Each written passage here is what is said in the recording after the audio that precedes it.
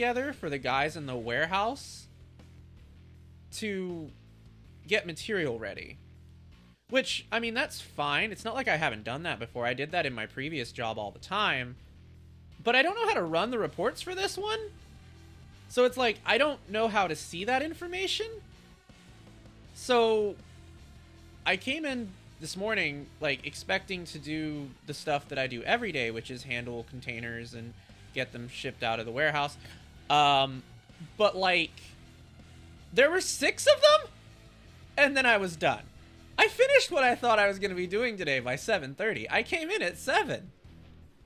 And the rest of the time I was there was spent literally trying to figure out how to get these guys work without knowing how to pull reports.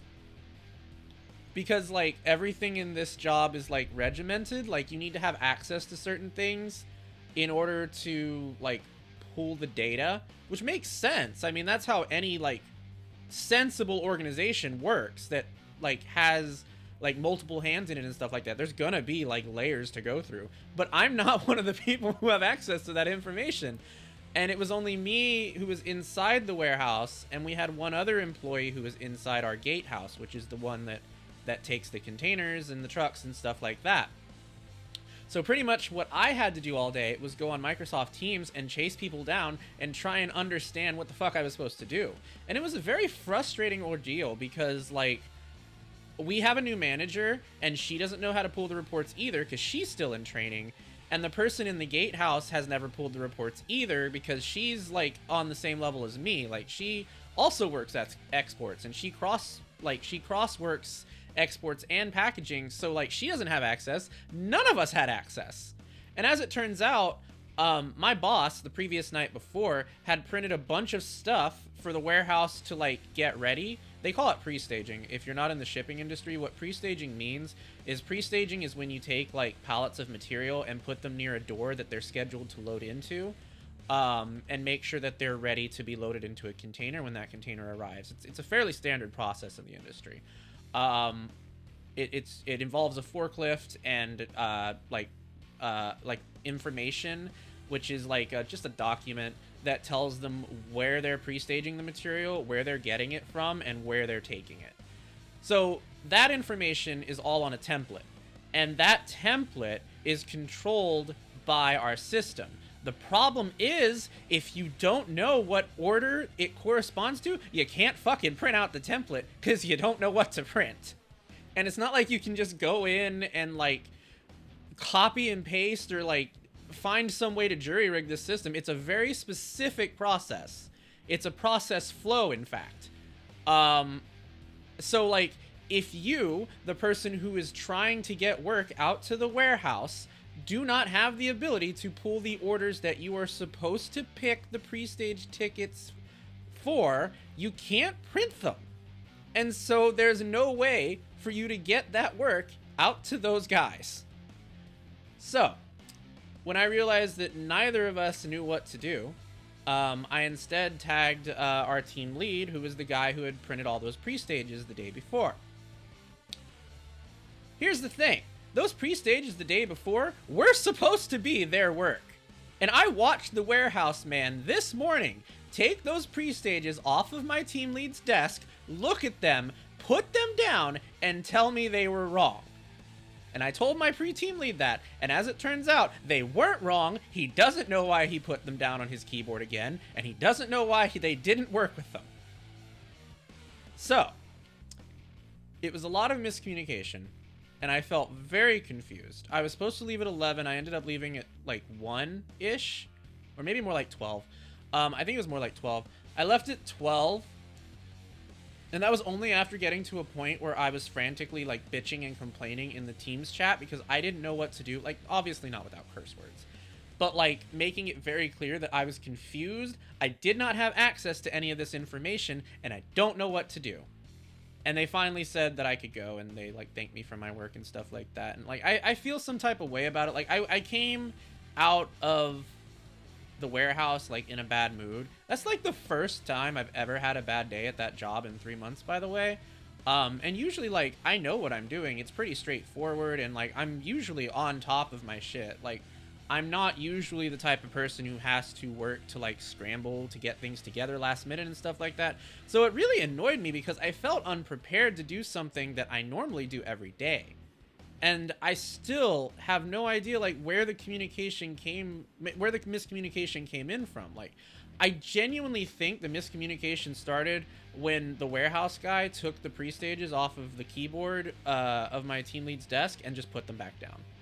I think that was probably where it started, and I probably should have been like, hey, why'd you put those back down? But I thought he put them down because he had a reason to, and just didn't really question it because I don't know a lot about that process. So yeah, that was my afternoon.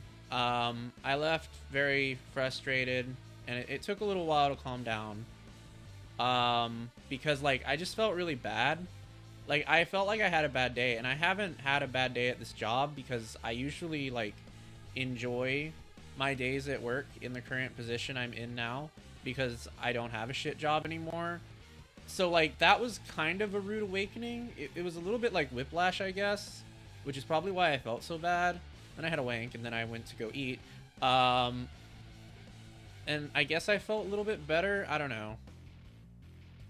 But yeah. So that is why our stream is a little bit late. I did know I was working today. I told you all yesterday I would be. But I didn't know all of that would happen. And I actually was supposed to work until 3. So I guess there is that. And had I been in a better mood, I probably would have started my stream as soon as I got home to like get some more time in it, but I wasn't in a better mood and I didn't want to stream while upset. Because this is supposed to be a fun little thing that we're doing here. And it's supposed to be more focused on like indie developers and things of that nature. So I didn't want to like do that stream while I was mad. It just felt bad. So yeah. Anyway, if you're here for the first time, welcome. Thank you so much for joining me. My name is Dom. I usually don't complain about my job, but I am today because today happened. But yeah. We're here today to play some indie horror. If you don't know what this stream is, last week I started it's not really an event. I guess it's maybe like a mini marathon / event, where all we're doing is looking at indie horror games. So I compiled a list of 30 games, and we randomized it. And we've been using the random number generator to pull a game, not quite from a hat, maybe like what's the kinky form of a hat? Like, I don't know, some slave's butt, maybe? Yeah, let's go with that. We're like randomizing games to play and pulling them out of some guy's ass, and then we're playing them on stream. We're checking out like the descriptions of them and learning a little bit about them and their developers and things of that nature. It was a really fun time last time. We got through 10 games. Some of which were a little more functional than others, but, you know, the nature of indie gaming is that just because someone rolls out a demo doesn't mean it's going to be like a playable demo all the way through. It's more or less just a showcase of what the game is about. So, like, it's fine that, like, not all of them were playable, because we were looking at what they were trying to do. And most of the ones that weren't playable aren't anywhere near release anyway, so they have plenty of times to like be polished and stuff like that. Today we are continuing that with the rest of the list. Obviously we're not going to get through all 20 today, but we will make as good a attempt as we can. We ended on a game called Becrowned last time. That was a survival horror, Resident Evil / Silent Hill vein game that seemed to deal very heavily with psychological trauma oriented around someone's family. I was going to finish the Becrowned demo on stream today, but I thought about it and I decided that I've seen a lot of Becrowned, enough to say I'm ready to move on to a new game. That's not to say it was bad. It's just to say I've played enough of it to where I feel like I want to wishlist it rather than like continue to play it because we have other games to get to. So Becrowned was really awesome. Very neat tank control survival horror if you're into that kind of thing. I definitely urge you to play the demo yourself if you missed it last time, because it had a lot going for it. It looked really good. It looked like a less polished Tormented Souls, which is a compliment because Tormented Souls is like a gorgeous game. So it has a long way. It has a lot of growth that it can do, which is good. Because they already have a very solid formula. So if they improve upon some of the things that that they still need to tighten up, I have a feeling The Crown's going to be a great game. That said, that does take us to our list of other games, which I, for some reason, cannot bring up on my window, and I don't know why.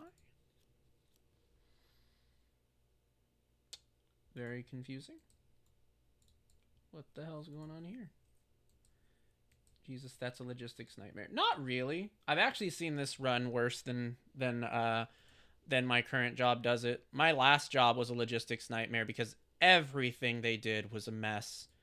Like I said, most logistics companies do have a process flow. You kind of have to, in order to be a functional logistics organization.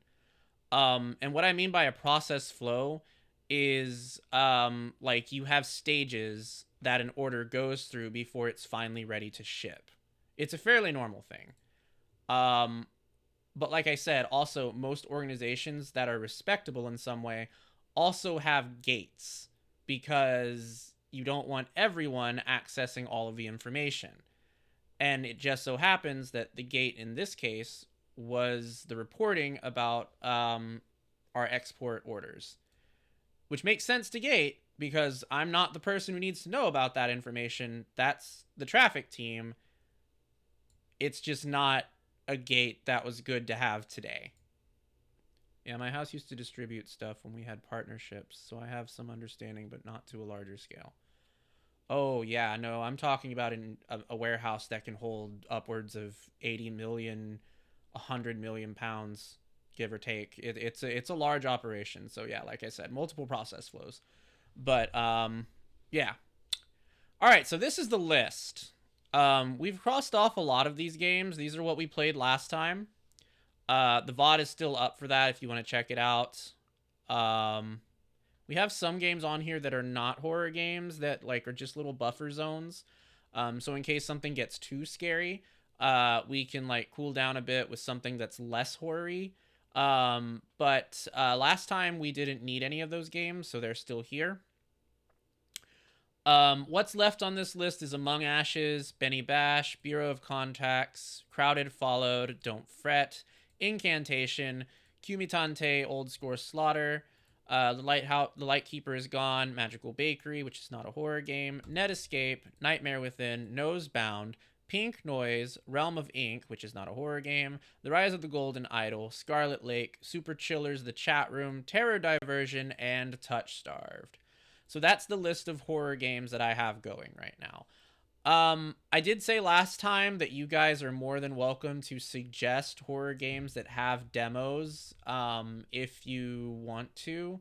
You can still do that. You can drop them in chat, or you can DM me. Anyways, fine. If I like what I see, I will add it to the list, and we'll keep it going. I have not added any games to this list, because I have not seen any more since I went through them last time. So, it's totally up to you to extend this list if you want to. You don't have to, but if you want to add more games to this list, let me know, and we'll do that. Just drop the demo link. I heard one of their covers for Every Time We Touch. Touch Starved is the vampire one. Yeah, it's the horny vampire BL one. Or I think it's an Otome. I don't know. The vampires are hot. That's all I remember. I put Touch Starved on here because it's a demo I always meant to play on stream and just never got around to it, for a couple of reasons. So when I saw it, I was like, oh, this is the perfect time. So yeah. All right. Now that we've seen the list, let's get back to our number generator. Oh, hold on.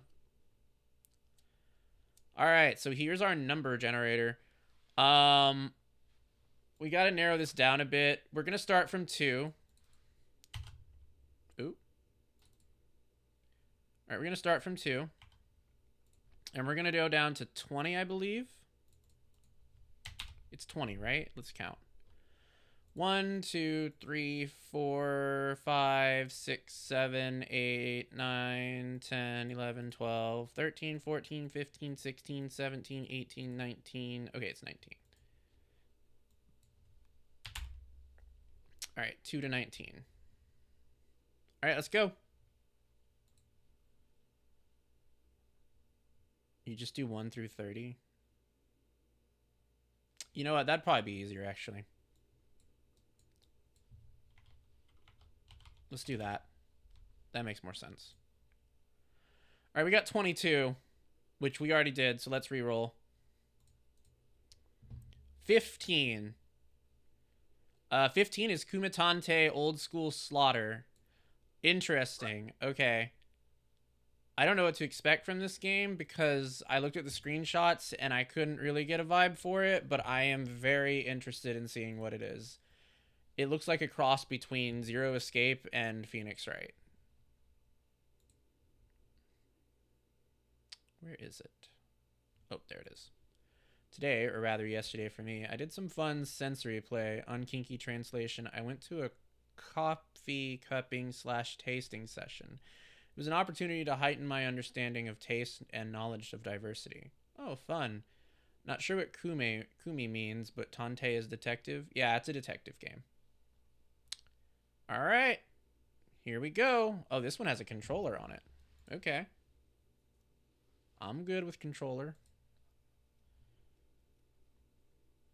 At least I think I am. Yesterday the controller was hurting my hand. I hope that doesn't happen today. All right, here we go. All right, this game contains graphic and sensitive materials that are not suitable for young or impressionable audiences or for the faint of heart. Do not be deceived by the cute retro aesthetic. This is unambiguously a murder mystery psychological horror game that does not pull its punches. We'll be discussing some of the worst crimes against humanity ever committed and how they've remained unpunished to this day. That said, any similarities to real events, organizations, or persons, living or dead, are entirely coincidental. Those sensitive to violence, death, gore, sexuality, extreme ideologies, or bees should probably sit this one out. Wow. All right, that's a content warning if I ever seen one. Holy shit. What did the bees do, bro? All right, hold on. All right, let me put my content warning up since it gave us a good one. Oh man, okay. Violence, death, gore, sexual subjects, extreme ideology. I'm not gonna put that one.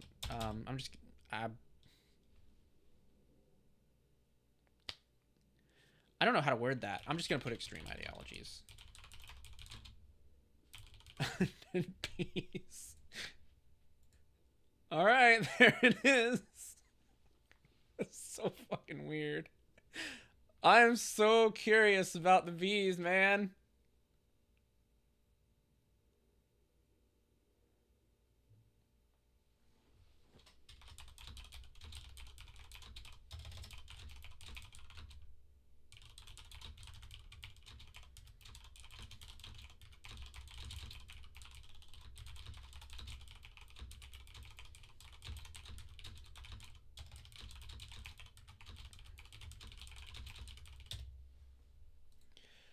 Most of them, mostly bees. Yeah. Mango Factory is the developer of this game.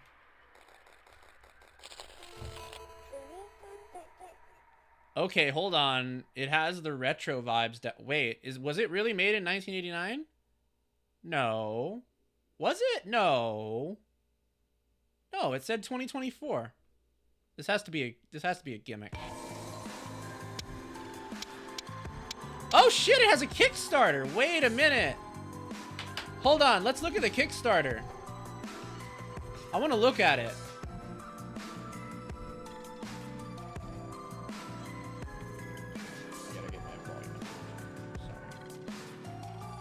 Oh, that makes sense. Alright, let's look at the Kickstarter. Kickstarter... Mitante Old School Slaughter. Oh, maybe we should look at the Kickstarter after. I'll keep it open, but let's look at it after. I don't want to spoil anything.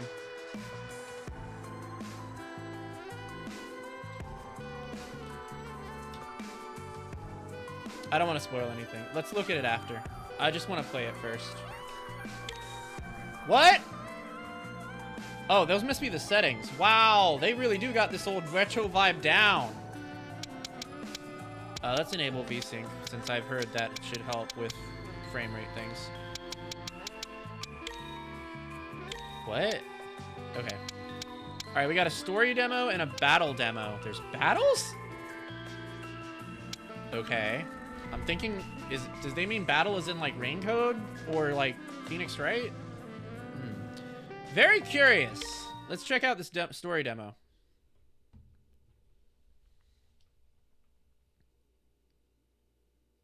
Oh, someone update. I'll do it. The Empire of Japan. Games plus demos. Yeah, there we go. Everything was dark, quiet. I was finally peacefully asleep.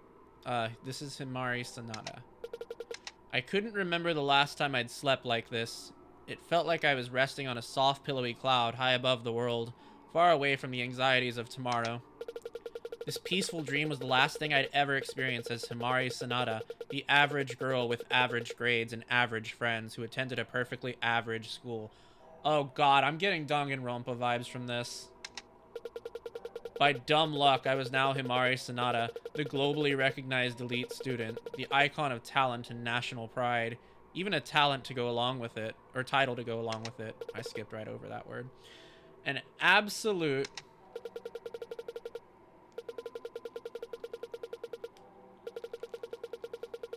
Hovers over chat warning for bad pun. Everyone knows about the Janus Institute. It is the place every child of this country strives to reach. The honor of being recognized by the Empire's most prestigious school. Oh, this is Danganronpa 100%.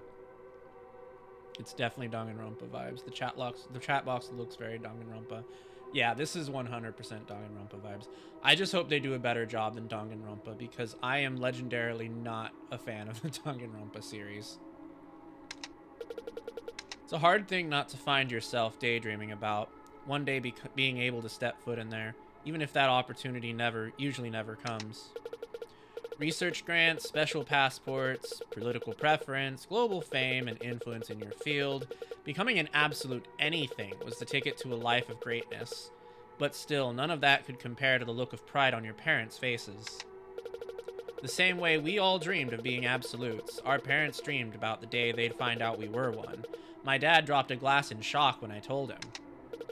He hugged and praised me until he was hoarse, going on and on that his little sunflower was finally going to be someone. I didn't know how to tell him then.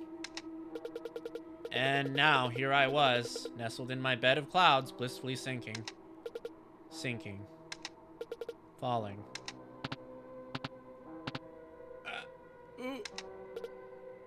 Huh?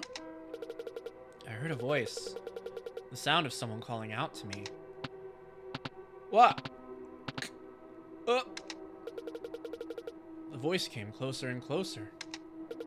Until suddenly, the voice became crystal clear, so close that it made my ears ring. Wake up already! Holy shit!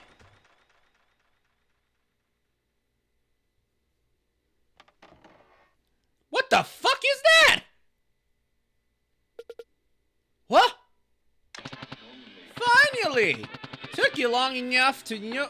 Oh no, cat puns! Okay, hold on, I'm gonna need a moment. Took you long enough to, you no good, lousy layabout. You goddamn kids nowadays haven't gotten any respect for authority. Didn't your mom and dad smack some manners into ya? Himari, what? I couldn't say anything as I stared at what's in front of me. I mean, how could I? A huge, weird cat with two faces was talking, and it was berating me. Whoever this is. Well, got any excuses, Missy? Himari, this is a prank, right? I stood up and rubbed my head. This had to be some kind of joke. Or I was going crazy. Himari, is this real?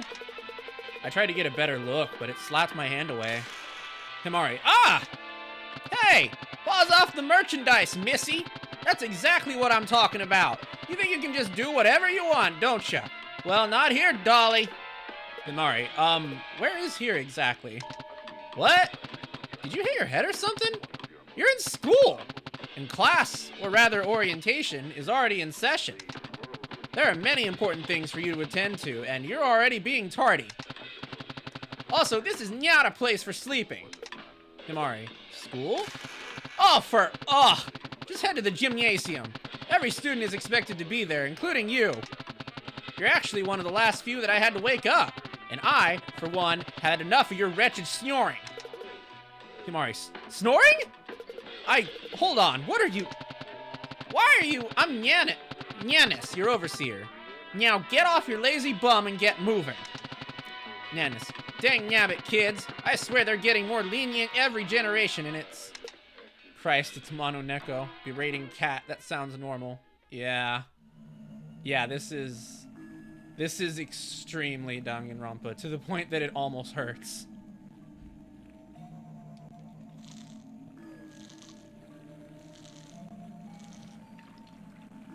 Himari, what was that all about? What was that thing? It looked just like something out of an old cartoon. No, that's not important. What I should really ask is, where am I? And what did it mean by others? Thank you for the follow, Seraph Cream. Oh, hey, welcome. I suppose just standing here wouldn't help me with anything. Let's see. Legally distinct Danganronpa. Yeah, pretty much.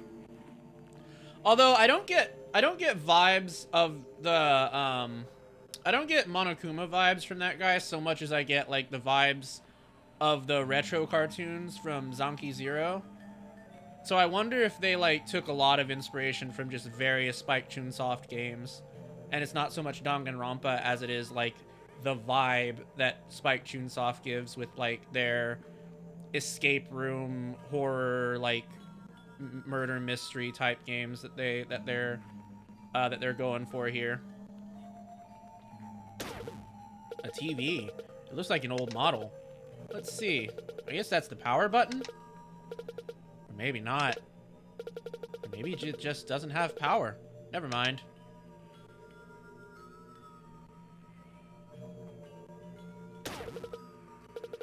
Is that a camera? Is it looking at me? There's a blinking light on it. Does that mean it's on? Am I being watched? Well, it can be mixed with a bunch of other inspos. As long as it's good, it's all I care, you know? Yeah. Yeah, I heard of that one visual novel from Spike Chunsoft, the really fucked up one. I heard good things. What are you talking about? What visual novel from Spike Chunsoft? I've played most every Spike Chunsoft game that's on the market. Well, overseas, I mean. Did they release a visual novel? You're gonna have to tell me what title that is. Or, like... Oh, do you mean Paranormicite? Are you talking about Paranormicite?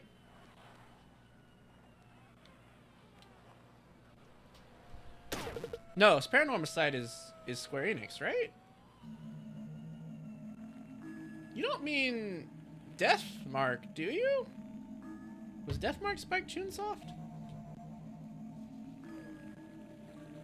I don't think it was. I think Deathmark was something else. I think it was some other company.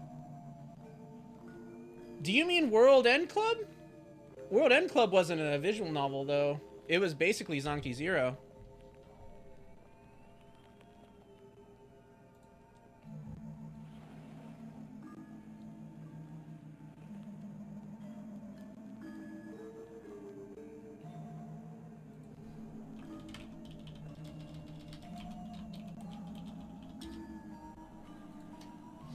Clock. The hour hand is at 3. But is it morning or afternoon? Hearing nothing but a ticking sound is giving me the creeps. A lot of games with similar visuals and gameplay. Yeah. Well, I wasn't making the point that it's copying anything. I was just trying to say that it looks like it's inspired by a lot more than just Danganronpa. Potted plant. It looks like it's fake. There are tiny decorative rocks all over the dirt. Not really big enough to hurt anyone if you throw it at them. Though the pot itself looks pretty heavy. Twilight Syndrome? What the fuck is that? That's the first I've heard of that. When did that come out? What was I thinking? Alright, well, I think we've examined everything in this room. Oh, nope. We got the desk here. A desk. The chair must have gotten knocked over when I fell. It was back when Spike Chunsoft was just Spike. Oh, so it's older. It must be older then. I wonder if anything's in here. Nothing at all. I think now we've seen everything. I've never heard of Twilight Syndrome. What's this? It looks like a closet? I gently opened the door, and I was met with the last thing I was expecting to be inside a closet. A face staring right back at me. Thank you for the pets, by the way. Remember what Spike Chunsoft was just Chunsoft and they made Pokemon Mystery Dungeon? I remember Pokemon Mystery Dungeon. I don't remember that being Chunsoft, though. But yeah, come to think of it, I do remember reading that, however. Around the time that Pokemon... Whoa! Ah! What were you doing in there? Can you hear me? Is she okay? She's just kind of standing there, staring off at nothing in particular. Hello? I guess she's not much of a talker. Then again, I don't feel chatty either. I don't think there's anything else in the closet anyway if she was just standing there, in there. Okay, so from the looks of it, it looks like I'm in some kind of classroom. That must mean this place is some kind of a school? There's something weird about this room. Why am I in a school anyway? And what the heck was that cat thing? We shouldn't be here if it comes back. Hey, follow me. We've got to get out of here. I think we can get out of this room with that door. Come on, Himari. This isn't the time to get cold feet. You're the absolute barista. Absolute... what the... Absolute barista? What kind of title is... Oh, no. Oh, no. Okay. Okay. And this is just the door. Huh? Oh, I guess we leveled up our trust. So there's, like, relationship mechanics, too. What could possibly be going on out there? You've been through worse before. You're going to get out of this place one step at a time, so just relax and take a deep breath. Okay, here goes.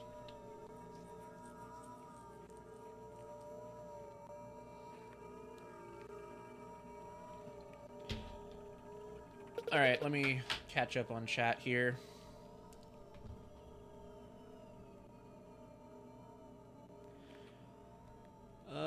Insomnium Files is a good series, especially with the hot male protagonist.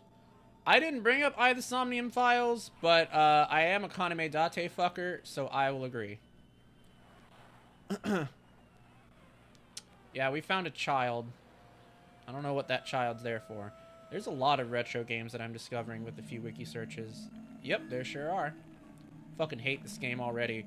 Why Absolute? That was covered at the start of the game. So basically, Absolute in this context refers to, like, the top level of society. And I guess in this game, rather than being about a talent, it's more about, like, a profession. Because I wouldn't call barista a talent. I'd call it more a profession. But that's just my theory. This is reminding me of my Danganronpa phase, and I hate how the protagonist is a barista. This is a personal attack on me. Let's be absolutely positive. She's a dead girl walking. Either she's a dead girl walking, or she's secretly the culprit. We'll see which one's true. Oh yes, Kaname Date fuckers unite. Oh, I could go on for hours about how big a fan I am of Kotaro Uchikoshi. But I'll save that lecture for another time. Most everybody who's a regular of this channel has heard it anyway. But yes, I love I the Somnium Files, and I love Uchikoshi.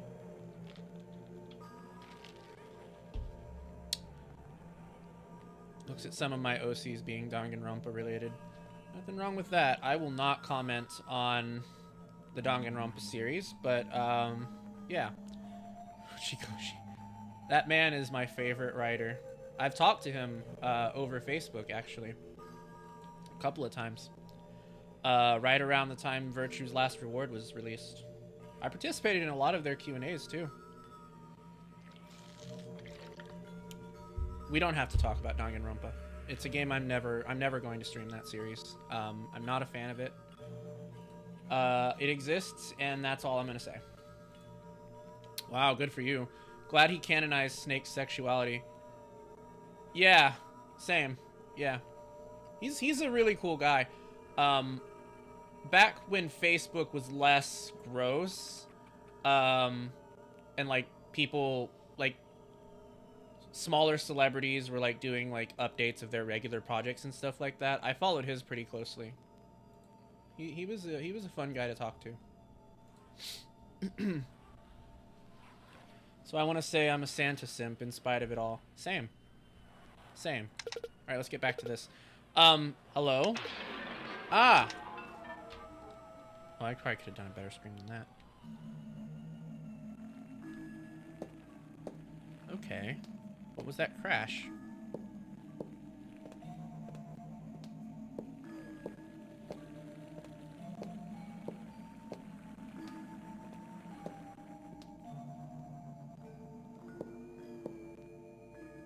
What the hell did that crash come from? Is there a sprint? Okay, we found the sprint button. It's L2.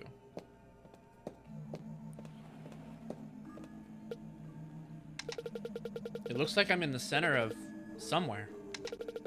There's so many ways to go. Where should I go? Would have been nice if that cat had given me directions. Where am I? What even is this place? That thing said this place is a school, but... Huh? What was that? Wait. Sounds like someone is over there. Sorry, Domi, it was me. I was crashing into the wall again. Well, at least you didn't crash hard enough into it for it to come down. Then again, that would have been a whole other level of crazy.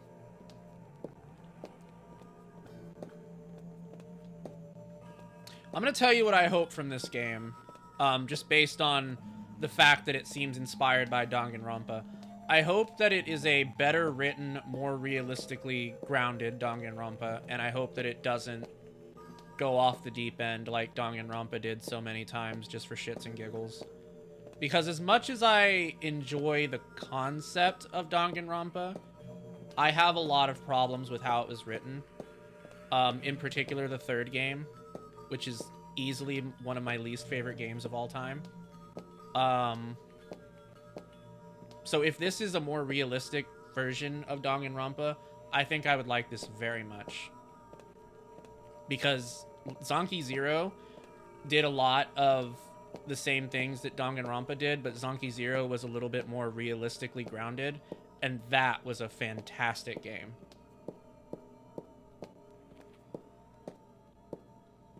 Oh, here we go.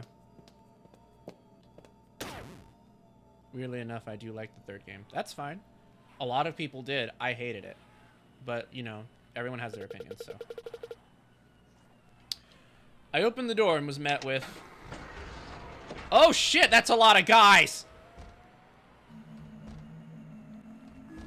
That's a lot of dudes! Okay, there's 1, 2, 3, 4, 5, 6, 7, 8, 9... I think 10, 11, 12, 13, 14... 15, 16. Okay, so there's 16 of us.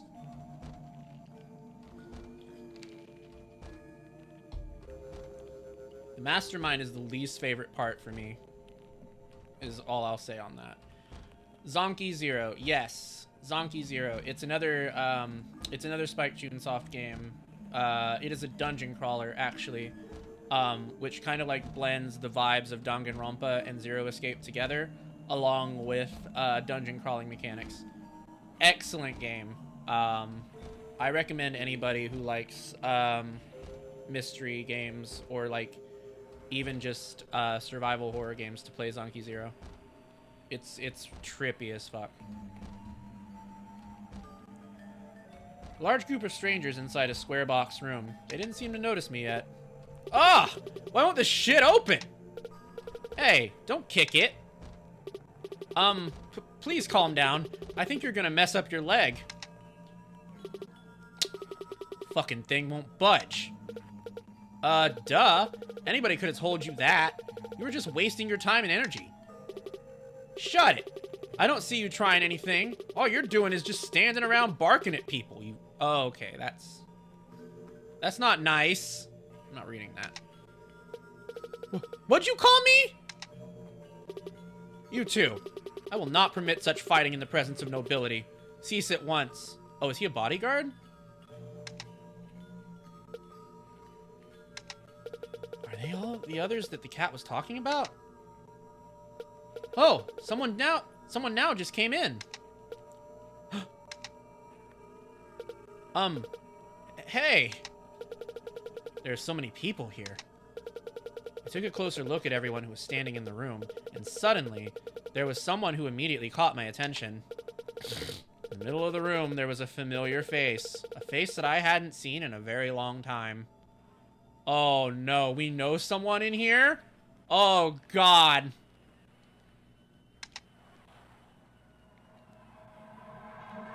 Oh no, is this a Zero Escape thing?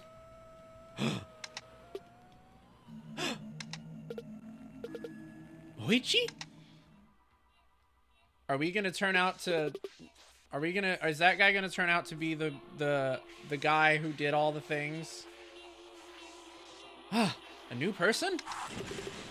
New friend! Ah! Hey, can I get some... Wait, where did... Oi, you! You think so too, right? Huh? Me? Yeah, you. You think we shouldn't try to be forcing this door?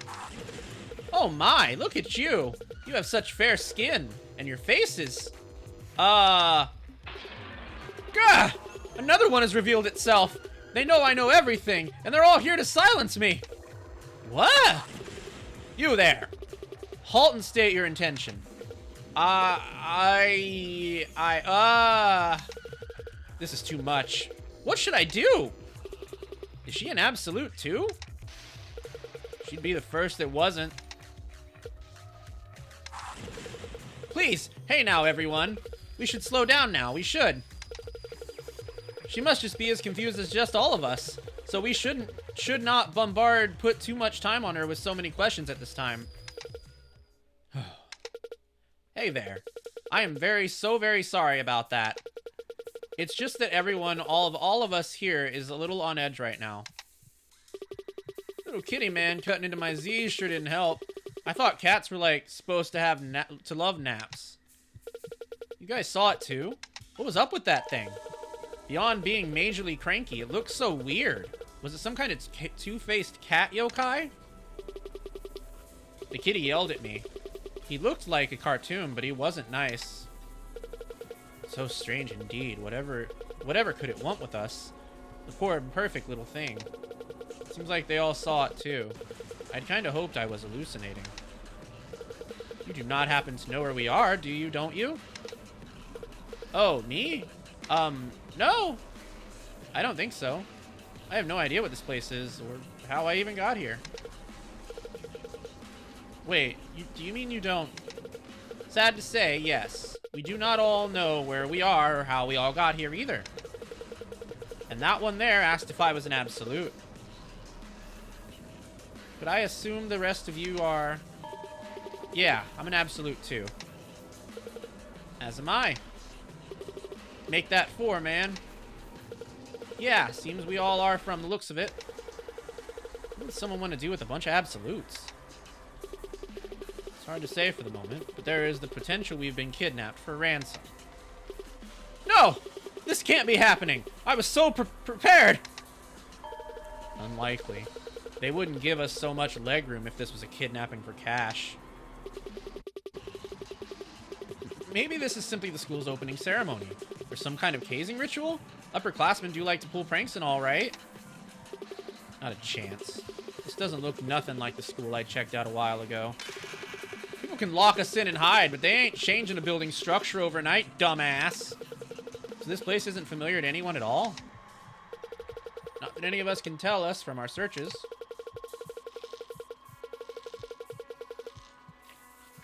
We have been walking all around for quite some time, but there doesn't seem to be any sort of exit. Except maybe for this elevator. An elevator? Hey, if you've got so much free time to chit-chat, how about you help me figure out trying to get this fucking thing open? That guy is back at it again.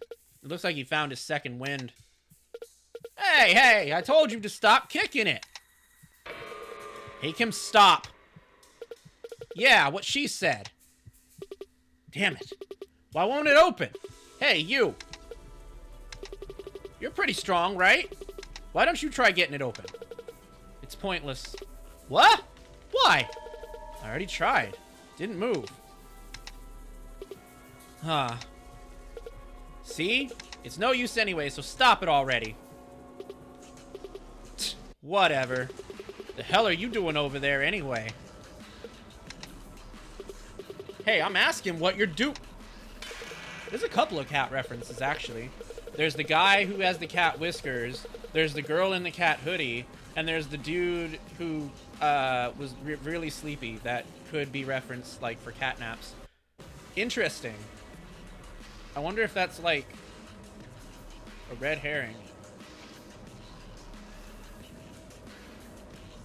I don't think there's more cat references, are there? No, I don't think so. It's just those three. Weird. Alright, well, let's do our ad break. We'll be back in 3 minutes. Don't go anywhere. And we will continue.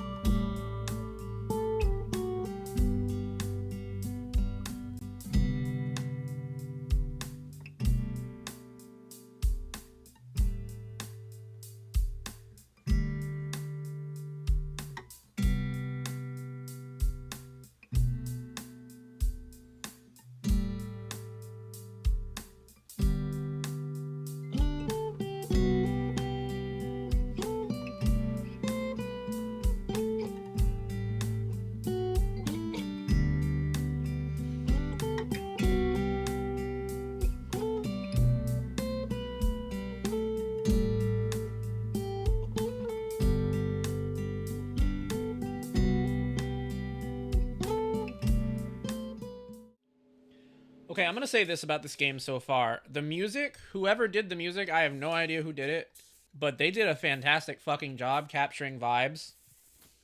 Cause like, I've been listening to this song over the ad break, and damn, does it hit. Welcome back, Domi. Welcome back. Thank you. Alright, let's continue. I'm gonna turn on this thing. It'll make my room warm, which will eventually piss me off. But also, it's cold. So we'll just deal with it. Thank you for the bonking, and that is a lot of pies all over my face. Oh, there they're gone. Okay. I don't know if I read that or not. What? Why you? Please, no fighting. We can resolve this peacefully, right? And why don't you mind your own damn business? Whoa, hey, now, there's no need for violence. I told you to make him stop. Be quiet. Oh, that was Moichiro. That's the only guy we know. Now listen, I cannot believe I have to say something so obvious, but we can't afford to have any infighting right now. Something is wrong here, and whatever it may be, it certainly isn't going to be resolved through childish temper tantrums. If we intend to leave this place, which I assume all of you would like to do, we need to put aside petty fighting and give this place a more thorough investigation. What the fuck was that? Oh, it was best viewers, blah blah blah blah. Thank you, Sari. Goodbye. The group was in silence. Some were giving off uncertain glares. I'm not sure if they're willing to go along with this. Before I could give it a second thought, I raised my voice. Yeah! We should do as he said. Us helping each other should be the best chance for us to get out of this place. So, let's work together. Moichiro. Yes, I think we should work together. Hey, wait a sec! And why in the hell should I listen to you? Who even are you? Do you even know who the fuck you's trying to boss around? You're trying to trick us, aren't you? I bet you're one of them, disguising themselves as some kind of charming salesman to lure us in and brainwash us? Moichiro, do you have any better ideas then? Huh? Moichiro, if you have any better suggestions than mine, then feel free to share it with us right now. Well, no, wait, just shut up! Moichiro, that's what I thought. Do you really think that behaving like inconsiderate brats is your best option right now? We're all trapped here together, so working alone is rather stupid. We're not in a position where being alone is even an option. Our lives could very well be in danger. Working together is the only thing we could do. But, well, if you still want to risk it all alone, be my guest. As for myself, alongside the rest of us who are willing to cooperate, we will be working together to ensure our own survival. Any objections? Then, we have no further business here. We should leave this room immediately. Follow me, or get left behind. Your choice! I like some of their designs. I like the sleepy guy. I love the swordsman design because that's like, I think we all know that's my thing. I like the rich lady design next to him. Pompadour guy is kind of cute. I like the cat hoodie girl. And I like the delinquent guy in the back, and I think that's it. Fine, I'll go. Eh? Wait, where is everyone going? Don't leave me here. I'll be going as well. They all left. Is that a camera? Is it looking at me? There's a blinking light on it. Does it mean it's on? Am I being watched? A loudspeaker. These are standard in most schools. It looks older than any I've seen before, though. Alright, let's talk to the cat-hooded lady. Only a couple of them are my vibe. A vast majority of the designs are not my vibe. Himari, hello?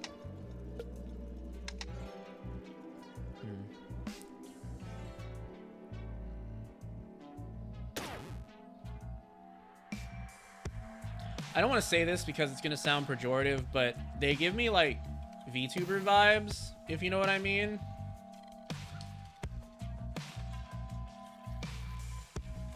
But some of them are my thing. Most of them are just not my thing. Like, I'm not repulsed by them. It's just like, it's trying to capture something very like clear, and I'm just not interested in it. That's how I feel. Yeah, that's exactly it, Rory. They're very stylized into their thing. That's exactly what I was trying to word. And like, that's not my, like, I don't like that. Moichiro. So, how should we proceed?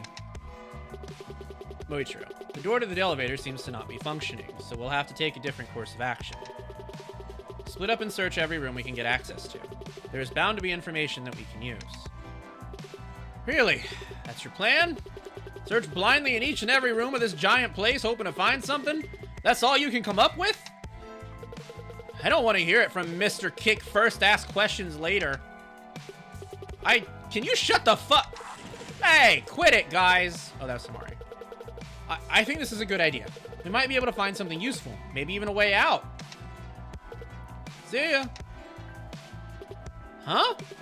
Where is the big bear lady going? I'm guessing that she's going out searching? Moichiro. Well, does anyone have anything to say?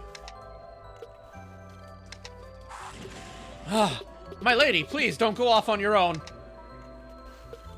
So, we just gotta run around and find whatever might come in handy? Moichiro. In a sense, yes. Gotcha. This is gonna be a piece of cake. I'm made for this. You can leave it to me. I'll be back before you know it. Moichiro. That's not what I meant. You need to...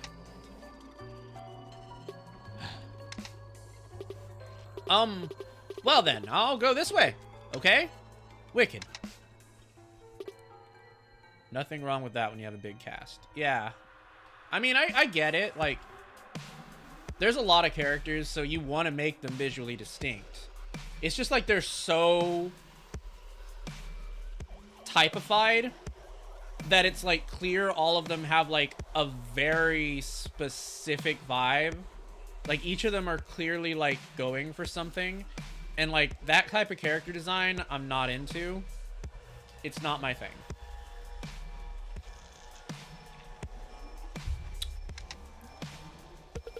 I'm going now, be going too. Have good luck. So, Moichiro, why? What? Moichiro, why did you interrupt me in the elevator room? Himari, huh? Oh, designed enough that they accidentally became an archetype? I don't think you do this by accident. I'm pretty sure it's deliberate. Like, you can't really accidentally typify something, because everything you put into the design is meant to go directly towards that thing. So like, it's a deliberate thing that people do. It's especially deliberate among like character artists. There are some character artists that like, when they're going for a specific OC, they put like references to that specific thing into that character on purpose, not on accident. Like, for example, if you're going for like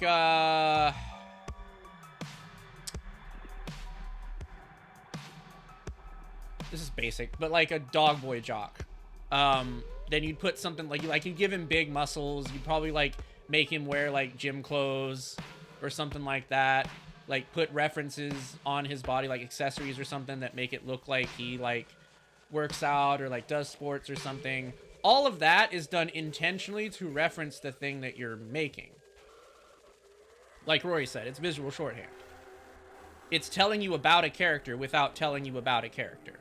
You know right away what these people are into, or like what they're supposed to represent, or what their personalities probably are. Like, I already knew from looking at the Pompadour guy that he was probably short-fused, probably had some kind of like accent, like New York style accent or something like that, and he's probably a punk.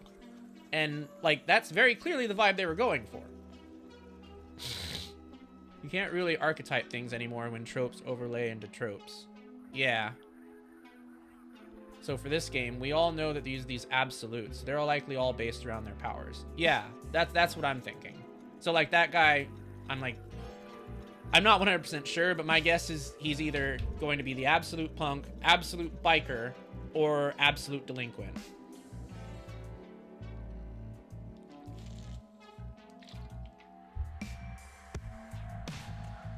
Huh? Oh, I was just trying to... Moichiro, trying to what? Himari, I thought your idea was good, so I wanted to help. Moichiro, I never asked for any... Moichiro, listen, I need you to stay out and let me handle it. I'm not a kid. I'm a prosecutor. The absolute prosecutor. Alright, I was gonna peg that he was either a lawyer or a salesman. That's what I mean. When we talk about visual shorthand, that's what we mean. Like, you know exactly what these people are about before you even say it.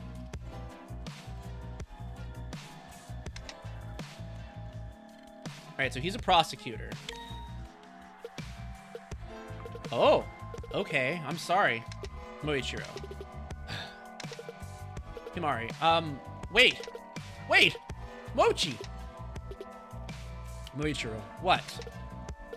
Himari, can I come with you? Moichiro, why? Himari, huh? Oh, it's because I know you. I think being with you is the safest. You're the only one I can trust in here. Moichiro. Himari. Moichiro, just don't get in my way. Himari, so does this mean I... Moichiro, yes. Himari, whew, thanks, Moichi. Moichiro. Himari, so, Moichiro, what are you doing here? Himari, oh, I don't... Huh? Oh, that guy. Oh! You talking to me? Moichiro, why are you still standing there? Usual, just hanging out. Moichiro, you're supposed to be investigating. Ooh, yeah. I, totally forgot about that. But that can be said the same to you. Moichiro. I bet this guy's the absolute slacker. Who are you? How long has he been standing there? Ooh, glad you asked. Listen close, baby, because if you love music, you love me. The name is Reiji Kutsuki, the legendary absolute pop star. Okay, that makes more sense. My way of music is like a spring breeze. Cool, refreshing, and goes with the flow. You know what I'm saying? He looks like a pop star. Himari, okay. Nice to meet you. Alright, hold on, let me catch up on chat. See, I'm here thinking, is having a design that doesn't really tell their whole hand a bad thing? And when people told me about how some of my OCs never really conveyed what their niche was and made me super insecure at the time. No. No, okay, I'm sorry. I'm not saying that visual shorthand is bad. Visual shorthand works in situations that typically apply to it. In a game like this, it works. In a game like Danganronpa, it works. In a game like... I actually don't really know very many games with visual shorthand because I don't play many of them. But in games like that, which are fast-paced, typically aren't really about character development, and the character development happens on the back end, visual shorthand makes a lot of sense. Because your game isn't about the characters, it's about the situation they're involved in. So their appearances are meant to draw you into it. But the game doesn't tell you about them unless it's in the back end, because that's where you want to learn about it. The front end is the plot. That's what they're trying to drive. The characters are driving the plot. Phoenix Wright has, okay, I would argue maybe more in the start of the series. As you go later on throughout the series in Phoenix Wright, there's less and less visual shorthand. But that's a tangent. We'll get to that. The opposite of visual shorthand is just designing characters based upon what you feel represents that character. All of my OC designs, I don't do visual shorthand. Every design that I give my characters are things that I personally like. Dom is all latex and leather because I like latex and leather. And he has muscles because I like muscles. So I don't really design characters around a specific niche or idea. And designing characters around a specific niche or idea isn't a bad thing. I'm not conveying that. It's just like, it doesn't work for some things. This type of design, for example, would not work for something like Baldur's Gate. And the reason why is because that's an adventure where you have to understand the characters as you go through it. It doesn't happen on the back end. It happens throughout the adventure. It's part of the story. So it just depends on what type of story you're telling. An OC that represents you or something, you're going to put things you like on them. Hey, here's a thing you may not know about art, and if you do know about it, then you'll probably understand what I mean. Everything that you do is going to have a part of you in it, regardless of whether or not you want it to. It's always going to be there. Like, your OCs may not represent you, but they will have aspects of you inside of them.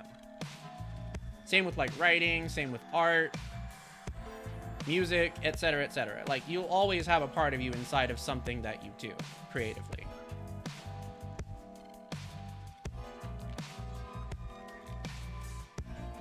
No idea, but I don't know. I try not to do the whole VTuber character design philosophy of being too visually distinct of this is a brand. Neither do I. There's a thing in Genshin Impact that's very specific. Like, all of those characters are very specifically designed towards like a brand or a personality, and that's part of the reason why I dislike all of those characters, just because I'm not for that. It doesn't work for me, and it's not marketed towards me. And that's also a good reason why like a vast majority of VTuber designs do not appeal to me. It's just because like I'm not that type of person.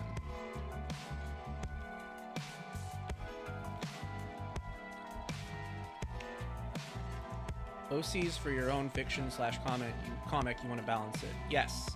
Like I said, the characters for a story are typically there to drive the story forward. I'll take an example you're probably familiar with, Zero Escape. Think about that series in comparison to something like Danganronpa. Do you think that Danganronpa-esque designs would work in a series like Zero Escape? The difference between Zero Escape and Danganronpa is Danganronpa is more about the situation that the characters are forced in. Zero Escape is less about that, and it's more about the actual characters themselves, because all of those characters contribute to a part of the narrative. It's a unique form of storytelling that Uchikoshi includes in all of his games. If you play some of his past visual novels, for example, Remember 11, Ever 17, etc., etc., you'll notice that in each and every one of them. There's always a part of the story that has to do with something that the characters have done.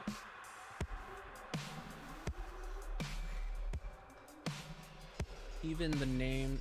Yeah, okay, that's fair. Even the names and the puns that are character type. I think that's more like a fun, jokey thing, really. I used to read so much about the Phoenix Wright series, but like so much of that is like knowledge I can't recall now. More depends on which genre it's a part of. Yes and no. It depends. Oh no, I didn't say you did. It was more like the opposite, where other people used to do that to my OCs, and how it was supposed to be an absolute. Like, it's the de facto thing. I would say those people are weird. I don't think there's any right way to design a character. So if there's a group of people who believe that the only right way to design a character is visual shorthand, I would say those people haven't been exposed to enough varied stories that they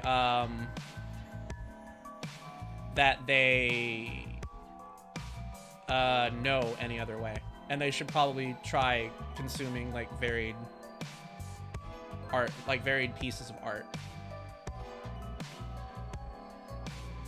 And all of my OCs are really gay, that's why. Yeah, maybe. Not at all, and the funny thing is the tongue-in-cheek aspect of Zero Escape is actually really funny because Kurashiki is not even a real surname. So, funny thing about that, Uchikoshi puts a lot of his own sense of humor into a lot of his games, and you'll find this in a lot of the interviews he does. So a lot of those like funny little references, or a lot of those funny little puns in the names and stuff like that, are all things that he personally thought would be funny.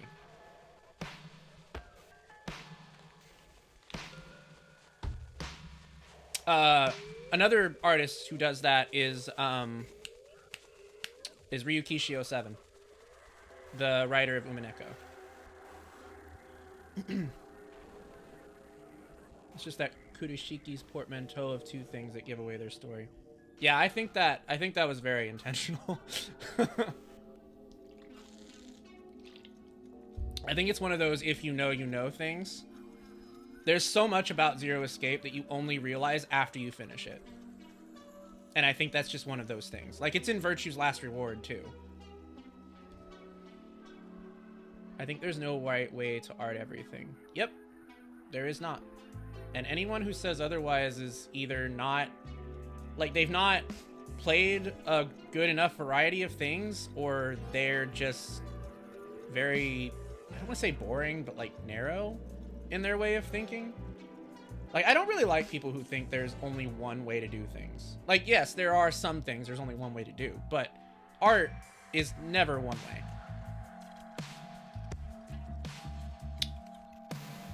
I mean, just look at anything fantasy, you know? Who's the ranger, the wizard, the fighter, etc. They just flow and fit the surroundings better than these guys who stand out more. Yep, exactly. Word, I had someone who was a whole art house, pretentious type, and all they did was be rude about things. Yeah, that person...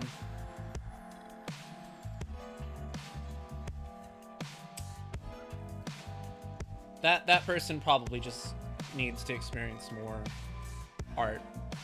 Like seriously, that's what I would say to them. They just don't seem like they understand art. Can't talk about VLR stuff since a certain person in this chat doesn't know the depths of certain characters. That's fine, we're not going to. I was just trying to make a point.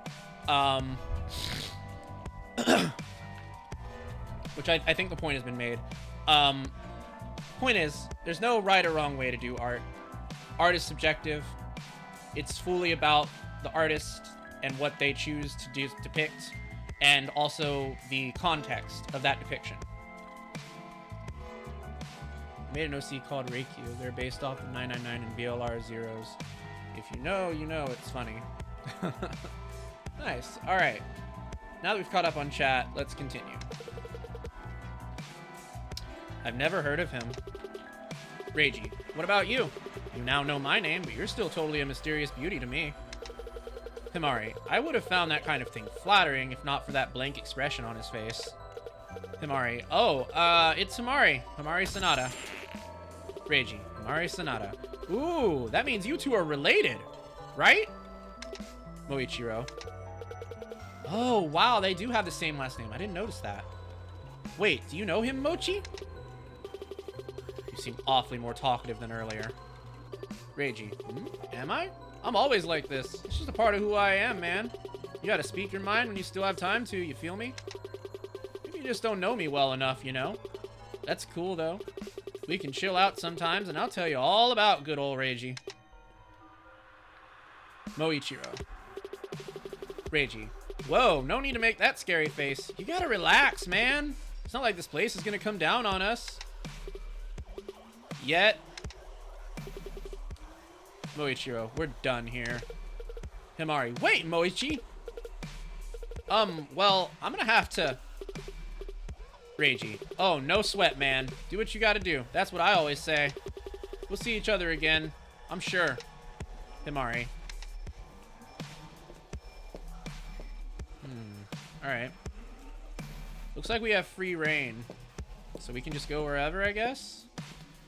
Oh, yeah. Looks like it. Alright, let's go in here. You're cold and maybe ice cream was not smart? Probably not. Oh, okay.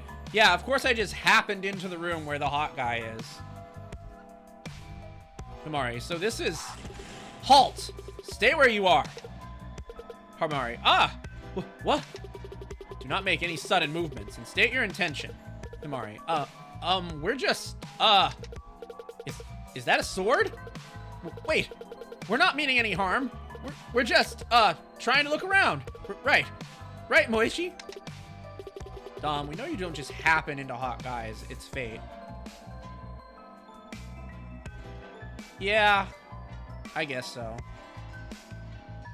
No, we're flirting with you, not with the lady. Mood.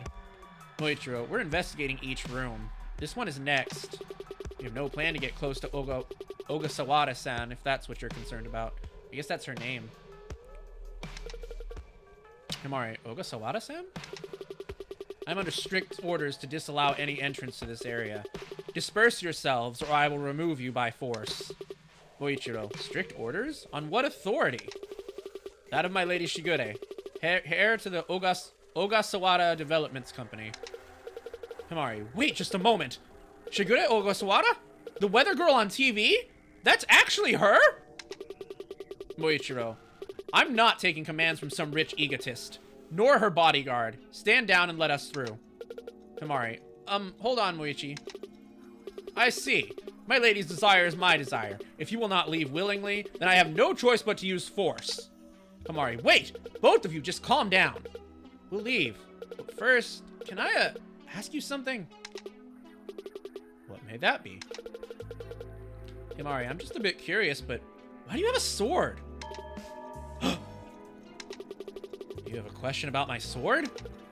Himari, yeah, just a little. I see. Then I shall explain it to you. I am Jiryu Shiraki, a descendant of the Order of the Round. This sword once belonged to my ancestor, the great legendary knight, Sir Percival Hayward. What the fuck? Himari, you mean you're a knight? Jiryu, I am like every member before me. My title is the Absolute Knight. He's a knight. Alright. Himari, for real? He's a knight? A real knight? Jiryu, as a knight, it is my sworn duty to give my life to protect the world's nobility, ensuring those ordained as rulers have the utmost security. Himari, I honestly didn't know that knights still existed. Wait, you said you're a descendant, but you don't really look like a foreigner. Are there knights in Japan? Jiryu, nay. You see, my mother was Japanese. I carry both her blood and name, but I was raised in the Kingdom of England for the majority of my childhood. Himari, I see. So you can speak English? Jiryu, aye, it is my own native tongue. Himari, I have no idea what he just said. Wait, if you protect nobility, then why are you following her? Is she part of the royal family or something? Jiryu, nay, my lady is heir to Ogasawara Developments, the largest private landowners in this country. Among their properties are many holiday destinations, such as the Dream World Resort. Her mother, Mae Ogasawara, fulfills the necessary property and wealth requirements to be ordained as a queen. What the fuck? Himari, so, rich people can just become royalty. Jiryu, under the proper circumstances, that is correct. The Ogasawara family's influence over this country's territories is great, and their fortune is immense. Their land extends far beyond the confines of Dreamworld, even beyond the Japanese Empire itself. The Ogasawara family's ventures are the engine of your nation's economy. Himari, wait. Back up a moment. Ogasawara's family owns Dreamworld? Is that why her show gives out tickets? Is that why the park stays open for rainy days? Jiryu. Himari, he's just staring at me. Well, thanks for answering my questions. Well, I think it's time for us to... Shigure, are you both nearly finished? Himari, wow, this is... Shigure, science. I wasn't addressing you. You share blood with the servant, Sanada? I was aware of your commoner background. However, this is simply embarrassing. Moichiro. Himari, she knows Moichi? Moichiro, I'm not leaving without knowing what's in here, and being obstructive is pointless, unless you've got something to hide. Seems like these people all know each other. Any new dangerous stalkers I should be aware of, Ogasawara-san? Shigure. Employing paltry threats now, Sanada? Very well. If you must search, then so be it. But I'll make no such exception for that servile filth. Jiryu, kindly escort her outside. Jiryu, aye, my lady. Himari, wait, Shigure. My name is Shigure Ogasawara, and I am the absolute... You are fucking off your rocker if you... What the f...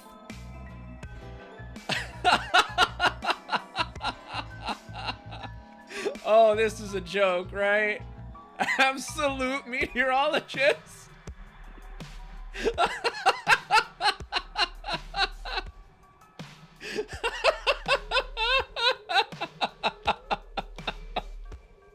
Oh my god. Oh, wow. Your inquiries will buy no further time in my presence.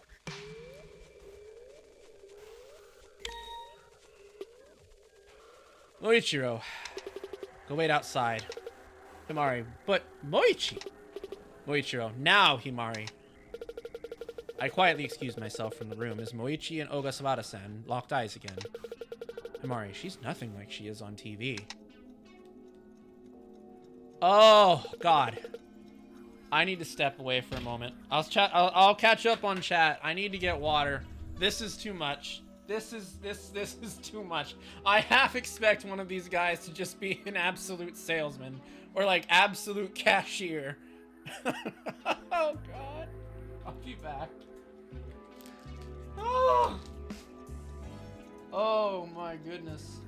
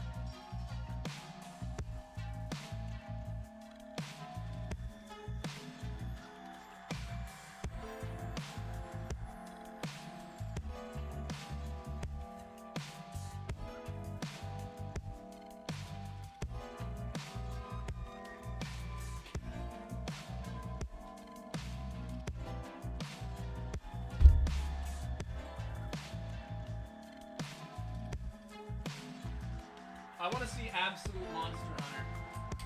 That's the one I want to see next. Some guy that hunts monsters like in the games for Monster Hunter. That's what I want to see. Absolute Gamer. That's a good one. Oh my god, Absolute YouTuber.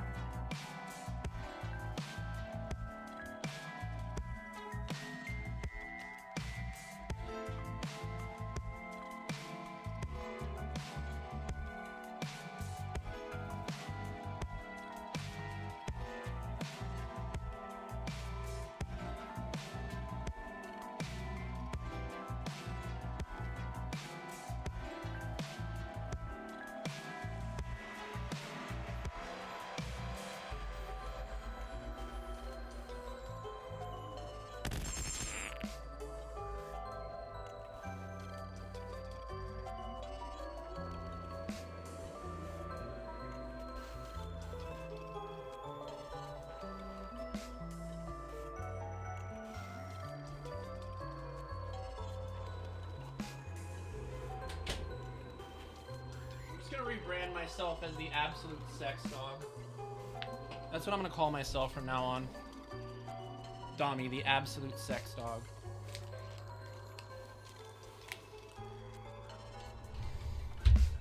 All right, let me read this chat.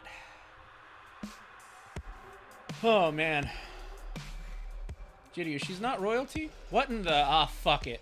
To quote a Dreamcast game I enjoy, many years ago, I was Chinese. You know, I think I'm no longer interested in this man. This man's nuts. He needs to chill out and LARP. God, he is a LARPer. Everyone is off their rocker. They did say she was a weather lady, studying the weather. Seraph Cream, I can't. And the protagonist is a barista. I'm going to bleach my eyes now. You know what? I hope Shigure dies first. Watch one of them be the absolute MLM Han. Someone should stick that umbrella where the sun don't shine. One of them just brings out a shit ton of Herbalife oils. You know what? I wouldn't be fucking surprised. At least in Danganronpa, not everyone was out to get your ass. The brain rot is setting in. Yeah, we're all... We're lost in the sauce for sure. Seeing as how there's cats in this game, is everyone high on catnip? I don't know. It seems like everyone in that room knew everybody, so I wonder if that's the case for everyone here. Like, it seems like at least 5 of us know each other. It's been a few minutes. Himari, there you are. What happened in there? Moichiro, I investigated the room. Himari, oh, but are you okay? They didn't... Moichiro, Himari, I'm fine. I don't need your sympathy. I can handle myself. I investigated the room, and there wasn't anything of note. That is all. Let's move on. There are still other places we need to search. Himari, Moichi.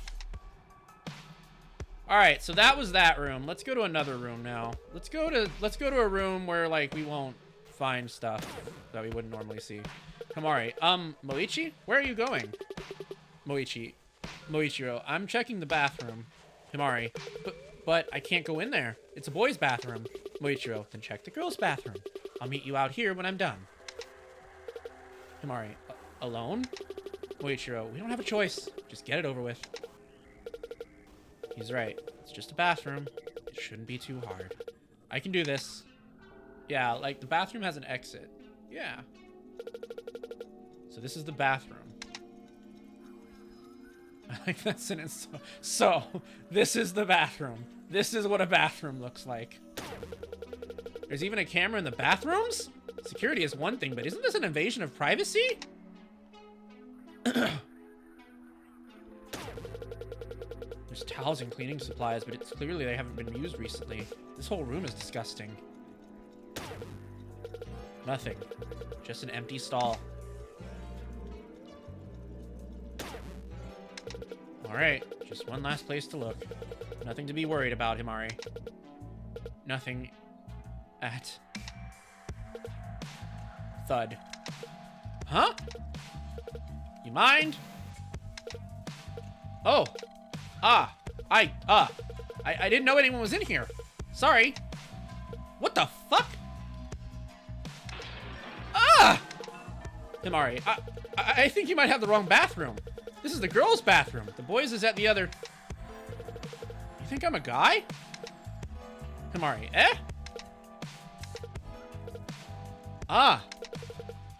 I'm so sorry. It's, I thought you were... My name is Hinari Sonata, and I'm supposed to be investigating this room, and... Anne? Himari, can I get your name, miss? Miyoga. Kazan Miyoga. I cut trees, so absolute lumberjack. Okay, I love that. That I love.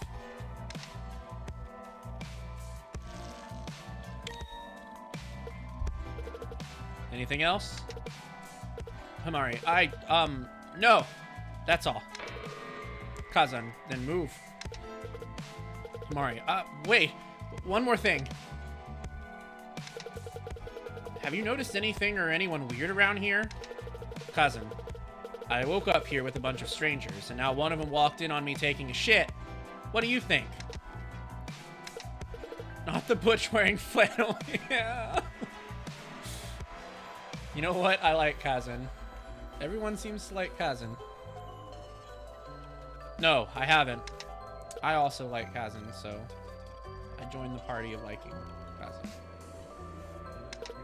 I guess that's it? That was kind of nerve-wracking. Let's get out of here. Luigi should be ready by now. Wait. She didn't wash her hands! These mirrors are so dusty, I can't even see my face. I could probably write my name on them, though. To quote wise words, crush me with your thigh. I mean, let's go, lesbians. Let's go. Minus points. She didn't wash her hands. Fuck that. Himari. Hey, Mochi. Moichiro. What took you so long? Actually, no. Yeah, fuck you, cousin. Himari. Oh, it's nothing. Just talking. Was actually no. I gotta mark that. That's gotta be a mark. I think Prime would appreciate that.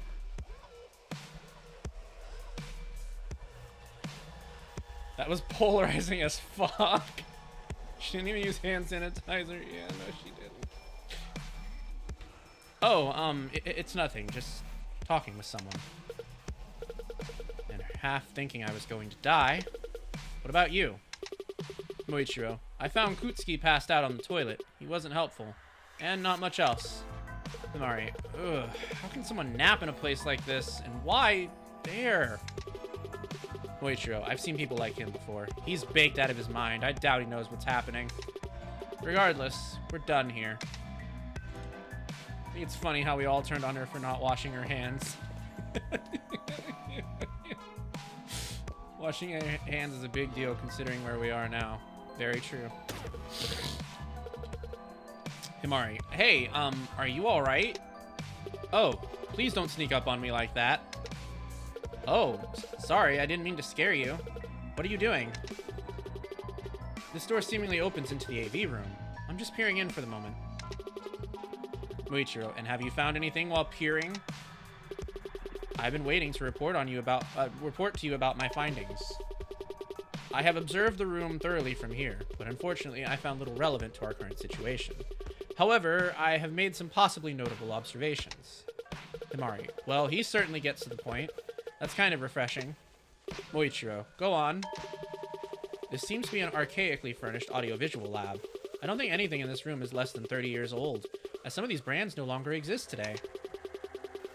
There is also an extensive library of what seems to be film reels secured within labeled canisters.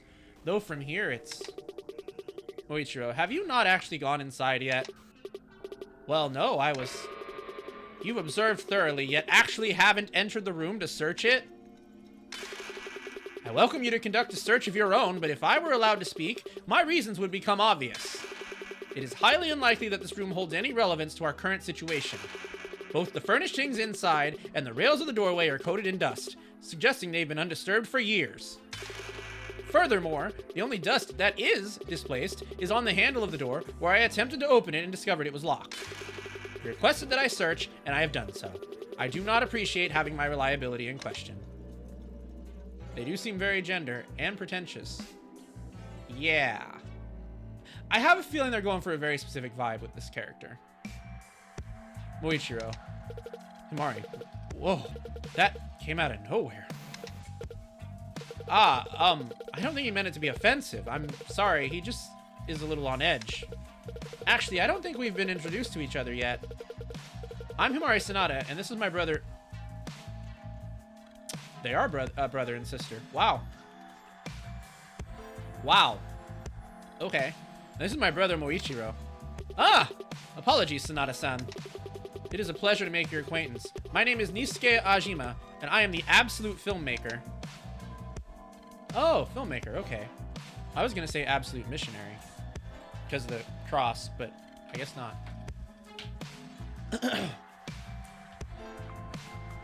Hold on a sec.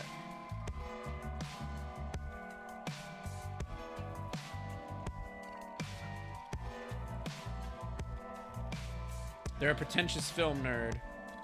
Indeed.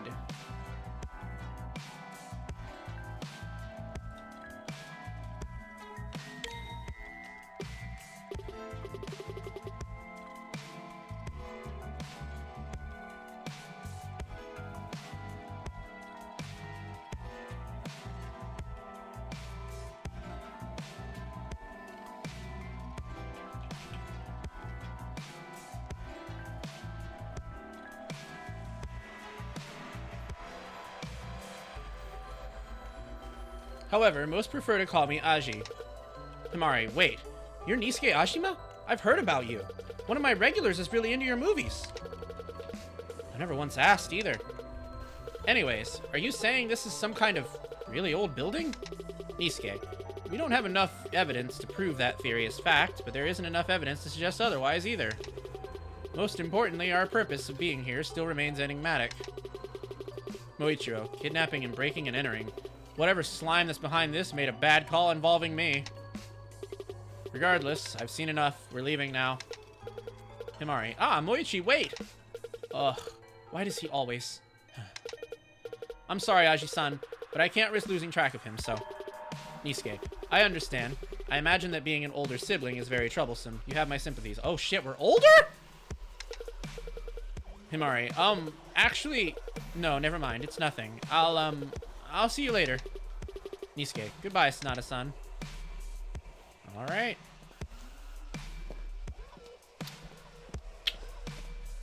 Okay. Oh, that would explain why... Yeah, okay, that makes sense. Yeah, I bet they are twins. That would explain why she was so reticent about it. Yeah, they're probably fraternal twins. Prize corner?!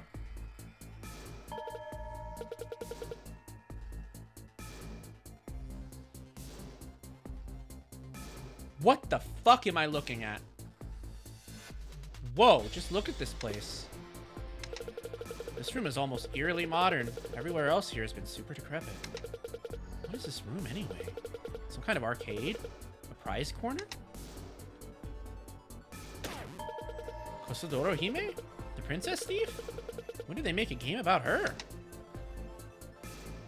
It looks like Neon threw up in here, yeah.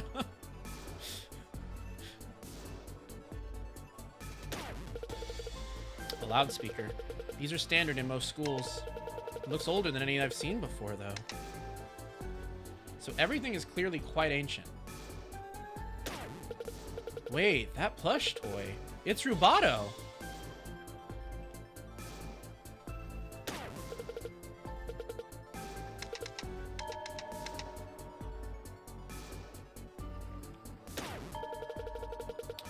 There's a Merlite cabinet. We have one just like this at the cafe, but how did one end up here? At least you won't mind if I play for a little bit, right? Let's play. It's legally distinct Dave and Buster's. It's Doe and Berman's. What? Wait, what are we trying to do here? Huh? Wait, what are we trying to do? Oh. Oh. I see.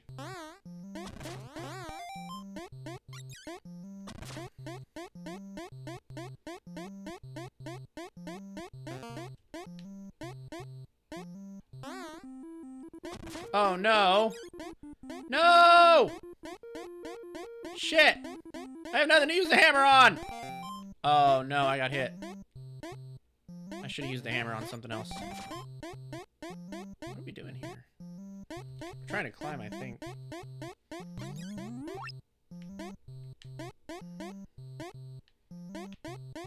I want to use the hammer, but I don't have anything to use it on. Oh, I can just hit the thing with the hammer.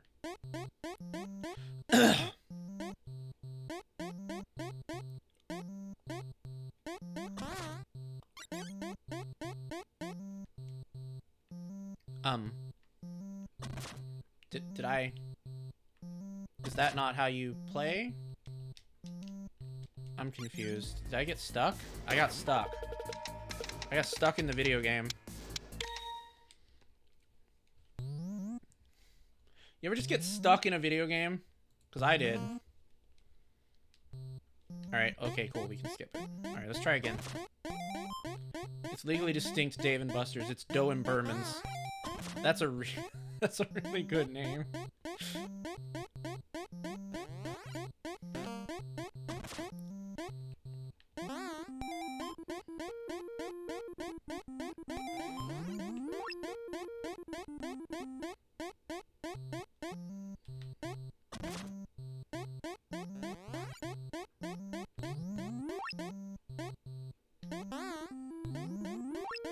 It's totally not Mario. No, definitely not. No. No. This guy's just got a hat on, you know?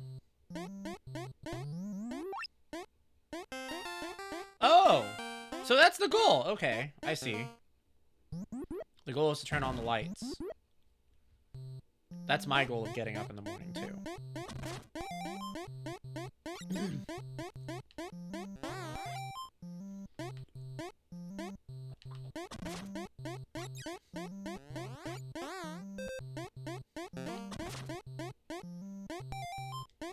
Oh, I think the little light thing is like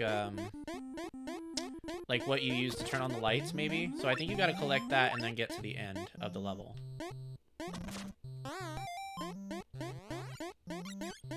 Well, Nintendo can't sue. It's turning on the lights. We're not a plumber. We're an electrician.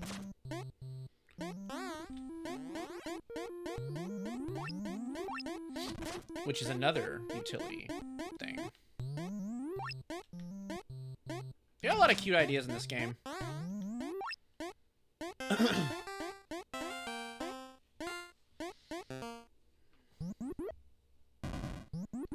I still don't know what I'm doing. Is there a reason I'm playing this little mini game? I feel like there must be, but hell if I know what it is.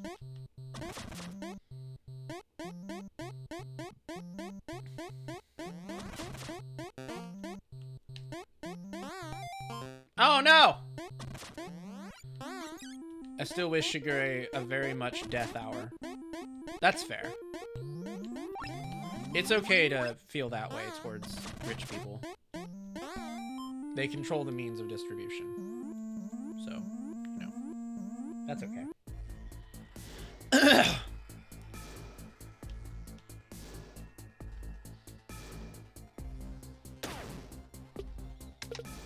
Himari. Hey there. Huh? Oh, hey, it's you. Who are you? Himari, right. He doesn't know my name yet. It's Himari Sanada. Oh, Himari-san. That's your name. I'm sorry. I'll remember it next time. Himari, huh? Oh, no, it's okay. This is the first time I gave you my name. Please, you don't gotta go that far. Oh, I see. Wicked. So, do you know my name yet? Himari, no? I don't think so. Ah, then I'll have to, introduce myself. Wicked. I'm Hiroshi Okabe. People call me the absolute comedian. Oh, okay. I was gonna say game show host.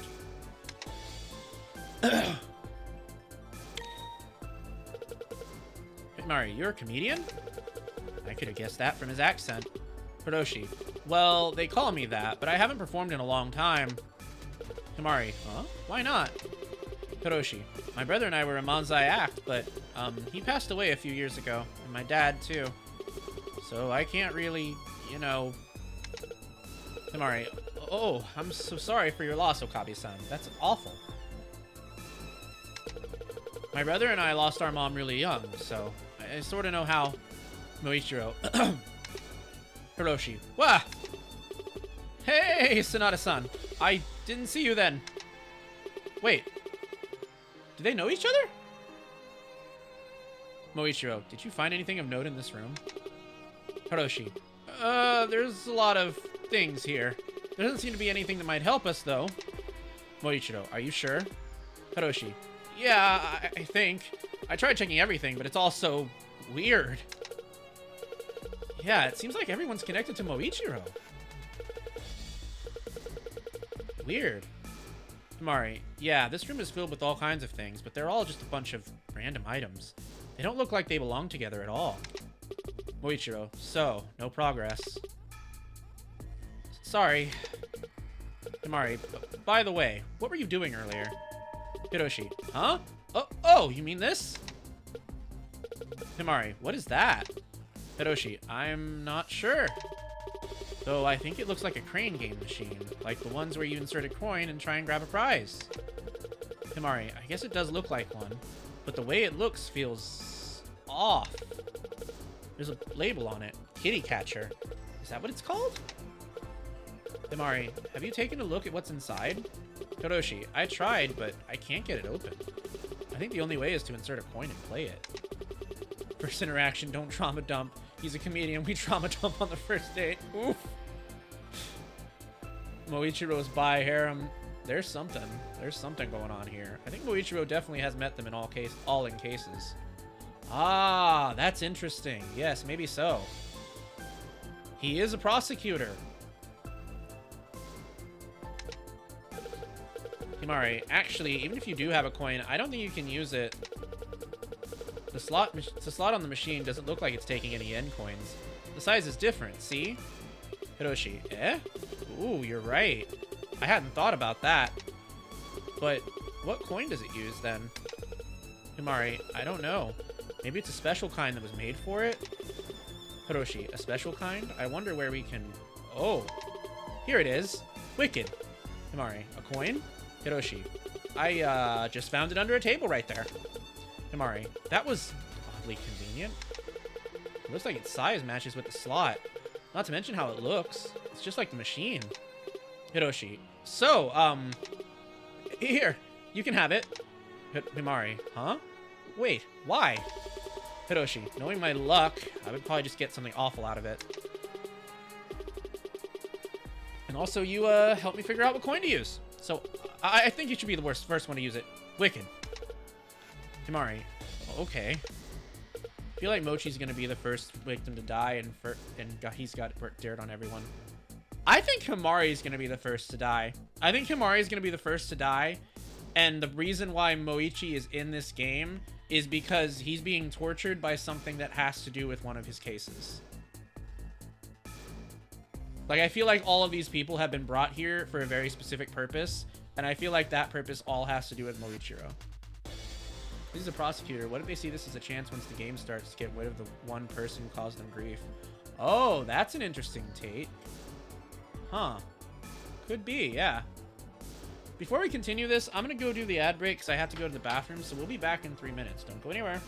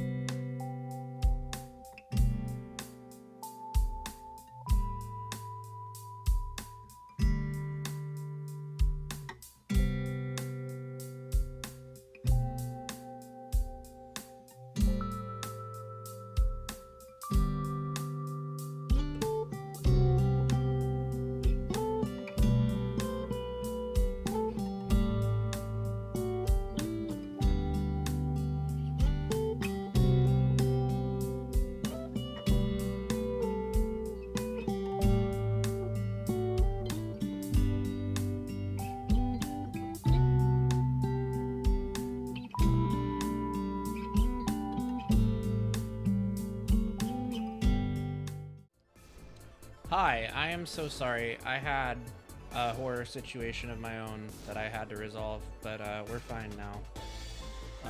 Everything is fine.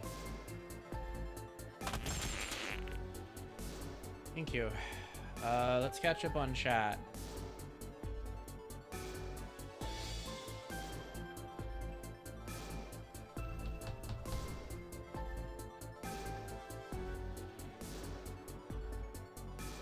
Oh, that bait and switch? Possibly, because think about it, Moichiro seems to have connections to everyone. Wait, totally a pro tag switch. Absolute Barista here had a rank thing show up at the start. Yeah, true, but the fact they're making it so obvious, though. What if that's the point? It's obvious, sure, but what if it's setting all that up? Well, if they're making so obvious, why in the first place? I mean, as much as I don't like the whole pro tag switch thing in another game, it's a bit odd they're doing it, like, really out in the open like this. Makes me feel like there's something else that'll happen and I just have no choice. Maybe it's because people who jump into this game would be familiar with the tropes already. True, that could be an option. And so they're getting all that out of the way to really twist the knife. Hey, here's a twist. What if they both die? What if both of these characters are killed? And the protagonist is actually somebody completely different. I mean, it makes me suspect they're going to do something else then, like some other third twist to slap us in the face. Or they could do the one thing that screws with all of us entirely, twist the knife and not make any changes. Every trope as it is, just with more depth. Like, in a lot of ways, games like DR have a lot of have some shallowness to it. What if it is, and forgive my notion, but Danganronpa with way more nuance and shit? Maybe? That's just some characters that have put me way off that I hope they get cooked first. The plot thickens, as they say. The cock thickens, as they say. Getting girthier. Often, Mel, often. We'll have to get in the nitty-gritty, I mean gritty. Titty-gritty. I like your thinking. Titty-gritty indeed. Titty-gritty and ditty. Titty-gritty and jizzy. Oh my god. So true. Thank you for the bonk and the pet. The fish will not be working on this stream. We turned off the fish because we want to focus more on the horror games. So, no fish. But thank you for the redeem.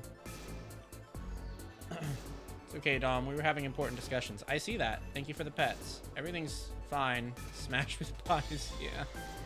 That's fascinating. You know, I never considered that option. You bring up a valid point, Domi. See, it's a fascinating discussion. Indeed. God, my nails are fucked. I don't know how to cut shellac, so it was really hard to trim them down, and I did it wrong in so many ways. Oh well. Anyway, Moichiro, we've seen enough. We're leaving. Huh? Moichi? Himari.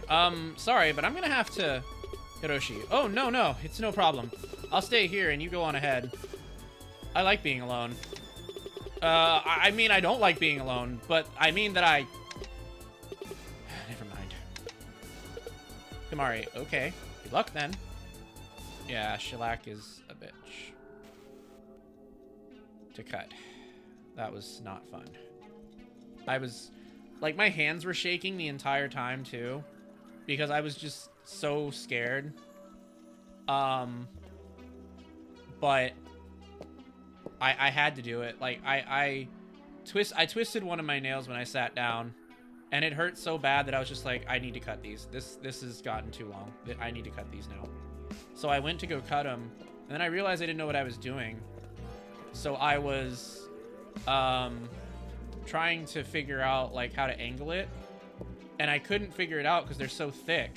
So my hand started shaking because I was scared, and like I took it very slow because that was the only thing I could think to do. And I did it. Like, they're cut, but they're not cut well, and like you can still feel that on some of them. Like, some of them still have edges, and I can't really do much about that without, like, I guess, like, scraping the shellac off. But yeah, let's pet Domi extra right now. Oh, thank you. Ish, are you okay? I'm okay. Some of them feel a little weird, but I think it's just because of the cutting. But I'm fine. Domi scares like a dog. So cute. Thank you. Yeah, it was scary. Alright, let's talk to the next guy. Moichiro. What? Moichiro, what are you doing? None of your business. Moichiro, aren't you supposed to be investigating? Moichiro, I'm talking to you. Why are you just standing around? Moichiro, it sounds like you have something to say to me. Himari, Moichi, maybe we should just leave him be. Moichiro, no. If he can spend 15 minutes shouting at a door, then he can speak whatever's on his mind to my face. Unless, for whatever reason, a cat suddenly got his tongue. I'm saying fuck off with your snipe hunt. Himari, just cause we're stuck here doesn't mean I have to take orders from some hoity-toity numbnuts with a briefcase. If you want to play fucking private eye around here with your four-eyes sister, then go ahead. Don't drag me into this shit. Moichiro, Himari, this one's a real winner. Sorry for my brother's rudeness.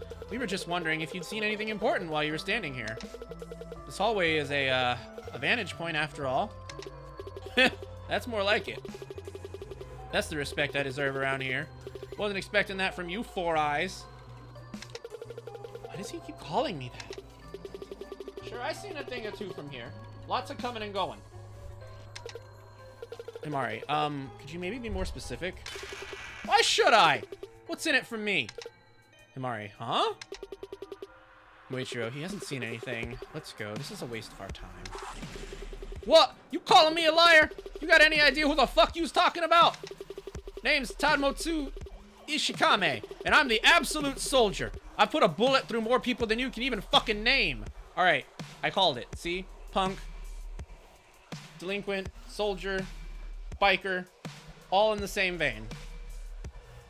I didn't have him pegged as the absolute soldier, but I figured he had something to do with, like, either a gang or, like, some kind of punk-oriented thing.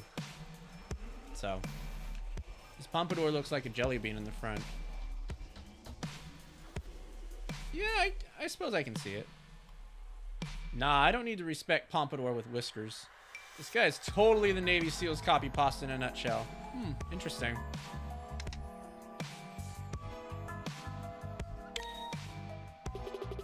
If you want to keep acting like some kind of tough guy, I'll gladly add you and Four Eyes here to the list. Himari, I'm a little shocked he took this long to threaten us. Look, Ishikami-san, we don't want any trouble with you. We'll just be on our way now. Moichiro, no, I'm not going anywhere. I don't care who you are. I'm not going to let some low-life delinquent intimidate me. I know your type. You think your big man facade is fooling anybody? I put away wife beaters less pathetic than you. Tamotsu, you want to see who's pathetic? How about I fucking show you? Himari, please stop. But both of you. I grabbed Moichi's arm and held him back. Moichiro, please. This isn't worth it. Moichiro. Tamotsu. Aw, what's the matter, tough guy? Ain't you gonna finish what you started? Can't even fight your own battles without baby sis having to step in. You must be on one tight leash, huh? Himari, ignore him, Moichi. Please. I didn't expect the soldier aspect with how he carries himself. You know, it makes sense, though. He has fatigues on. Like, he has boots, fatigues. There's, like, camo. I don't know what that tattoo is. I don't know why the whiskers, though. That's a little bit weird, but whatever.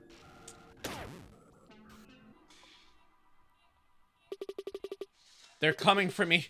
They know. I hear them. They're here. I know they're here. Is someone here? Moichi, Moichiro, quiet. They took me again. They finally did it. I knew they would come back. I knew it. I always knew. I need to be quiet. They can react to sounds. I need to stop talking. But why can't I stop talking? Can they control my voice? Himari, that voice is coming from the closet. Is this the same room we were in? Wait, I think this is the same room we were in. Except for that drawing on the board. That drawing is new. What is that? That's unnerving. Did someone draw this? I really think Moichi's gonna die. He's setting off all these red flags. He picks a fight with a lot of people, too. Indeed. That's true. Whiskers are army face paint meant to reduce invisibility. Really? I mean, Oh, yeah. Yeah, I suppose so. I didn't think about it like that, huh? I nervously crept towards the closet. Then, with all my strength, I swung the door open. What the? Ah! They found me! They've come to take me in! I need to... Moichiro, Himari, grab him. I grabbed the boy's coat as he barreled past me, holding him back from escaping. Let me go! Get your extraterrestrial hands off me! I want none of your proddings. Huh. Absolute conspiracy theorist? You think you can take me just because you're stronger? Think again. I've trained myself for this. I know all of your weaknesses. Himari, what? Moichiro, stop squirming. We have questions for you. Answer them and we'll leave. I won't tell you anything. I know what you're gonna do to me, and it's not gonna work. You won't get a single thing from me. I'll die before you do. On the last night of defense between you and humanity's secrets, you're going to take me to your orbital research station and dissect me from my brain. I see what you are. I know what you do. You're the emotionless monsters in human suits that take people and torture them for your old twisted studies. Himari, he's certainly imaginative. Look, listen. We're not going to hurt you, I promise. It's us, remember? We're just going to ask you questions. Nothing too personal either, and everything will be fine. Right, Moichi? Right. Himari. So, please calm down and talk to us, okay? Let's work together so we can get out of here. You're not one of them? Himari. Yeah, we're not one of them. Moichiro, I assure you that we are humans. Now, if I let you go, will you behave yourself? Okay. I let go of his hood, and he shakily steps away from me. Himari. Alright, now, my name is Himari Sanada, and this is my brother Moichiro. We met back in that elevator lobby with the others, remember? My name is Kokoro Hoshikataki, and I'm a detective. But they call me the absolute conspiracy theorist. Holy shit! Nailed that one. Wait, we've met before? I was in there. That place with a lot of people. I don't know who was real. It's hard to tell. I can't really remember. Ah, well, I was the one who came in late when everyone was already in the room. You also accused me of being some kind of alien creature. Kokoro, purple. Himari, huh? Kokoro, your shirt, it's purple. When you came in, I noticed it was purple. I remember that. Himari, yeah, it is purple, but why... Moichiro, he can't Oh, he has prosopagnosia! He can't recognize faces. I've encountered this before. They make for unreliable witnesses. Kokoro. Moichiro, he uses the color of people's shirts to keep track of them, and he remembers that yours was purple. Himari, is that true? He can't recognize faces? Kokoro, how do you know that? You can't know that. No, you're... Ah, you're in my head! Get out of my head! You don't know that! You can't know that! You tricked me! Stay away from me! Before either of us could say anything, he'd already crashed out of the room and ran away. Himari, Moichiro, his paranoia might complicate things. Himari, yeah. That almost seems like an understatement. Notice how they're both wearing purple. I wonder if that's going to come up. I need to ask him about that drawing either. There's nothing else of note in this room. Let's move on. We'll take care of him later.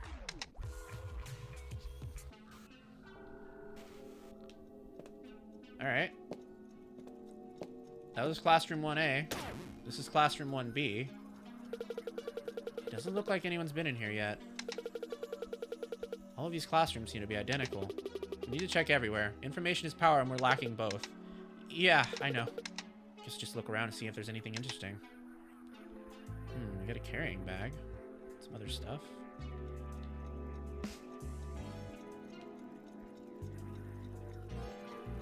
Pretty much only the carrying bag.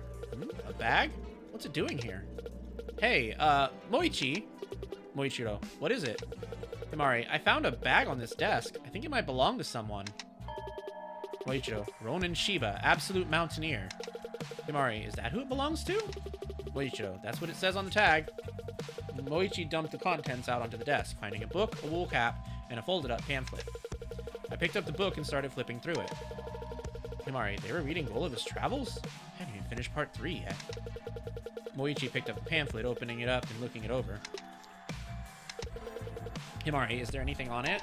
Moichiro, it's an annotated map of Japan. Mount Takao, Mount Jiri, and Mount Fuji are all labeled, so I assume the rest are also mountains. Himari, mountains? Can I see it? Moichiro, there's nothing of relevance to us, just a traveling map someone scribbled location markers on. Himari, I mean, it belongs to a mountaineer, right? So I guess that's not too surprising. Sorry, I'm taking off my socks. I have my puppy socks on. They need to come off. Okay, hold on. This is becoming a thing.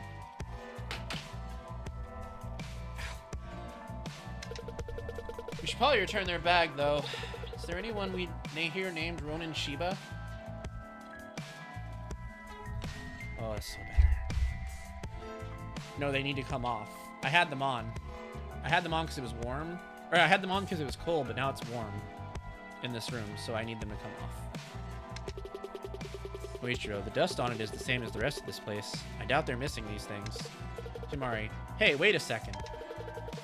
Manchukuo is labeled as a prefecture on this map. Moichiro, it has been for decades. Himari, well, yeah, but Manchukuo became a prefecture after the war, right? Moichiro. Himari, okay, so there was this really chatty guy that came into the cafe a lot. While he'd wait for his order, he'd always go on and on about wars and history. And, before the war ended, Manchukuo was just a territory. It wasn't a prefecture yet. Moichiro, and that narrows down the age of this place. If this is still here, whoever it belongs to was here after 1945. Himari, yeah, exactly. Moichiro, that gives us a range of the last 40 years. Not a lot more information than we already had. Some minor trivia about Manchukuo isn't going to help us leave this place.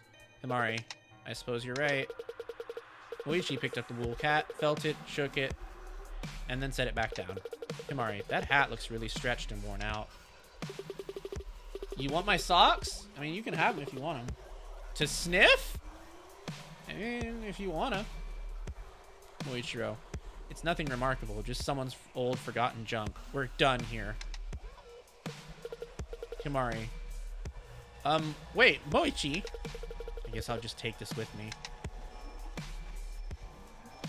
Yeah, if you want them. Go ahead, take them.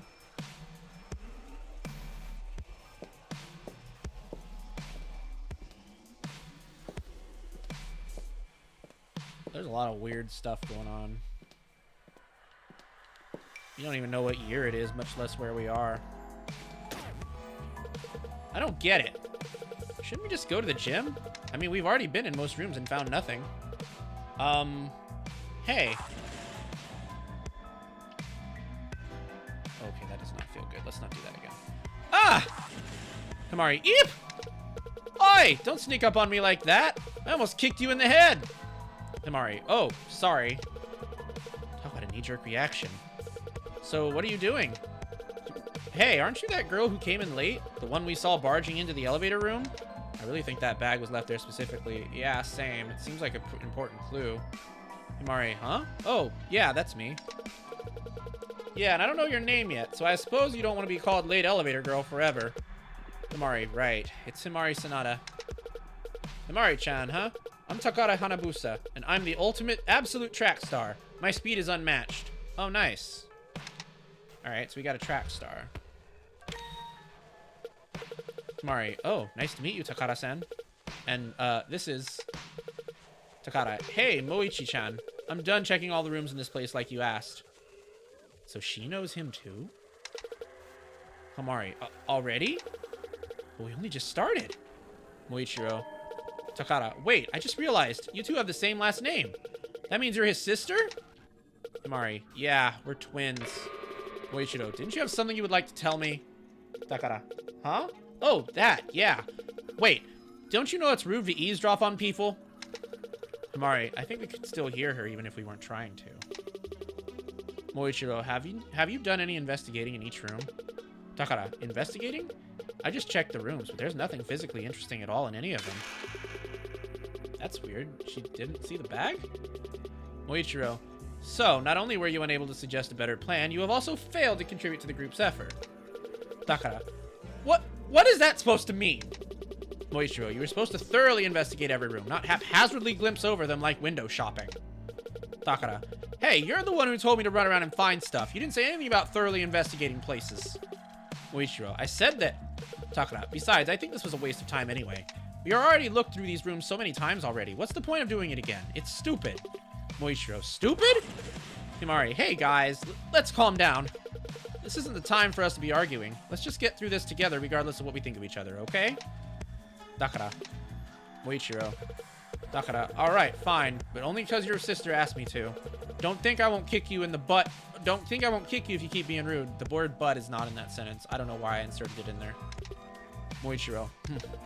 Himari. Whew. Looks like I've managed to defuse the situation. Wait, what do you mean by being... What do you mean by physically interesting? Takara. Oh yeah, this place is like super haunted. Himari. Haunted? Moichiro spouting nonsense on top of being unhelpful. Great. Takara. How about you shut your spout? I know what I'm talking about. Himari. How can you tell that this place is haunted? You didn't see any ghosts or anything, right? Takara. Nah, just my intuition. You pick up on this stuff when you work as a shrine maiden. What the fuck? Himari. Oh, you worked at a shrine? Could you tell us? Moichiro. No, we're leaving. Himari. Huh? Wait, Mochi. So, I guess I'll be seeing you then? Takara. You got it. If you ever need me, just shout and I'll come in a flash. Huh.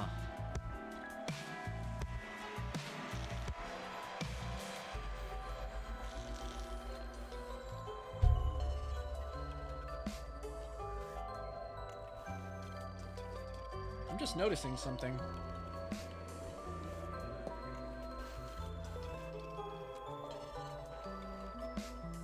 That's not an outfit you would find in modern times.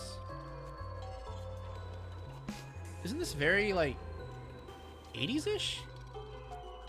Maybe? Maybe early 90s? Definitely not modern.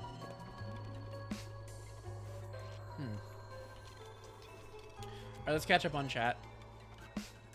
Really? Okay, we already read that. See, they're all too connected to Moichiro. Something is definitely going to happen with everyone knowing Moichiro. Unless he happened to introduce himself to everyone in the elevator. Yeah, see, that's the thing. We don't know. We don't know what happened before we got there. But it does seem like everyone knows him. Mochi boy, really out here being everyone's hater. Mochi's the type of person that skips cutscenes. Yep. Haunted, do we have an absolute occult member? No idea, not yet. I'm sorry, Moichiro. You're being too suspicious. He acts like he knows all of them on a personal level. Yeah. Strange. Huh. Alright, let's talk to her. Moichi, there's someone over there. Moichiro. Oh my, hello there, you two. How may I help you? Moichiro, weren't you told to investigate? Of course, and that's what I'm doing right now. Moichiro, you are? Why, yes, I'm currently... It's you! Himari, me? Yes, it is you. The girl with such exquisite skin. And your facial structure is... Why, look at both of you. Maybe she's the absolute cosplayer. The tone of the skin, the shade of the eyes, even the placement of the mole. They're almost perfectly symmetrical. It's phenomenal. You two are biologically related, are you not? Perhaps even twins. Moichiro. Himari. Yeah, we're twins. I'm Himari Sanada, by the way. So I was right. Never have I had such an opportunity to witness such a genetic marvel up close that comes in a pair, no less. Oh, this is divine. She seems very excited.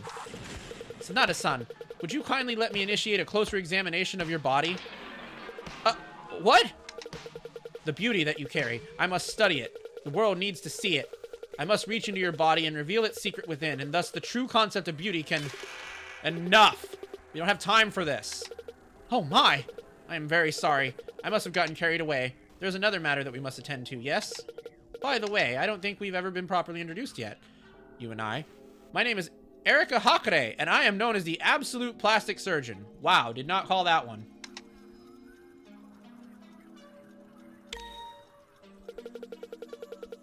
Erika, my sincerest apologies for overlooking even the most basic of mannerism. We can discuss our business at a different time, Sanada-san. I sincerely hope that you will take my request into consideration. Oh yeah, okay. Everyone seems to know each other. Everyone. Like, these people seem to know each other. Oh, sure. Oh, okay, the request for the body examination. That's what she meant. Himari, that was close. Moichiro, now, we were discussing your investigation. Erika, yes, let me continue what I was saying earlier then. Before both of you arrived, I was investigating this room. This room? Erika, indeed. It looks to me that this is some kind of infirmary. Moichiro, then why are you standing outside? Why aren't you investigating the inside of the room? Erika, because, you see, the door is locked. Moichiro, locked? Rattle, rattle. Moichiro, it's locked. Erika, that is what I've told you, darling. It's a shame, really. I would like to see what kind of a surgical equipment a facility like this has to offer. Moichiro, so why are you still standing here? This door can't be opened, so there's no point investigating it further. Erika, that might be true, but I want to keep on investigating just in case there's a way to open it. Let's say a mechanism of sorts. As you can see, there is no keyhole. Himari, huh? Oh, you're right. There isn't any keyhole on this door. Erika, which means this door is not going to be opened by a simple key. Moichiro, then what will it be opened by? Erika, that I do not know at the moment, but I am determined to find out. Moichiro. Himari, she must really want to get inside the nurse's office. Moichiro, do as you wish. Erika, worry not. You will be the first to hear once I am able to get inside this infirmary. After all, you and I still have a personal business to discuss. Himari, okay, we'll, see you later. Erika, you will. Alright, going back to the conversation about outfits. This is not a modern nurse's outfit, by any means. Like, even the way that...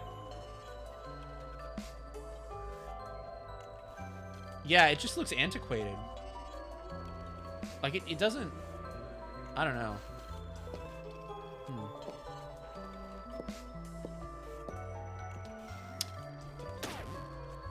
Alright,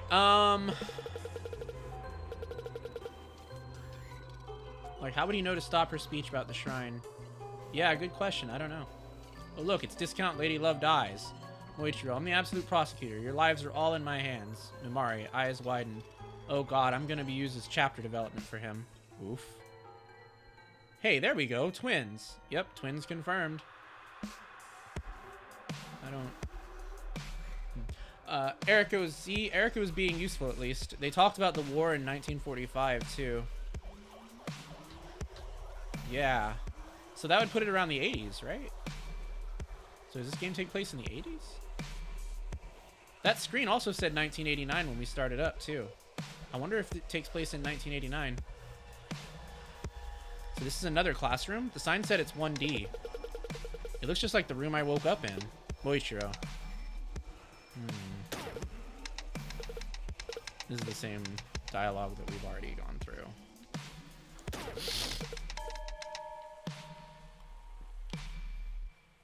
I've noticed all the clocks are frozen. They don't move.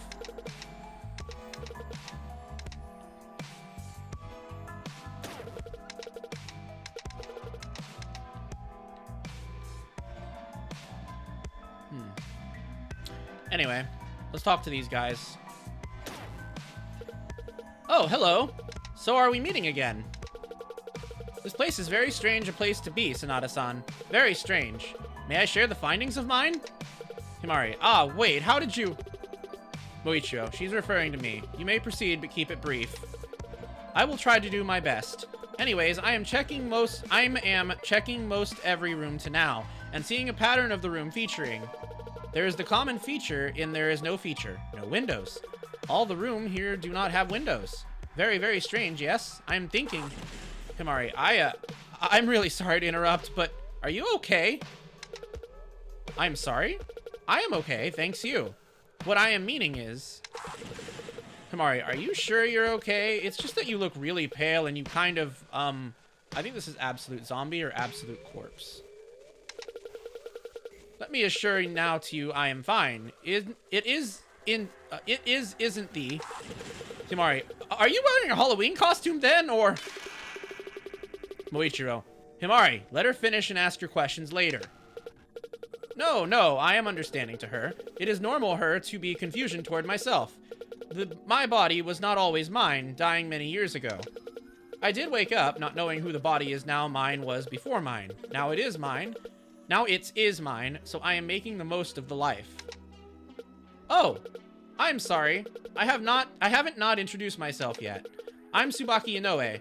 I'm absolute paleontologist. It is nice to meet you. Interesting. So not an architect, but a paleontologist. Himari, it's nice to meet you too, Tsubaki-san. Tsubaki, you are Himari Sanada, that is correct, yes? Himari, oh, you, yes, but how did you know that? Tsubaki, that is very simple. Sanada-san and yourself said it, and two you look similar. Himari, whoa, she's pretty sharp. Tsubaki, oh, distraction again, oh my. The windows. The no windows is important. A basement doesn't not have windows. Is it possible?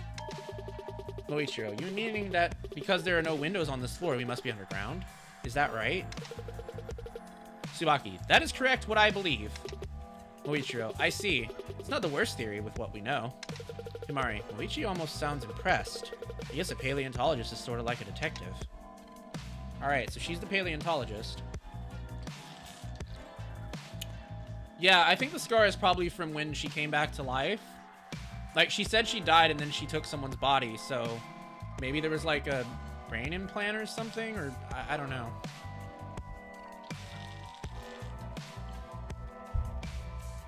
I'm not sure why they would need to cut her neck to do that.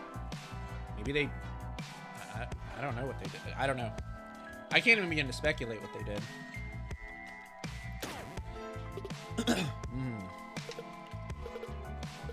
Hello? Are you okay? It's not real. Huh? This plant. It's not real.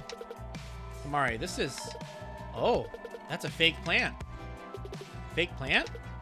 Yeah, it's for decoration. I don't like it. The bees don't like it, too. Oh, I see. Wait. Bees? Come to think of it, I think I've been seeing something flying around. I thought I was just seeing things, but... Bees! Oh. Oh, no. Don't be scared. They're not going to hurt you. What? You scared them with your sudden movement. But don't worry, I told them there's nothing to worry about. Maybe Animal Whisperer? No, probably Beekeeper. Oh, thanks. So these are... They're my friends. We go on lots of adventures together. Himari, bees are his friends? So, does that mean your talent is... Yeah! My name is Benjiro Minasuga, and I'm going to get a really big farm and have even more friends as the absolute beekeeper. Okay, so yeah, beekeeper. Shimbarki is my new favorite. She's very nice, even if her wording is odd. Yeah, it was certainly something. Definitely beekeeper. Why did it have to bees? Not the bees. Yeah, pretty much. The bees are cute, though. They have personality. I like how one is just spinning chaotically in the corner. Yeah, and one's very serious. Himari, I see. A beekeeper. I figured as much. Benjiro. What's your name, miss? Himari. Oh, it's Himari. Himari Sanada. Do you like bees, Himari-chan?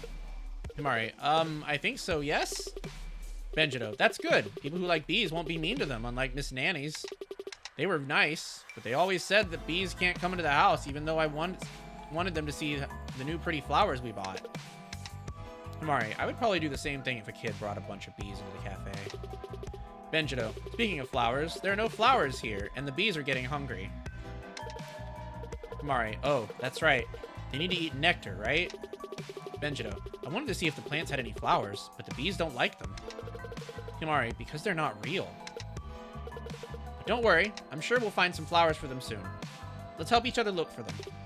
Benjiro, okay, thank you, Himari-chan. What? What? This reminds me, bees are a very ancient species. They are an offshoot of wasps that became vegetarian. They do predate even dinosaurs. Himari, wow, really? I never knew that. Benjito, dinosaurs? Tsubaki, yes.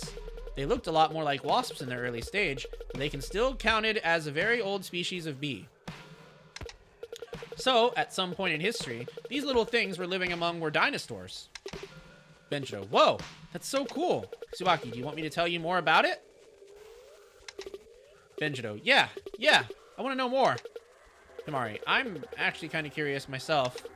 Tsubaki, very well. Let's start with Moichiro. There is nothing in this room. We're done here. Himari, huh? Wait, Moichi? I should go after him.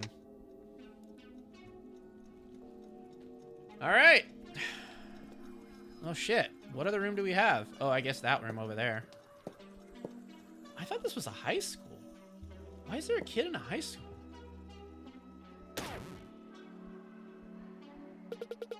I like Benjito. He gets to live and we all kill off Shigure. Yeah, that's fair. See, and Moichi cut off Tsubaki too. Seems to do that a lot. Classroom 1C. Moichiro, we'll investigate this room next.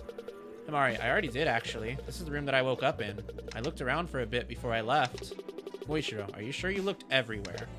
Himari, yeah, I think. Moichiro, we'll investigate this room again. Himari, alright, I guess I'll look around some more. This place is so eerie. I feel like there's something wrong about it. Actually, come to think of it, there aren't any windows in this room at all.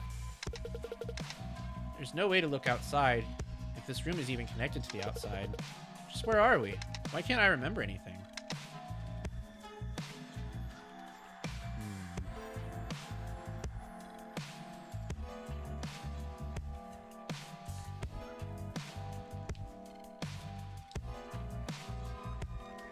I can't click on anything. This is weird. Why can't I click on anything? What the fuck? Let's try save and exit. Oh shit. We're gonna have to restart, aren't we? Oh, nope, okay. Wait. We still can't click on anything. Is it... Do I have to... What the fuck? Oh, there we go. All I know is I woke up here at this desk. The chair is still tipped over after I fell. Maybe I should get it back up. Okay, that should do it. I don't really know what this place is all about, but it still doesn't feel right to leave a mess. Ah! Oh, it's you. The girl from the closet. Can I help you? Hello. Himari. Oh, hello to you too? So, you must have been investigating this room before we came in, right? Did you find anything? This is really awkward. What's your name? Oh, sorry. I should introduce myself first. My name is Kaguya. Himari. Huh? Kaguya. 1-25. Himari. Kaguya 125? Is that your name? I don't know. Himari, what? All I remember is Kaguya 1-25. Himari, all you remember? What do you mean? When I woke up, I couldn't remember anything. All I remember is the word Kaguya 1-25. Himari, ah. Does she have some kind of amnesia? Kaguya 1-25. She seems to be repeating those words a lot. Maybe I should try and help her out. Kaguya, that sounds like a name. Could that be you remembering your name? My name is Kaguya 1-25? Kaguya, yeah, but 1-25, I don't think that's a name. 1-25 is not a name? 1-25, what could those numbers mean? It looks like it comes after her name. They could be related, but that doesn't sound like it's her last name. 1-25. Ah! Could it be January 25th? Kaguya. Huh? Himari, 125 could be a date. Kaguya, a date? Himari, yeah. Since it comes after your name, it could mean the number is related to it. And a sequence of numbers I can think of being related to a name is a date of birth. In this case, 1 is the month, 25 is the date. January 25th. So your birthday could be on January 25th. Kaguya, January 25th, my birthday. Himari, yeah, Kaguya is your name, and you were born on January 25th. That must be it. But is Kaguya your first or last name? Kaguya, I don't know. I only know Kaguya 1-25. Himari, so you don't know either. Well, if Kaguya is your name, then, it's a really pretty one. It reminds me of Kaguya Hime, the tale of the bamboo cutter. Kaguya, bamboo cutter? Himari, oh, well, it's been a while since I read it, so my explanation might be a bit... Kaguya. Himari, so the story follows a bamboo cutter who one day, while doing his job, cuts open a piece of bamboo and finds a small girl inside. He brings her back to his wife, and the two raise the child as their own. She lives in a pretty normal life, but every night she's always staring up at the moon. Kaguya. Himari, Kaguya-san? Kaguya, I need to get to the moon. Himari, huh? The moon. I need to get to the moon. Himari, what? What is she talking about? Didn't you say you can't remember anything? Kaguya, I don't remember anything. I need to get to the moon. Himari, the moon? But why? Why the moon? Kaguya, what is the moon? Himari, excuse me? I need to get to the moon, but what is the moon? Himari, she doesn't know what the moon is? Well, the moon is a giant rock that orbits around the Earth, and it's visible at night. You should be able to see it after we get out of here. Kaguya, a giant rock? Himari, it's, kinda hard to explain it like this. I never expected myself to ever explain what the moon is, to be honest. Oh, wait. We're in a classroom. There should be some kind of books around here. Did you see any, Moichi? Oh. Moichi? Did he already leave?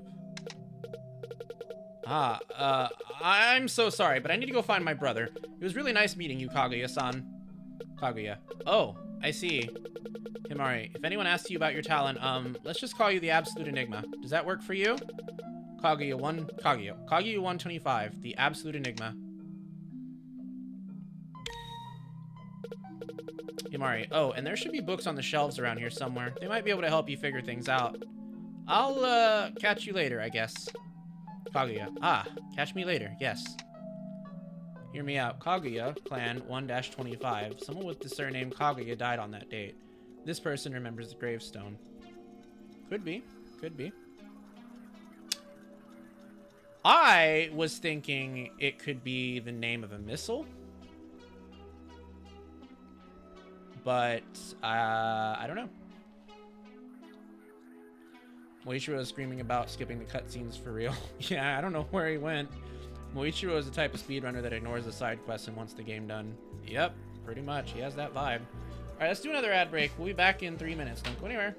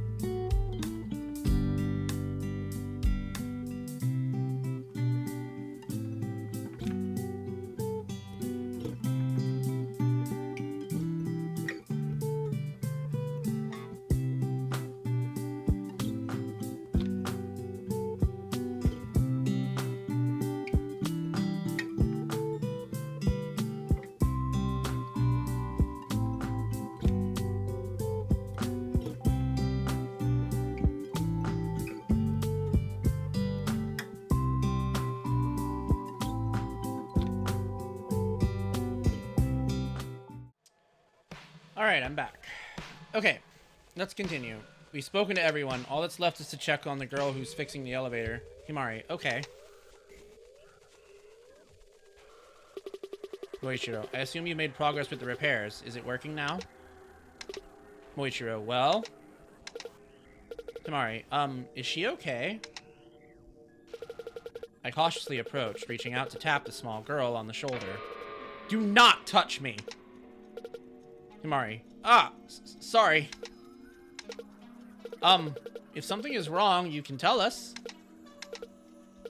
Okay, then. Moichiro, did you fix the elevator or not? Answer me. It is not broken. Moichiro, you fixed it? No. Moichiro, what's that supposed to mean? It is inoperable, not broken. Moichiro, so we can't use it? Oh no. Testing, testing. Hello, is this thing on? Mic check. Ah, these old things never seem to work. Yeah. Your attention, please. Welcome, one and all of you fresh-faced new students, to a very special semester. Here at Janus Institute, we pride ourselves on going above and beyond for scientific progress, and you've all received the honor of participating in our greatest study to date. Your time here will be of absolute importance to the future of not only yourself, but your whole nation.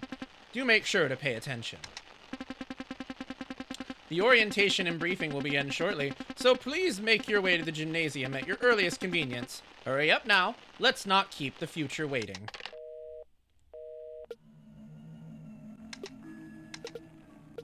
What was that? Hey, wait. My name is Samari Sanada, by the way. Sakaya Aikawa. Absolute technician. That is my designation. Goodbye. Himari, so, Mochi? Moichiro, we've checked every room we could get access to. The elevator is inoperable, and no one has any knowledge of a different way out. We have no other choice but to do as the voice said, attending the orientation. Himari, so we really don't have a choice. Alright, well, guess we're going into the gym. Which I think is this room, maybe? It's the only door that looks different than the others. So this is it. Here we go. That said trophy room, it didn't say gymnasium. There you are! Do you beatnik kids have any of the foggiest idea how long I've been waiting here? I said to meet in the gymnasium, and I meant immediately. But you kookaboo punks just think you can do whatever you want, don't you? That the rules somehow don't apply to you. Moichiro. Kaguya. Hiroshi. Nothing to say for yourselves, eh? Well, you're just all gonna be in for a rude awakening once you get out into the real world and start having real consequences for your actions. Takara. Oh, you are absolutely not talking to me like that. Listen, you little weirdo. I don't know who you are or why you're doing this, but I'm not gonna stand here and get yelled at by a stuffed cat. Jiryu, nor shall I. Reveal your true presence immediately, or we will do so by force. Reiji. Yeah, dudes. Teach this little kitty man a lesson for killing our vibes. Moichiro, hold it. Jiryu. Takara. What? Oi! What are you waiting for? Moichiro, something isn't adding up. You said you've been waiting for us, but your announcement just now said that the orientation will begin momentarily. What announcement? Oh my god, is he not part of it? Tamotsu, what are you, senile? That fucking creepy message on the speakers everywhere. Himari, hey, wait a second. What are you kids blabbering about? I haven't gotten those dang things working all day. Why do you think I went around waking your Nyagen one by one if we could have just shouted at you on a microphone? Moichiro, so you mean to say that the voice in the announcement wasn't you? Hiroshi, yeah. Huh? What's happening? What in the? Benjiro, please stop the noise. Jiryu, my lady, please stand close to me. Kokoro, what's that sound? I can't hear. They're deafening me. My ears! Tomotsu, fucking fox, turn that fucking noise off right now before I pop your eyes out. That wasn't me! And just so you know, I'm not a...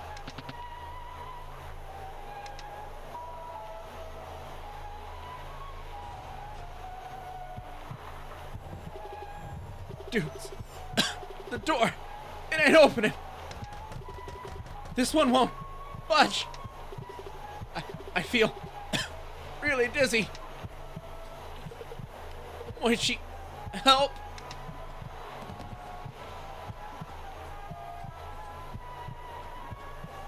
Purple? What the hell? Huh?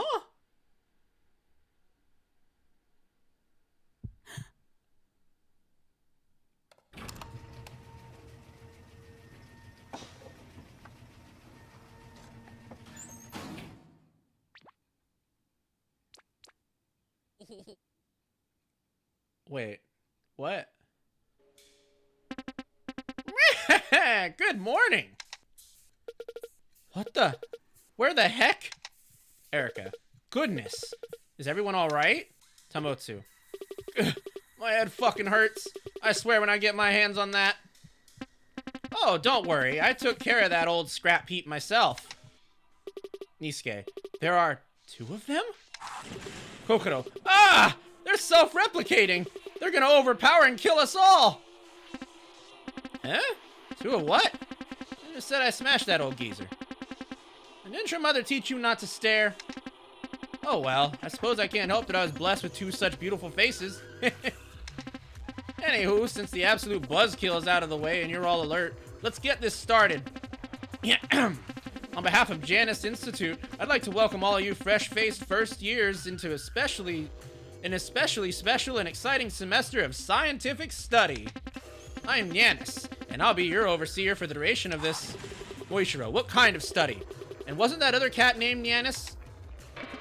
Oh, for the pipe down! I'm getting there. No asking questions before I even finished. And that old thing? Who cares what its name was? It's trash, obsolete, positively replaced. Anyway, as I was trying to say before I was so rudely interrupted, your class has been specially selected to participate in this extra highly important research opportunity on the nature of apathy? Erica, on the nature of apathy? Janus. Yes, apathy. The non-feeling of total nothingness, and the key to restarting the engine of evolution. This groundbreaking study requires at least 2 participants to continue. So you've all got the chance to stay here for the rest of your lives. Himari, wait. What did it just say? Shigure, I will be doing no such thing. I have had quite enough of this charade, and I demand that you let me leave. Jiryu, my lady has spoken. Release us at once, or else. Janus. It's adorable how you guys think you have a say in the matter. Well, no worries, because you do, in fact, have an option to leave. Assuming you're willing to give us results. You all look so tense now. Is nobody going to interject? Don't you want to know what that means? Well, this experiment is going to be kind of like a game. A zero-sum game. You kids like games, right? Now, the goal isn't too difficult. All we want is to find the furthest extent that apathy can go. To find that exact moment where your whole capacity to feel anything for everyone else just snaps. We call this hypothesis absolute apathy. Shigure, what kind of sick... How dare you? You expect me to be some sort of lowly lab rat? Moichiro, a zero-sum game where we're expected to lose all empathy? You couldn't possibly mean... Janus. Don't spoil the best part. There's only one way out of this place, and only one of you gets to leave. Meaning... you kids are gonna kill each other. Hiroshi. Huh? Erica, you wish us to kill each other? For some sort of study? Janus. Precisely. Your exact method isn't all too important. Stabbing, mutilation, beating till they're totally unrecognizable. As long as you get results and don't get caught, truly anything goes. Takara. Why in the heck would we ever do that? Benjiro. Kill? What do you mean? I don't want to hurt anybody. I want to go home. Kokoro. This can't be real. This can't be real. Tsubaki. Oh my. Tamotsu. To hell with this. I'm not gonna stand here being threatened by a fucking mutant cat. I'm ending this bullshit right now. Moichiro. Wait, Ishikame. Get away from that thing. What? Are you really afraid of some stupid fucking toy just because it can talk? I'm gonna rip this thing open so we can figure out whatever asshole is running it. Nianis. You know, as your overseer, it's my job to tell you not to do what you're about to do. Well, go on ahead, Macho Man. I'll enjoy disciplining a troublesome participant. Tamotsu, shut up! Enough of this bullshit. Uh-oh. You fucking freak! I'll gut you!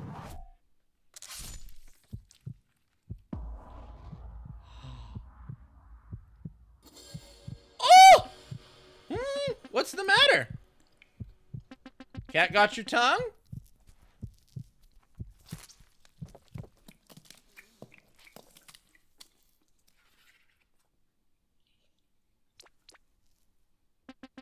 Let's just consider that a small warning, okay? After all, I still haven't explained the rules yet. And be warned, next time the wounds will be permanent.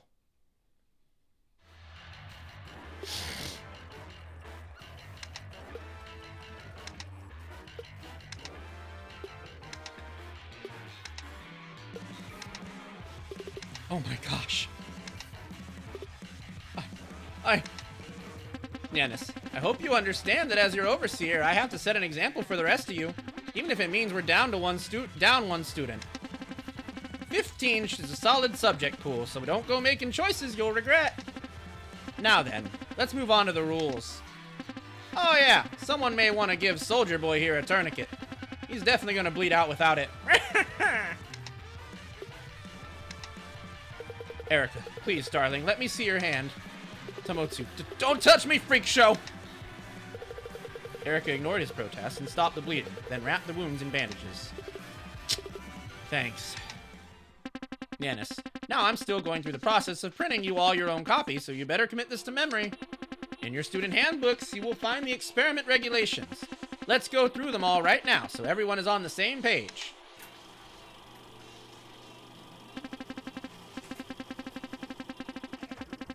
Your first regulation. Participants are allowed to roam the facility to their heart's content, but don't expect me to be your tour guide. The bunker. That's where we are. It's called the bunker. Your second regulation. No touching my stuff. I need to be able to observe, so doing anything to obstruct my observations, damaging the equipment or myself is positively prohibited. Okay. Your third regulation. The handbooks are personalized, and you're only getting one. I don't want to hear about a new one. The one you'll be getting is your only copy. What does MCLVI stand for? What Roman numeral is that? Let's see here. MCLVI. Oh, MCM. Yeah. 1956. These rules were made in 1956. Huh. That's interesting. So if it's 1989, that's exactly 43 years later. Wow, that's... Why does that feel so significant? I don't think you should threaten the stuffed cat if you don't know what it's even capable of. Uranus, Uranus. Are we in space? I don't know. I definitely think we're underground. They called it a bunker. And who was the voice? Oh, I guess we know the answer to that now. Subversion of tropes again. The obvious mascot is not the killer. Well, that didn't age well. We're getting zero escaped, man. Space cats? Wait a minute. Janus, an ancient Roman god of doorways, of beginnings, and of the rising and setting of the sun, usually represented as having one head with two bearded faces back to back looking in opposite directions. Huh. Interesting. What if that Nanius we saw was operated by someone else? Ah, interesting. That would mean there's another person here. Unknown or get? No. It's almost like Morichiro knows something. There we go. He's gonna Mondo it. Ah, here we go. Okay, so what's with the plot beats with Danganronpa? Jeez. See, this is what happens when you try and Mondo things, kids. You try to be a tough guy, and then stuff like this happens. 1956, you say? 1989 is the end of the Showa era. I don't know. It feels like a very specific number. Didn't they say that that map was from 45 years ago? And this was made 43 years ago. So that map was... This was made 2 years after that map was made. They have to be linked somehow. I don't know why I'm thinking so hard about a game that isn't even out yet. It's got me intrigued, I guess. It just feels very strange that we found two things that were almost 40 years apart from where we are now. Like, it feels significant. Also, notice something else. This says Janus Institute on it, and it was made in 1956. So how do we know that we were really in the Janus Institute and this just wasn't hijacked?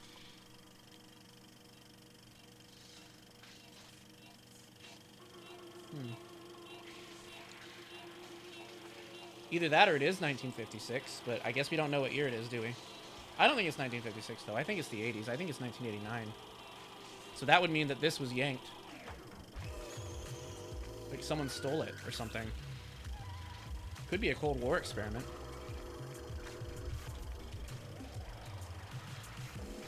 Anyway, your third regulation, the handbooks are personalized and you're only getting one. I don't want to hear about a new one. The one you're getting is your only copy. Your fourth regulation is less for you, but more one I have to follow myself. I'm not allowed to interfere with anything you do, especially if it relates to the premise of the experiment. So that's very specific.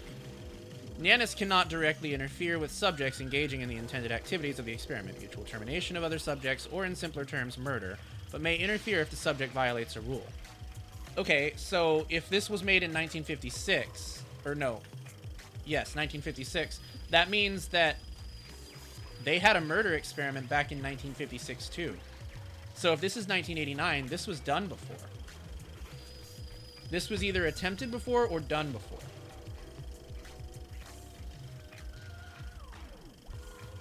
Yeah, I think pre-Nyannis before the game announcement was operated by someone else, and the current Nyannis we have is the mastermind. Japan game part of UN as a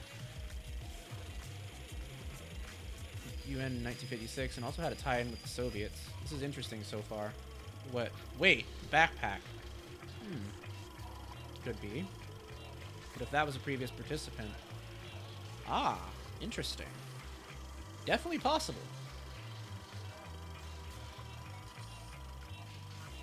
But the backpack itself didn't look like it was old. The map is the thing that looked old. So that's kind of weird. The only time I'll ever step in is if you start breaking any of the other rules. Apathy doesn't make you impervious to consequences. Skip, skip, skip. Boring! Let's just get this show on the road already. Rule number 9. New rules and regulations may be added as needed and must be recorded manually by subjects. We can add new rules? There. Your final regulation is that I can make new rules whenever I want, and I'll make changes to your rule sets when it's called for. Everybody got all that? You better have paid attention. Nobody else wants to end up like Soldier Boy there, right? Perfect. Now, with that out of the way, we can wrap up our orientation. And officially let the absolute apathy experiment begin. Himari, wait! Hiroshi, what should we do now? Oh, I didn't skip anything. The game skipped it. Takara, what else? We're here to find a way out, duh. There's no way we're staying here. Benjito, but how are we going to get out? Takara, well, we'll figure it out. Let's just get out of here. Kazan, Don't pretend like we're not all thinking about it. Kaguya. Takara. What's that supposed to mean? Thinking about what? Moichiro. Killing each other. As Nyan said, apparently, it is our only means of escape. Takara. But that's bullshit, right? Nobody's actually gonna kill anybody. There's gotta be another way out. Kazan. Wishful thinking. None of us want to stay here forever. I sure don't. We're almost all strangers to each other. What difference does it make? Shigure. I see. Jiryu, my lady. I shall not allow any harm to come to you. Hiroshi. I don't want to believe one of us would do that. Erika. Nor do I. It would only be wasteful. Nisuke. Heavenly Father, please forgive us for our sins. Deliver upon me and the strength to bear. Reiji. Dudes. Benjiro. Why is this happening? I want to go home. I just want to go home. Kokoro. Why? Sakuya. Tsubaki. I do not want to think that either. However, but... Tamotsu. God damn it. Himari. I want to go home too. But if I want to... then I have to kill someone? Himari. Without a word, everyone began to disperse from the gymnasium until I was the only one remaining. Not knowing what else to do, I followed after my little brother. Moichi.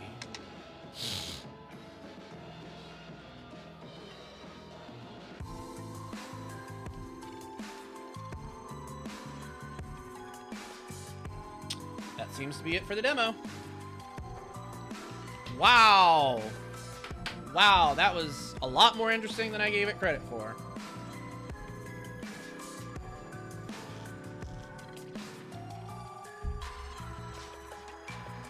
Very nice. Very nice stuff.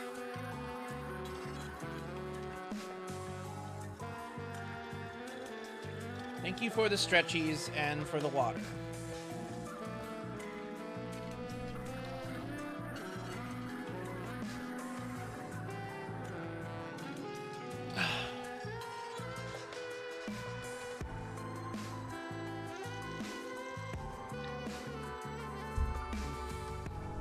And for the pets.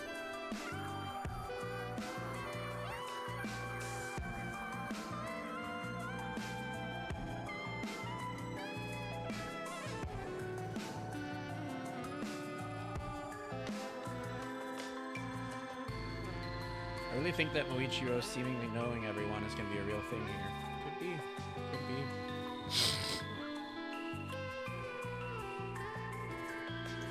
Could be. Could be. Wow, look at all those inspirations.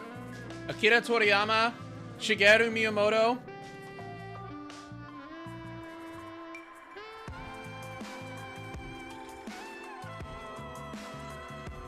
All right. What's 1954? Oh, shit. Hey, there's our backpacker, though. Oh, wow.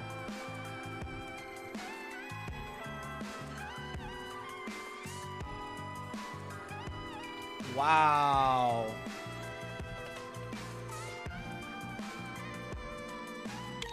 All right. Well, there we go. All right, that was Kumitante Old School Slaughter. I would play the battle demo, but we spent so much time on that I think we're better off just checking out the Kickstarter and moving on to another game. So let's check out the Kickstarter now. Yeah, 1954, 1989. Yeah, that sounds about right. And I think all the characters were high school age or something. Could be parents, yeah. It's the fucking 30-year effect. What? I don't know what that is.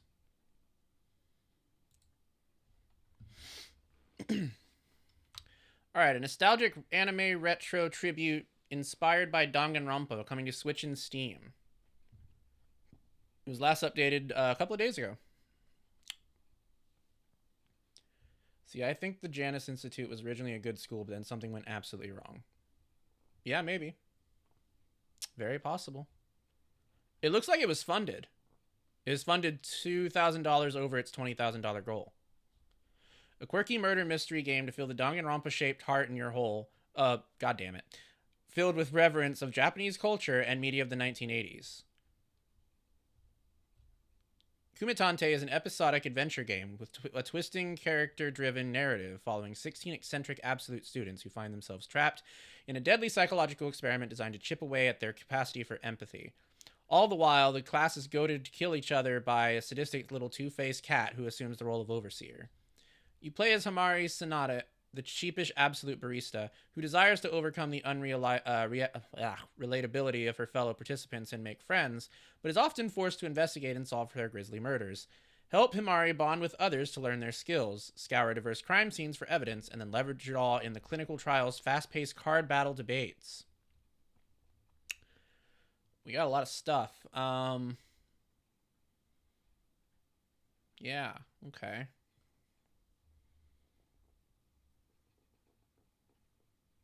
Hmm. You can pet the cat. That's funny. All right, so I mean, they made it. Looks like it has six. Oh, wait. Eh?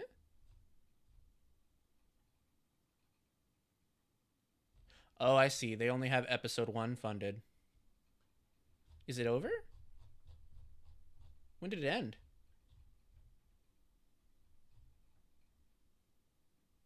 Doesn't say. Doesn't say, but it's estimated to come out in 2027. Hmm. Yeah, it doesn't say. But it looks like they funded episode 1. And there were some stretch goals that didn't get met. In the 1980s, after the annexation of Korea, Janus Institute was founded by the imperial military with the intent of cultivating exceptionally talented students for scientific progress. They called these students absolutes. Janus was a massive success, catapulting Japan to the level of or even surpassing their European peers. In the Second Sino-Japanese War, their gains were expanded to all of Manchukuo. Wow, there's that name. These rapid cultural, scientific, and technological advancements were truly unlike anything ever seen before. The absolutes had brought upon a new golden age for the Japanese Empire. Cultural relevance. It's a recent phenomena that's been observed recently. So, for example, back in the 80s, people were nostalgic for the 1950s. Cut to the 2000s, you got 70s nostalgia. Let's go further. 2010. What comes up? Stranger Things. Nostalgia's for the 80s. Interesting. Yeah, maybe. Might have something to do with it. In that case, I wonder if the study isn't more about the degradation of apathy in real time, but like evolutionary degradation of apathy. Like about how people are getting meaner and like developing a like fuck your feelings mentality. The nation continued to prosper until one day a class of 16 absolute students vanished while attending Janus Institute. They were taken from their homes without a trace, never to be seen again. Days turned to years without any clues to their whereabouts, and the world eventually moved on. But now, after 30 years, it seems to be happening again. Who has abducted them? Why are they here? For what reason are they expected to kill each other? Learning the truth is something you'll have to do yourself.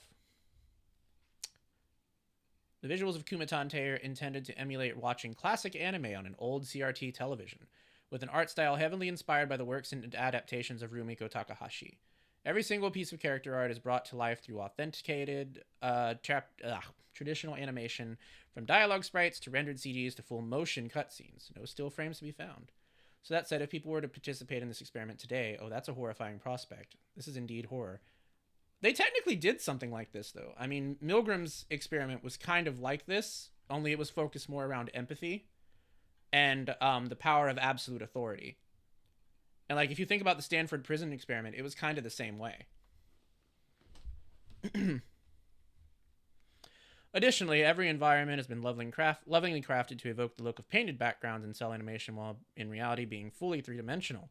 These eerie, stylized backdrops are yours to explore and uncover the secrets within, with each stunning location adding its own layers to the bunker's mysterious past. Notice they keep calling it the bunker. They're not calling it Janus Institute. They're calling it the bunker. So I definitely think this is like a ripoff of an experiment that actually happened.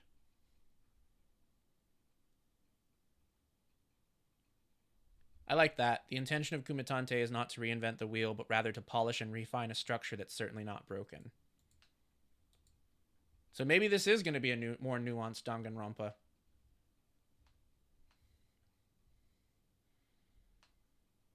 Who you get to know and put your faith in can make all the difference. Ooh, I like that. I like that.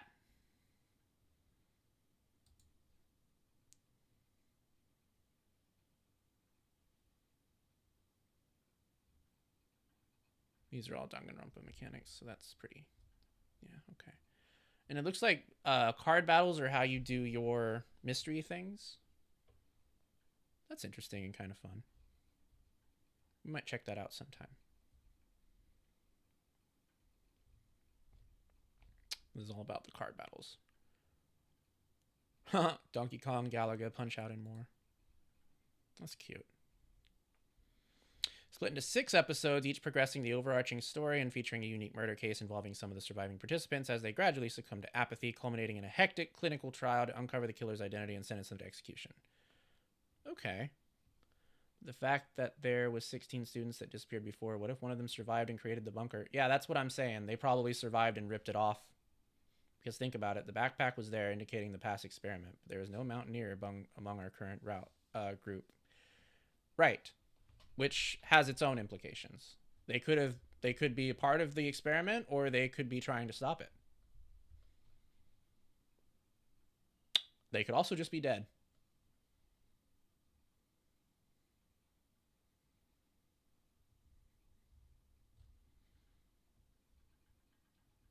All right, that's our 16.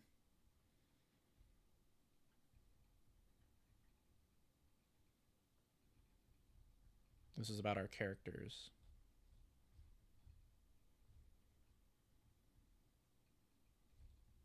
And that's all their campaign stuff. Oh, and they're established from Indonesia. Oh, they met through fan fiction and modding communities. And they worked on Danganronpa fan games. Well, now we know where the inspiration came from. Wow.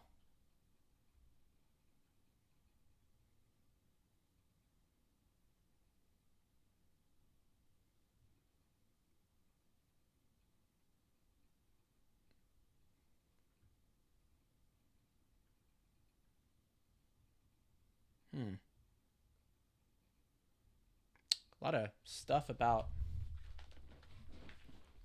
what if the paleontologist died in the last experiment. That is very possible.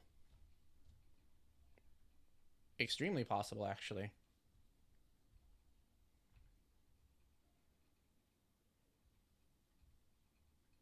Yeah, these guys are very, very related to the Danganronpa fan base, it seems. Well, that was Kumatante Old School Slaughter.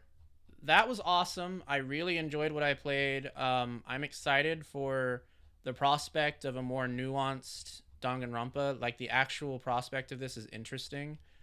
I would like to see more of it. I think at some point we might try playing the card demo just to see like what it's like. But this should be coming out in 2027, I think it looks like. I'm going to add this to my wish list for sure. And if you want to add it to yours, there's the link to do so. Actually, yeah, and then they brought her back for this experiment to see if they could break her again. If so, that's depressing, man. And yet it fits the theme. Question is, which one of them is she? But anyway. All right. So let's go to our list. That was really quite something. I enjoyed that. And now we spin the wheel again to see what we have. All right. Let's get going. This time we have 12. Which one is 12? I already did 12, so let's respin. 25. The Rise of the Golden Idol. Okay. Let's check out The Rise of the Golden Idol. This is going to be interesting because this is a sequel to a game that we played on this channel once. It's called The Legend of the Golden Idol. It's a short mystery game that is really fucked up, and about an idol that has magical powers to basically influence matter. It looks like we have a sequel to that now. So I do not know if this is related to the DLC, by the way, because I have not played the DLC. I don't even have it. So if it is related to the DLC, there could be some spoilers here, but we'll see. So let's check it out.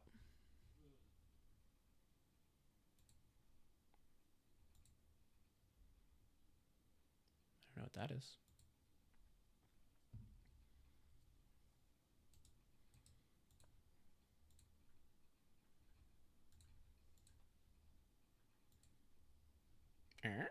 Did it crash? Oh, it didn't crash. Okay. It's an extended demo. I don't know what that means.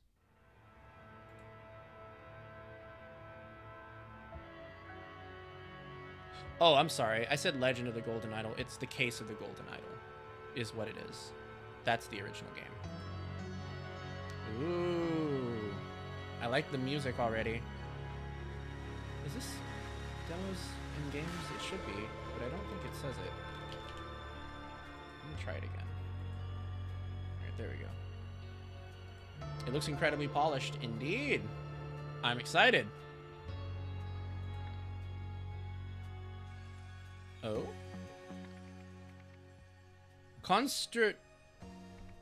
Constriction. A murderous way out.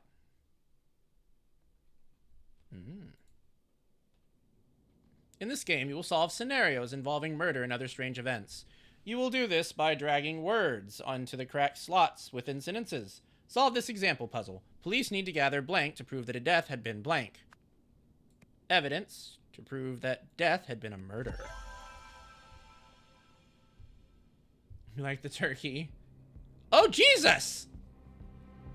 To solve a scenario, you must first explore the location by clicking on all hotspots and gathering the words. We got a rubber baton.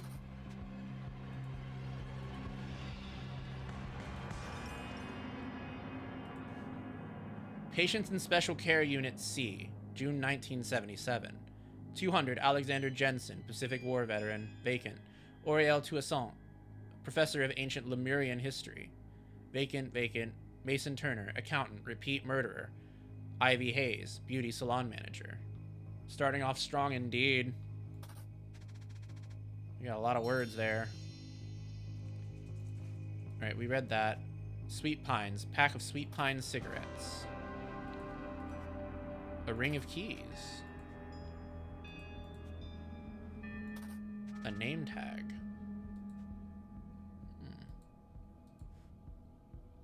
I guess the game said, I want murder now. The other one started like this too. It's a real trippy game. If you've never played The Case of the Golden Idol, I highly recommend it.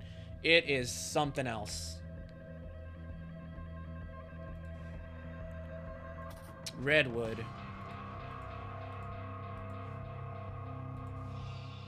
Prom, Nepal! Prom! A chewed cloth strap? Next, click on the following elements in the bottom bar to open them. Words, events, and names. You can organize the words in your inventory however you like. Try moving some around. You can quickly hide and show all the elements you last had open by pressing the I button or the space on your keyboard. Oh, that's a nice little thing. Now you are on your own to solve the mystery at hand. Okay, so the blank, blank, blank killed blank with a blank from a blank in the blank. I think the last word is probably prison. No, maybe asylum. Wait, didn't we have like an evidence thing that said something? Special care unit. Yeah, it's an asylum. For sure, asylum. Indeed, it did say patience.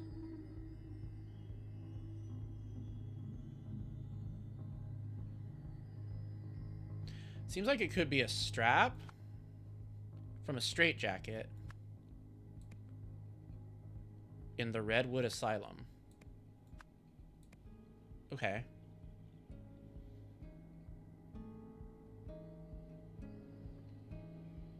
Maybe the professor?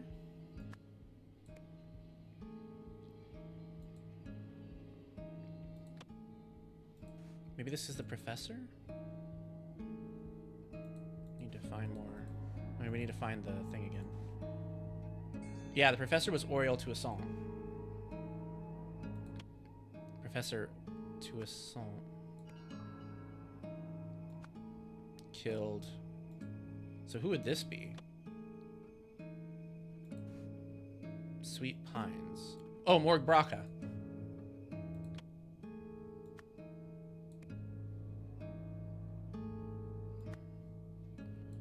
There we go.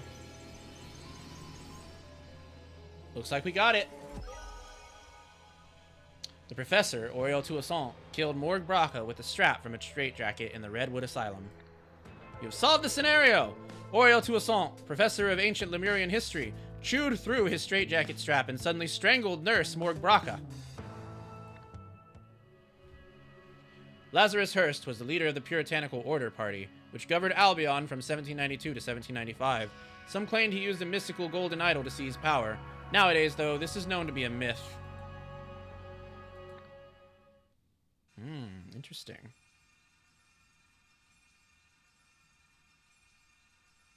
Wait, what's all this then? Oh wait, we already saw that. What's this? Oh, this is that again. No.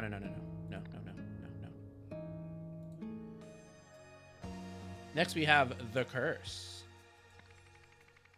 Congratulations on finishing your first case.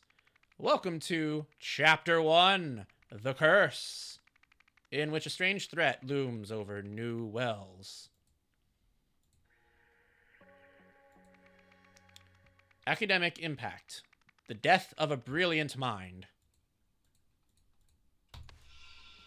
Okay.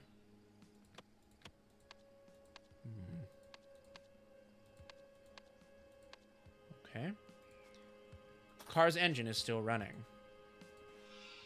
Oh my god! Is he dead, Cyril? Dear Deborah, I am saddened to hear that Brandon's exam results have been rather poor. It seems your son has taken after his father. I warned you about marrying into that family. Mommy. Oh, jeez. The wedding ring. I don't know! Oh, what should we do? We got a wedding ring, a car key, and Bagman 1970. Westbridge 1, property of Sir Isaac. Arrange for a taxi to be here at 6 p.m. I have a meeting at 45C Stockyard Street. I.N. Mr. Bagman of the Bagman household. Yes, that is definitely his name. Bagman. A red pen. The man is not breathing. Ooh, interesting. There's like a thing here. Like a gash. He has some names.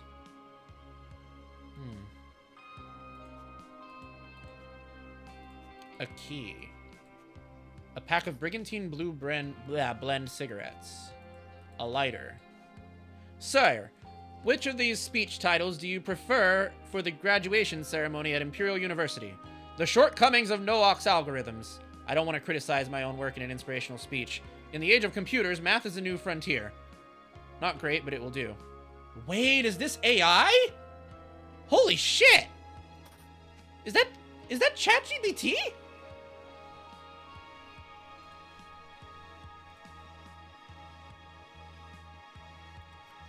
The stairs are covered with ice and snow. Cigarettes. Oh, I like the little dinosaur. What? What are you questioning?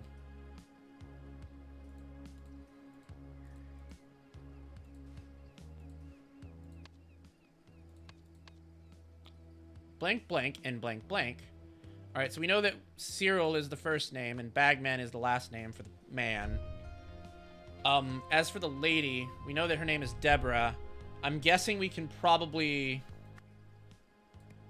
guess that her name is Bagman as well, because we know that they were married, right? So this is Deborah Bagman, and this is Cyril Bagman. And this guy, I don't know who this guy is. He's some dude. Discovered the body of some dude, which was there because he... I don't know. Did he fall?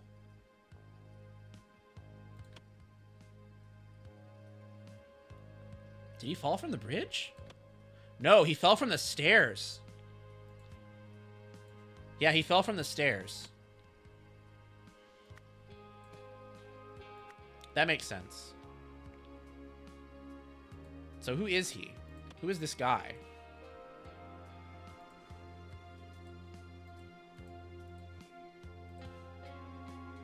He's a professor. He has a red pen.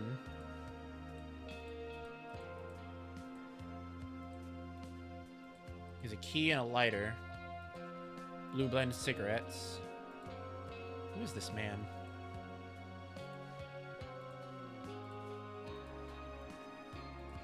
Car's engine is still running.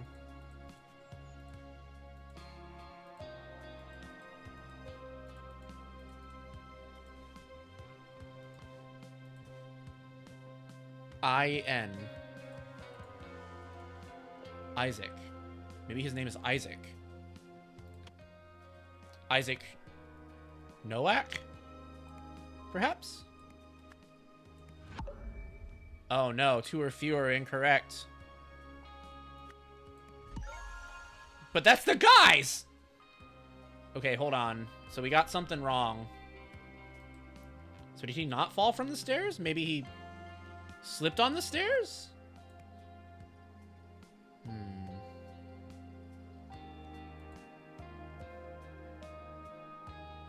It definitely looks like he slipped.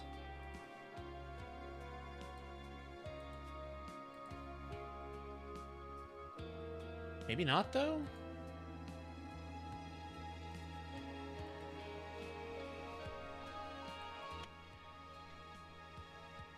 Did he go from the...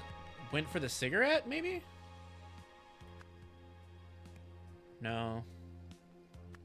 Collided with the car?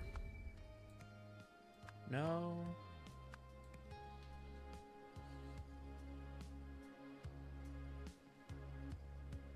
Slipped on the bridge? That would make sense.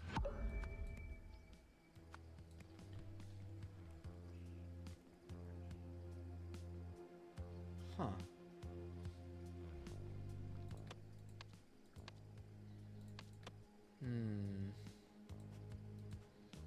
We know that the snares are covered. This is kind of weird. Because there's yellow here, and there's yellow there. I don't think they have any relation, though. Also, we know that there's, like, some kind of weird mark on his body, too. The cigarettes he has were not sold here, so he clearly wasn't going for the cigarettes.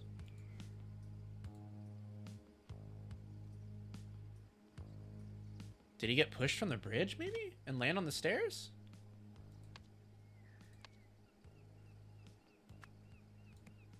Slipped on the bridge, perhaps?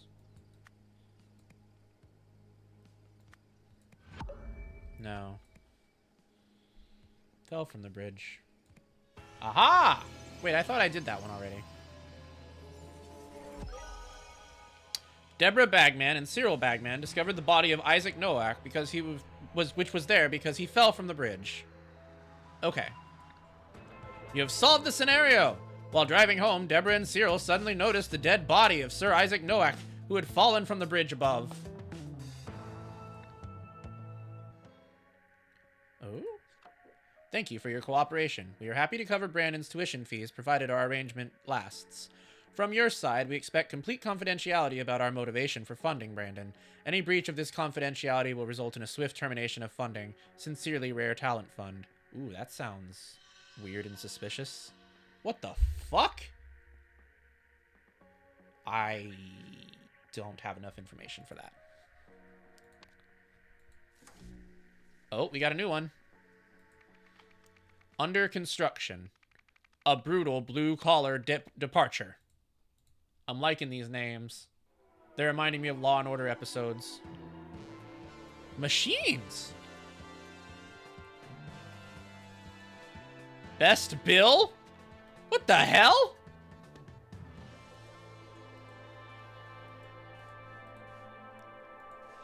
Safety rules. When operating grade 2 heavy machinery, such as demolisher, excavator, or cutter, check the machine's status lights. Report to the service team if you see any errors. We have vehicles now? Oh my.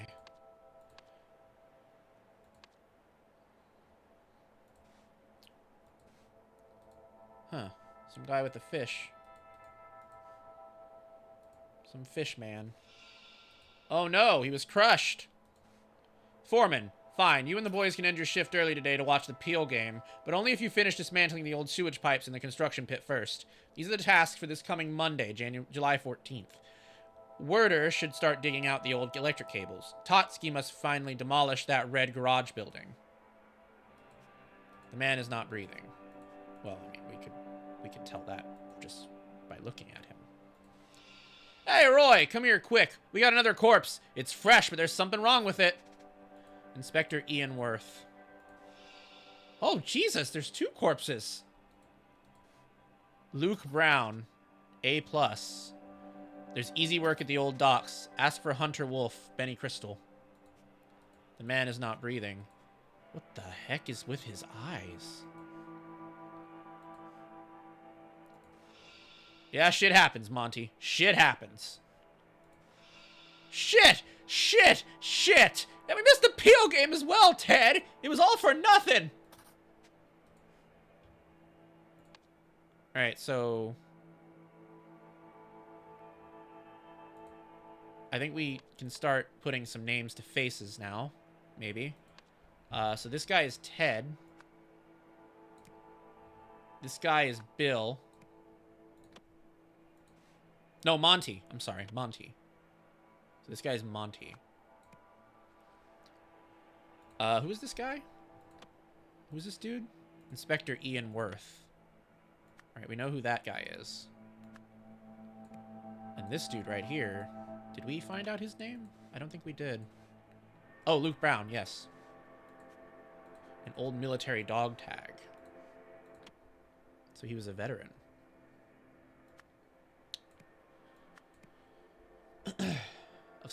of some variety.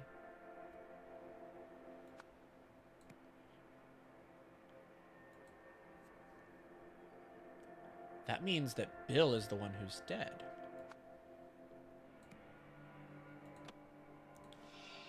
Look, my vehicle has been out of order since yesterday. I requested the repair team. You can check with the head office.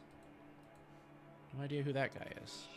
So you're saying that the vehicle has not been working since July 10th? Let me note that down, Mr. Jenkins. Alright, so we just know that guy's name is Jenkins. And we have Inspector Roy Samson on the scene. Loving these list of names. We got a real ragtag character of guys. This guy is just Jenkins. We don't know his... We don't know anything else about him. Roy Samson. And who's she? Which has resulted in the death of Foreman Joel Gregson. An upsetting accident indeed. This is Miranda Meadows from New Wells Regional TV. Back to you in the studio. Ah, okay. So that's not Bill. This must be Bill. Bill Jenkins. So this guy is Gregson. Joel Gregson. And this lady is Miranda Meadows. Alright. And that's the information. So Bill must have been operating the excavator, or this blade thingy. Wait, no? Excavator, demolisher, and cutter? Maybe? Oh, yes. Okay, so, yeah. Bill was clearly doing the... Yeah, Bill was doing the cutter. As for the demolisher...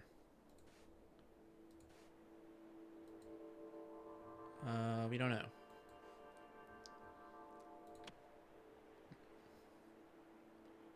Maybe this guy? Who was this guy again? Monty. Could be Monty. No. I don't think that's right. Alright, nice. Okay. So we know who was operating the excavator, we know who was operating the demolisher, and we know who was operating the cutter. Seems like the cutter might have been the person who killed this guy. I don't think it was on purpose, though. I think it was an accident. Blank blank used the blank on the blank. Yes. So, Bill Jenkins used the cutter on the sewage pipe. This resulted in the death of Joel Gregson. Following this, the body of Luke Brown was found unexpectedly. No! Is it because I didn't find out who all the guys were? Probably. Alright, so Bill Jenkins, Joel Gregson. Alright, now we don't know who Ted is. Ted...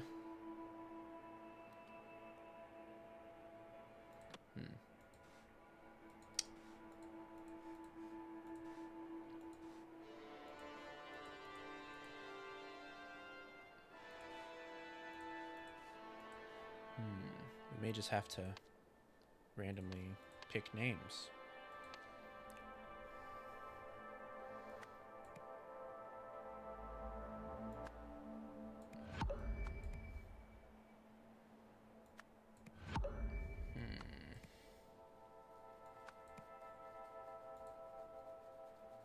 Did we hear the names of the other guys? It's Ian Worth. Check with the head office. Ted. Monty. Okay.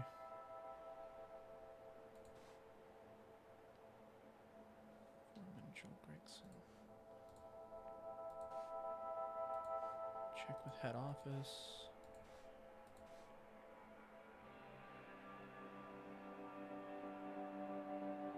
Ah! Okay, so the digging person is going to be Werder and Totsky. Okay, I see. So who is the digging person? Alright, so that's Ted Werder and Monty Totsky. Hey, we got the guys!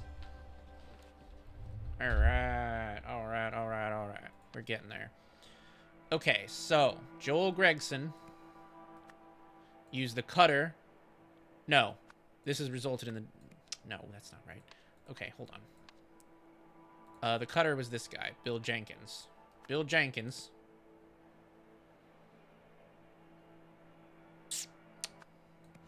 No!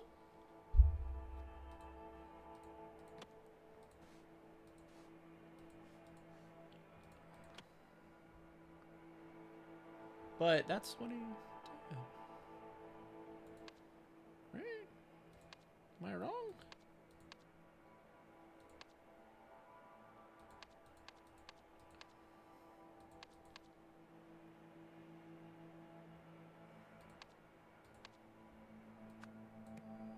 Huh. What's going wrong here? I don't think I understand.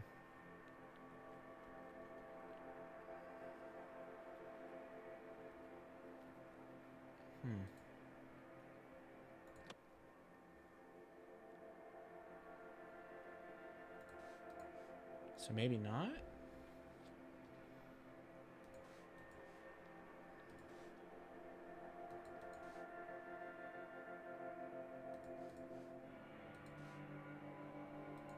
There was an error with the cutter. They couldn't use the cutter. So they must have used the wrecker. Oh, God.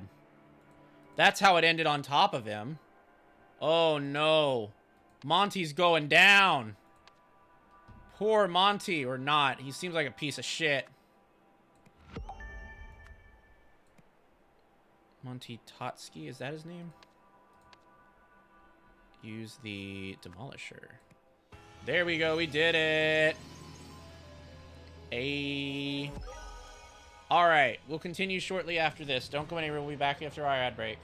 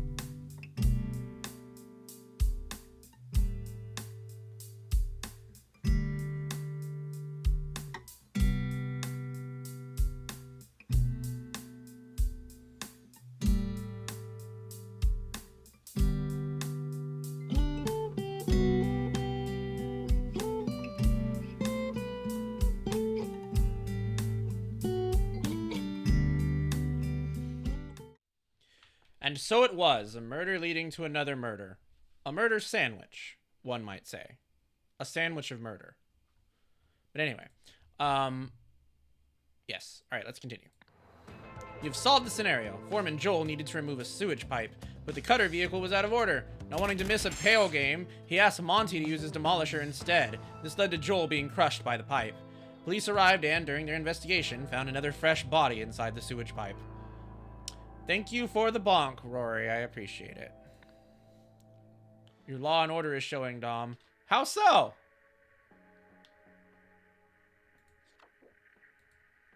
Oh? You have seen his body. It would be a shame if it got out that the man who was an inspiration to the world was just another junkie, like one of those homeless deadbeats. Don't worry, I won't tell anyone, but there are others who might. I suggest you talk to the commissioner. Love you. Yes, thank you. Alright. We're definitely going somewhere. Newsflash! The sudden announcement of a sinister cult. Oh no, not another one.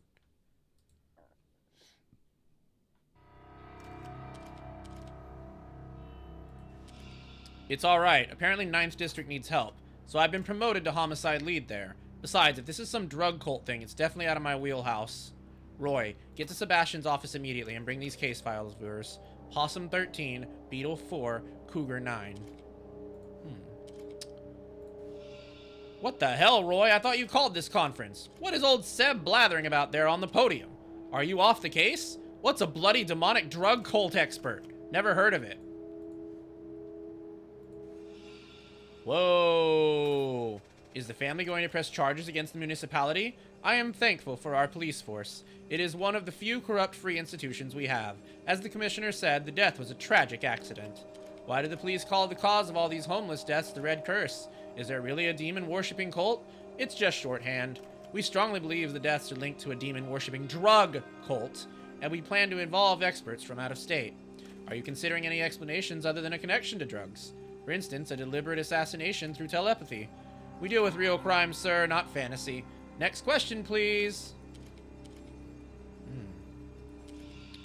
Those are the two topics we wanted to cover today. I can offer you 5 minutes for a couple of questions now. Press conference at 1 p.m. on December 7th. They expect updates on the high-profile case, the string of bum deaths. I appreciate you joining me, Jack. It's nice to see a familiar face. These vultures are after Father's reputation. I convinced the police to release his body today so we can start preparing for the funeral. Unfortunately, it will have to be a closed casket ceremony. The fall has disfigured his face. To the rest of the executive team, I appreciate the efforts to take time off to mourn, but we must prove that the International Knowledge Foundation can function without its creator. Therefore, I will continue leading it. All Foundation projects listed below should proceed uninterrupted. Third World Light, Wisdom Interconnected, and the Rare Talent Fund. CEO EN. I know we haven't been close lately, but I had to come and support my cousin. Don't worry about the closed casket thing. Your father was the greatest scientist of the modern age, and I will assure you his legacy will live on. Interesting. What's this? Oh, shit. Autopsy table. Cause of death. A. Hemorrhaging from bullet wounds. Murder. B. Unknown. Connected to Cougar 9? C. Blunt trauma to the back of the head. D. Asphyxiation with a rope. Suicide? Body release date, December 11th, 1977, December 7th, 1977, January 1978, TBC. Okay. Gecko 71. Tiger 98. Beetle 4. Hey, that's our guy from the first case. Huh. Interesting.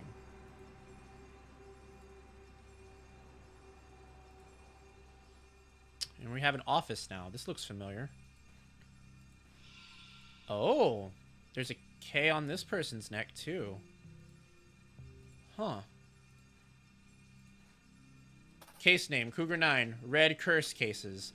Opened July 11th, 1977. Led by Roy Samson. First victim, Luke Brown. Potential witnesses suspects, Benny Crystal. Friend? Hunter Wolf. Work?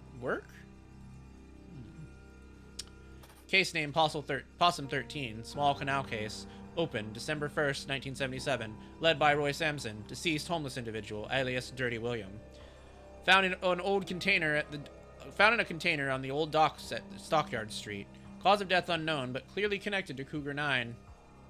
And Cougar 9 was the Red Curse case. Welcome to the Wisdom Interconnected Network. Please input query. Computer, let me in. Command not recognized. Please input query. Oh. Wisdom Interconnected Network must be AI. Dear Mr. Walsh, congratulations on becoming Wisdom Interconnected's newest board member. Our next board meeting is June, after which you will receive biannual remuneration. Meanwhile, please accept the latest DAC2 computing machine as a token of our appreciation. So this office belongs to a Walsh. This bird looks like it has balls. Or tits. Maybe tits and balls, actually. Case name closed. Opened December 4th, 1977. Led by Roy Samson. Deceased Sir Isaac Noack. World famous scientist and philanthropist. Holy shit. This guy.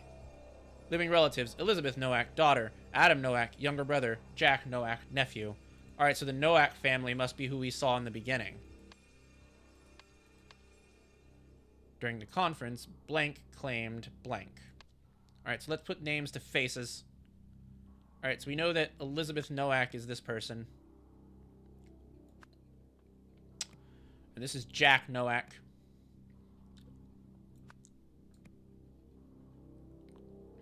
I forget who these two people are. I bet this is the chief's office. Mr. Walsh. I bet that guy's last name is Walsh.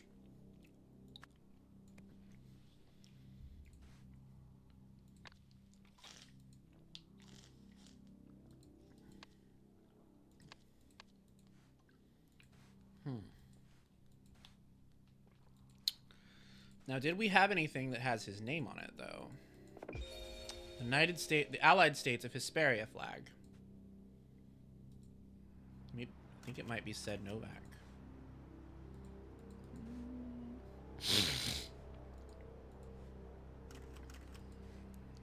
I think this is the Noack family. I don't think this guy's a Noack. This guy's just the chief, I think.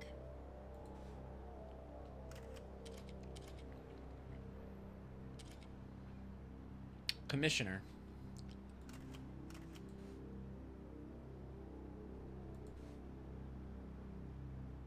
Sebastian. Sebastian Walsh. I think that's his name.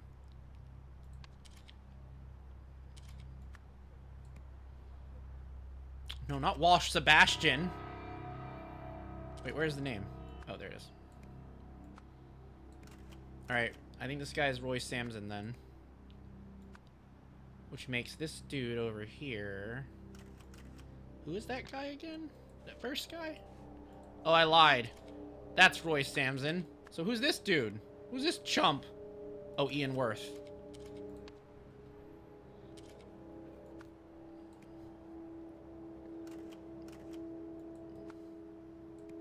Nice, we got them all right. Okay, cool. Alright, so during the conference, Sebastian Walsh claimed the blank case was a... What did he say again?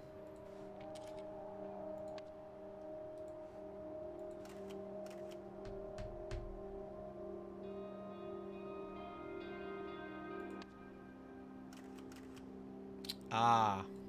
Cougar 9. The case Cougar 9 was a drug cult. Is not there. Drug case?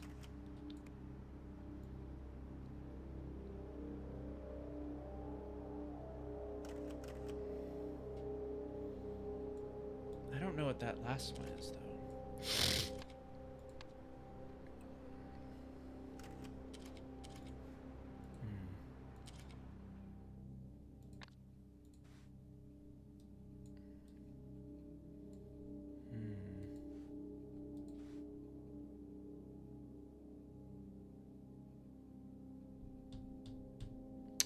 This is a picture of Isaac Noack for sure.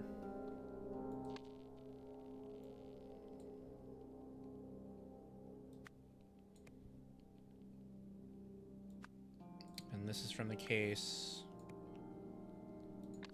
It's not Cougar 9. It's not Possum 13.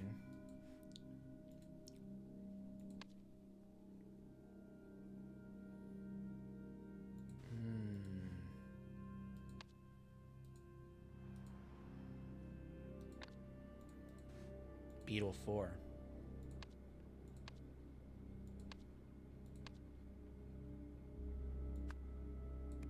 And he lies on table.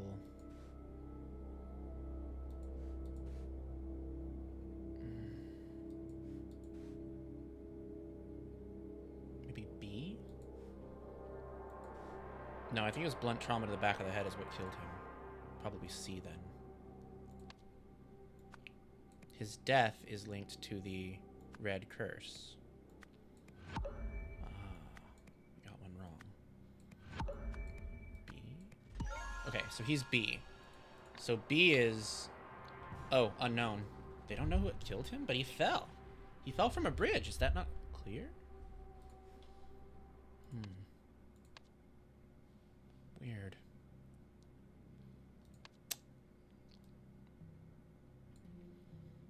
The case blank has a strong connection to...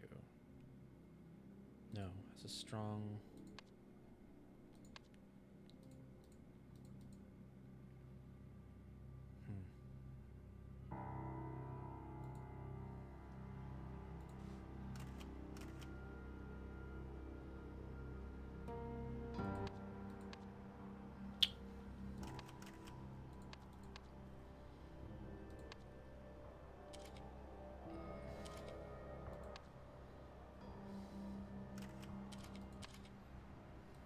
Beetle 4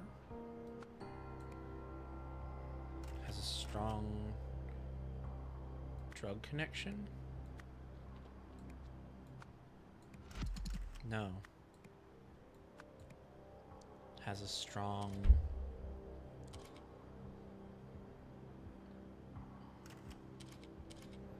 homicide connection?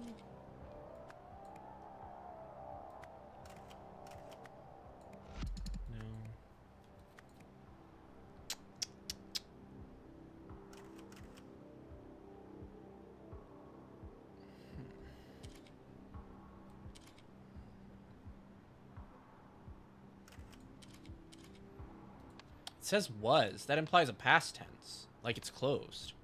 But there's only one case that was closed. That would be this one. So that means Beetle 4 is what we're looking for.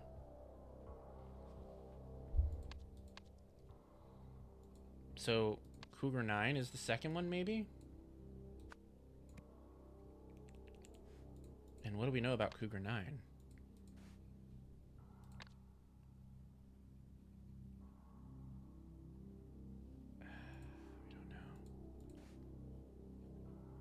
Cougar 9 is the red curse.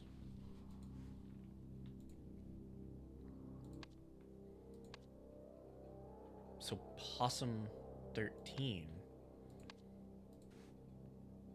has a strong blank case connection? No.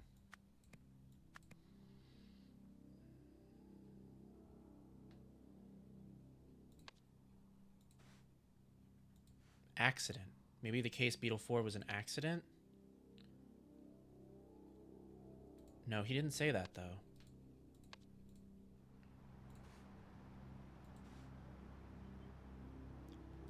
Okay, that's clearly the high-profile case. Tragic accident.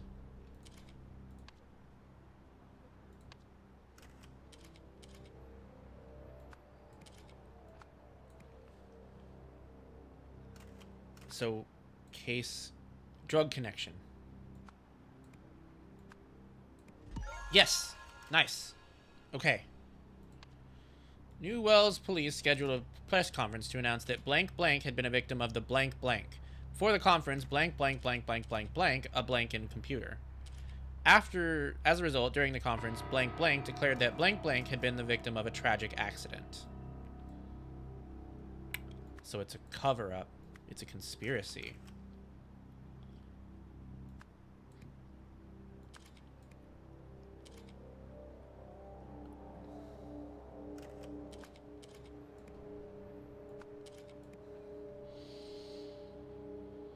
Blank blank offered blank blank a blank blank and a computer.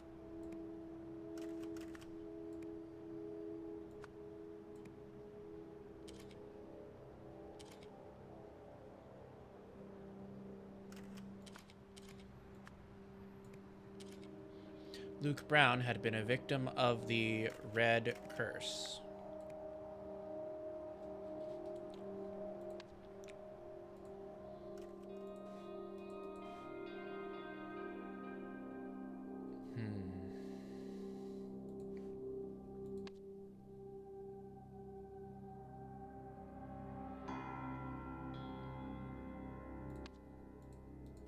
board member? A board position? But who gave him that? Blank, blank. Who gave him that? Who gave him that position? Doesn't say.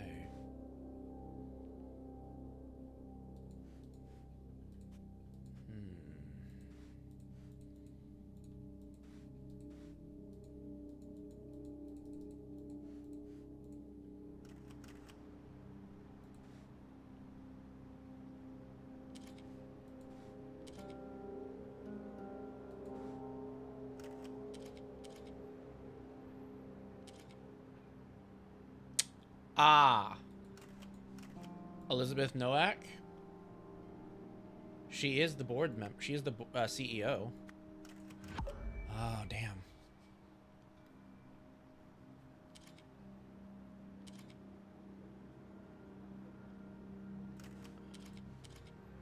Something's not right. Okay.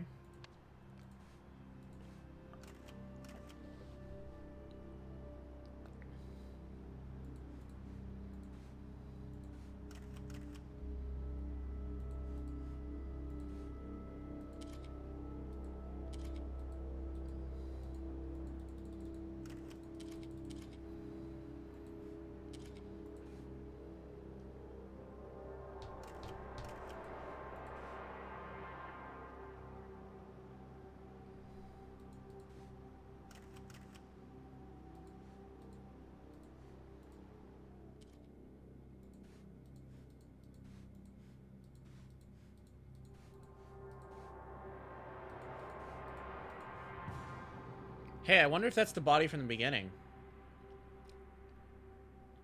It has nothing to do with this case. I'm just curious. It might be.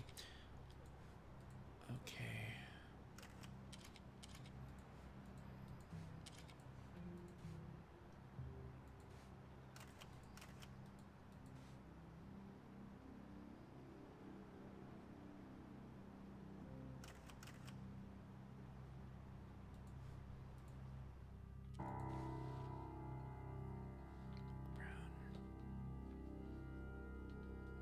Tragic accident.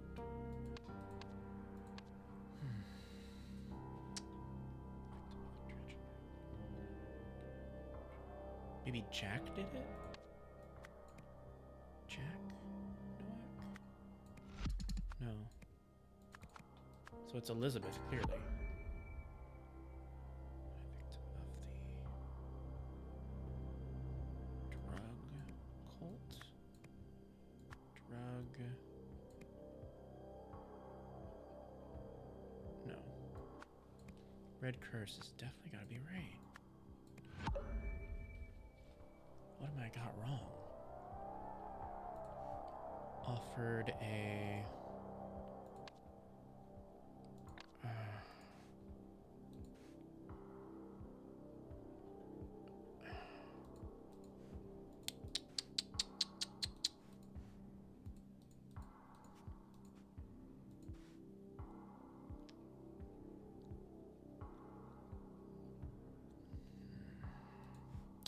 Maybe Dirty William is what we're looking for. Not Luke Brown.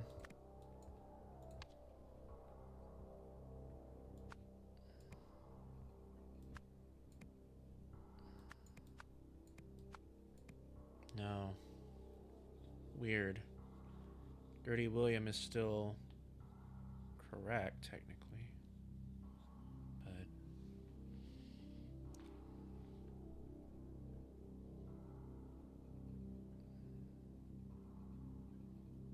showed...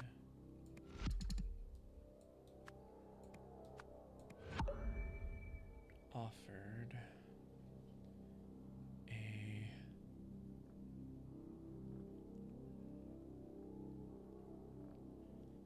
man.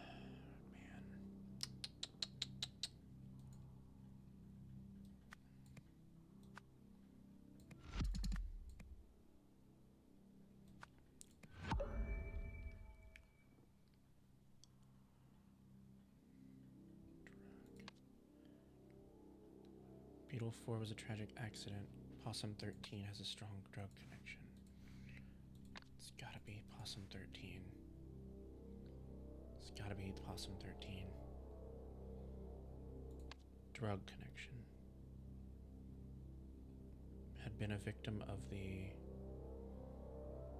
drug case? No.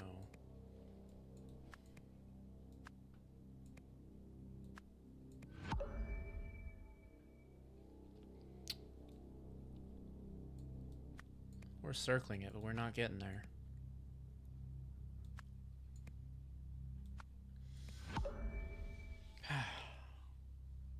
Oh, man. We're missing something.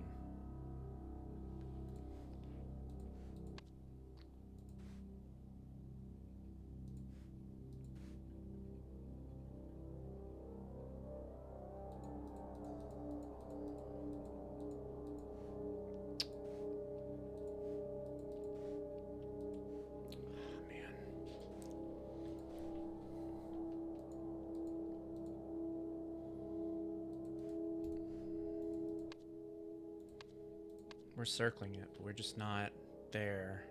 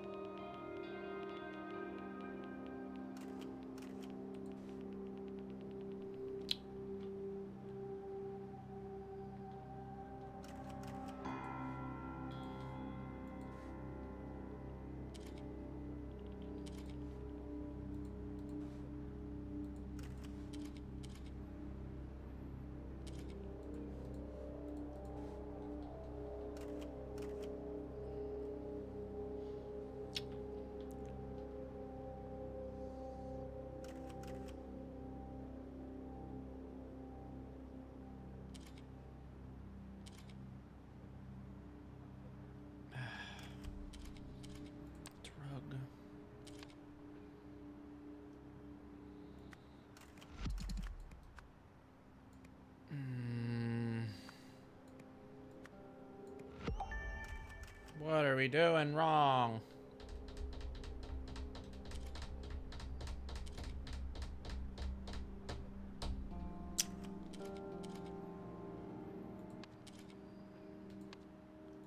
Dang it.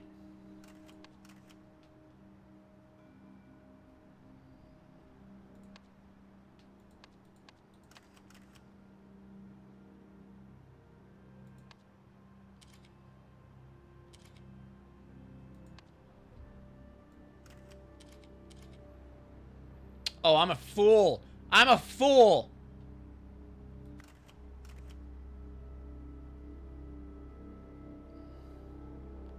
Oh, I'm such a fool.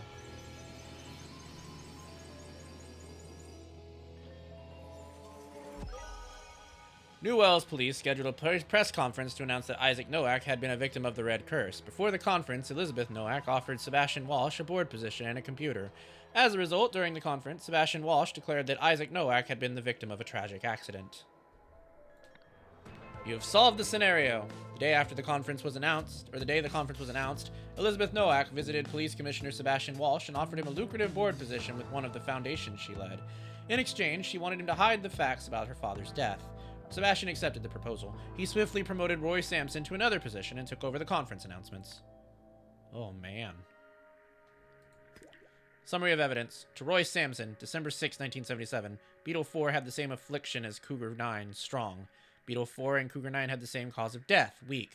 Foreign substance present, Cougar 9 0, Beetle 4 0. New Wells Central Forensic Lab.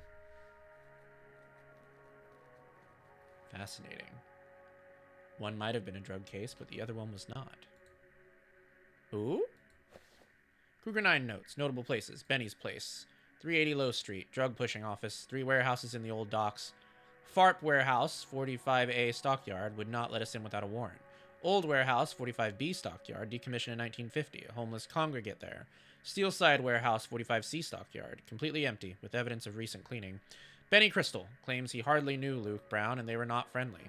Advised contacting Hunter Wolf, who has a workshop in Steelside Warehouse and offers odd jobs to people like Luke. Hunter Wolf wasn't able to find this person. No traces in the Steelside Warehouse or anywhere else in the docks.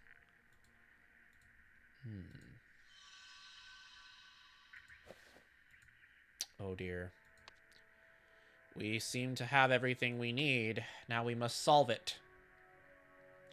Alright, so during the construction accident, the body of Luke Brown was found in a sewage pipe, affected by a strange condition that the police named the Red Curse. A year later, the famous scientist Isaac Nowak was discovered dead by the Bagman couple.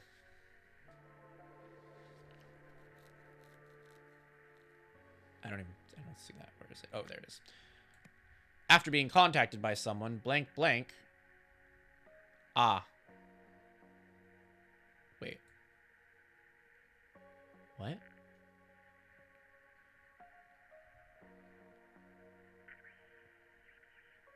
Oh, I'm a fool. I'm reading them wrong. A few days later, blank blank offered to... Okay, let's do Elizabeth Nowak. Oh no, Isaac Nowak. It would have been Isaac at this time. Isaac Nowak offered to fund someone's tuition. Whose tuition? Brandon's tuition. Who is Brandon? I don't know who Brandon is. Is there something? I don't know who Brandon is. Who is Brandon? I don't know who Brandon is. Am I supposed to know who Brandon is? Brandon Bagman? Maybe? No. Brandon something. Something Brandon. Who the hell's Brandon?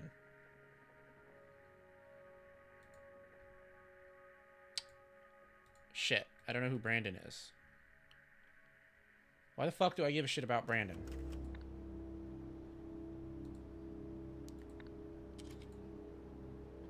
Who is Brandon? Why does that name sound so familiar?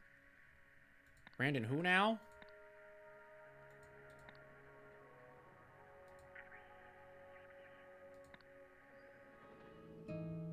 I don't know who that is.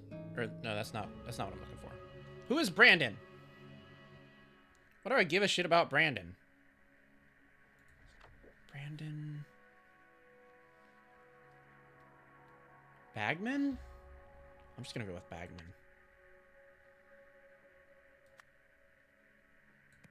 Bagman's tuition about the blah. Brandon.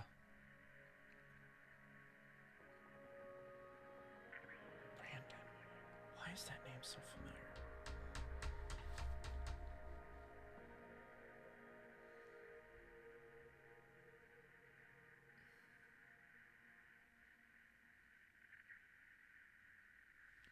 What the fuck?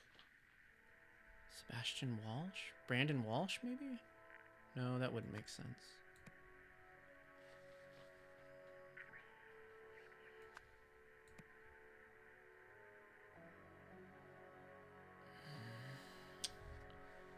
Ah, come on.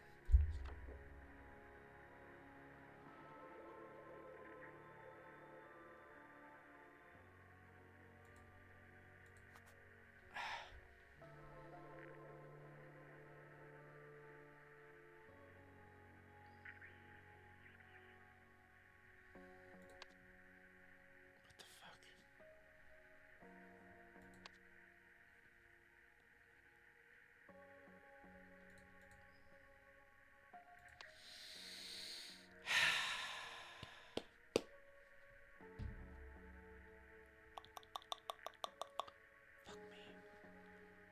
I think I know the next one. Elizabeth Nowak. Raid was thinking that Isaac Nowak had been a drug junkie. Or a drug user.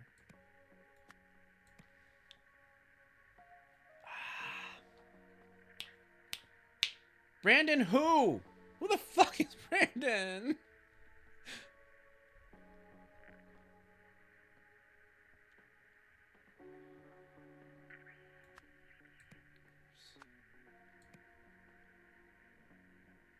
Who the fuck is Brandon?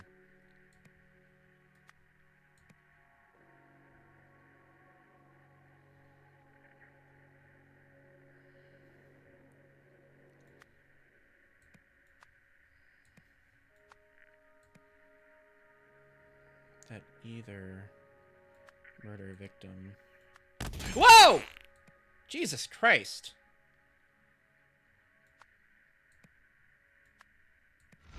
Thank you for the bonks. I don't know who the fuck Brandon is. Was he one of the sons of this guy's?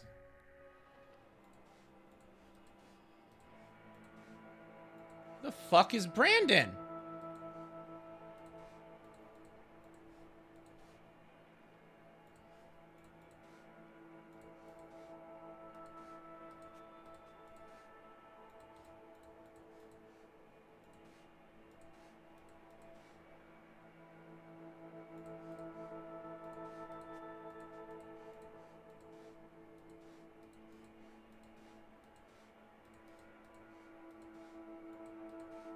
I don't know who Brandon is. Why don't I know who Brandon is? Who the fuck is this guy? He's someone's son. Or something.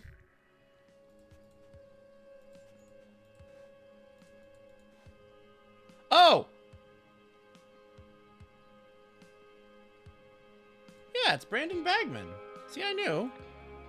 So I did get it right. Okay, then what the fuck's wrong? Alright, so... we must have gotten...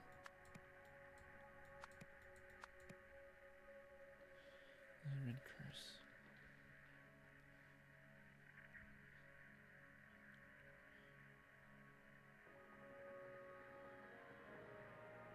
Body of Luke Brown was found in a storage pipe, affected by a strange condition that police named the Red Curse. A few days later, Isaac Nowak offered to fund Bragman Bagman's fruition, in addition to the fact that Luke Brown had had the Red Curse. Is that right?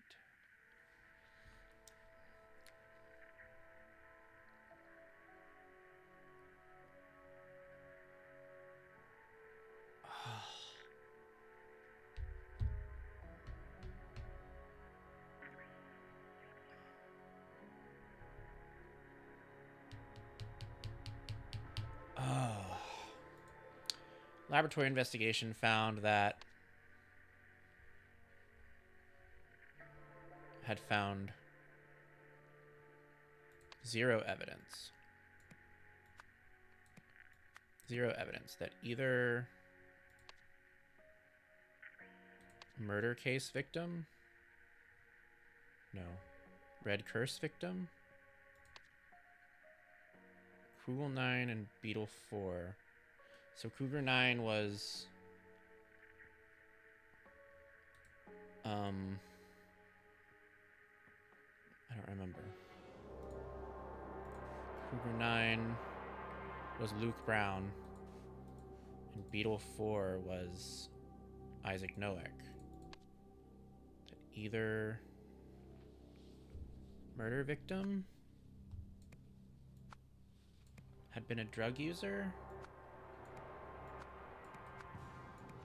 No, that's not right. Dang it.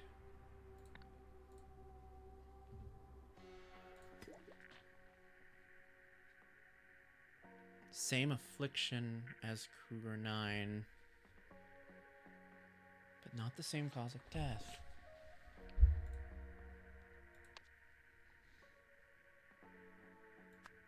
Strong evidence. Had been a drug user? No. Murder? No.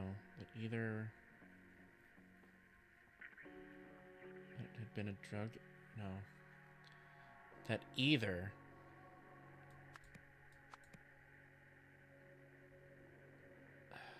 drug user? No. Red Curse victim. Had been a drug user? No. Had been a Murder victim? Had been a suicide? No. Had been an accident? No. Oh no, what did I do? I didn't mean to push that button. No, I'm not looking for that.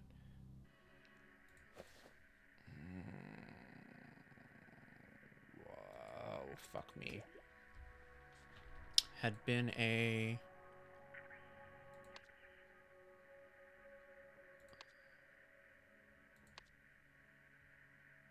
No, it's zero evidence. They had not been drug users. Oh, dang it!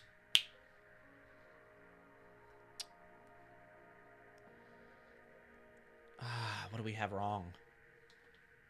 Brown's found as a sewage pipe by a strange condition that the police named the Red Curse.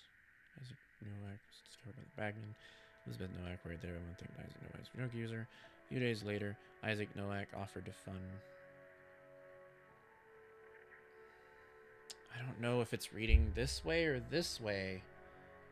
If it's reading this way, then this makes sense. But if it's reading down here, this doesn't make sense at all. The timeline doesn't make sense.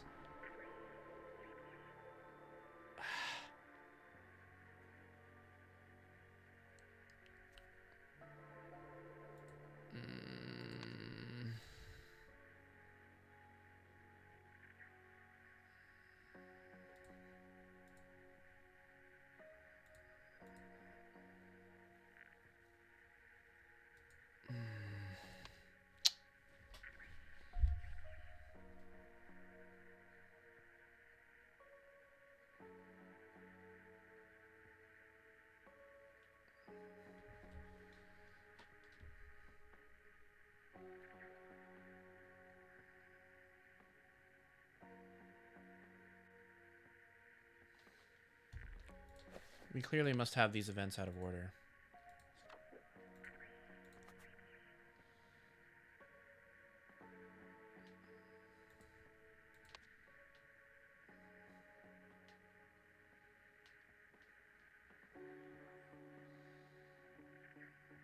See, this is the part I don't...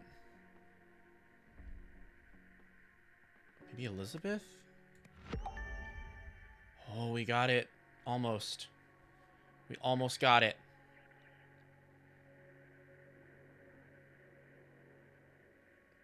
Okay.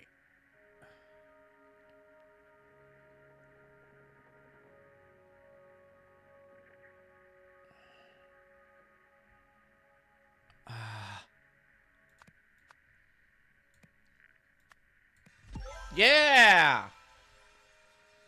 There we go. We did it. What? Oh, hell. Shortly before his death, Isaac Nowak went to meet somebody at the, it was the university.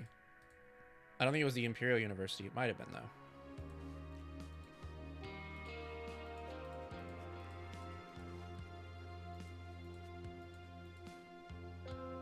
Yes, the Imperial University. Or was it? It might not have been. 45C Stockyard Street. Okay, never mind then. And we know that 45C Stockyard Street was the Steelside Warehouse. So, Steelside Warehouse. Shortly before his death, Isaac Nowak went to meet someone at the Steelside Warehouse. A few days later, someone connected to the blank blank provoked blank into blank blank into bribing Sebastian Walsh. We clearly know that it was Hunter who did this, Hunter Crystal. Because of the bow and arrow thing, I think. A few days later, someone connected to the...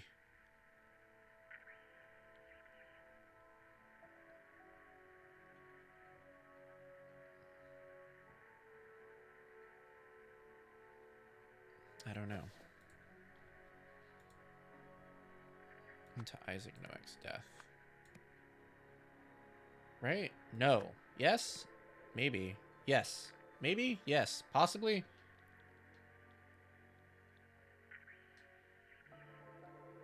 No. No. Elizabeth. Right? Yes. Maybe. Elizabeth Nowak. Oh, nice. There we go. Hey, we did it. Qui, you can take this gilded brass trinket for scrap metal. You can have 3 so for it and call yourself lucky.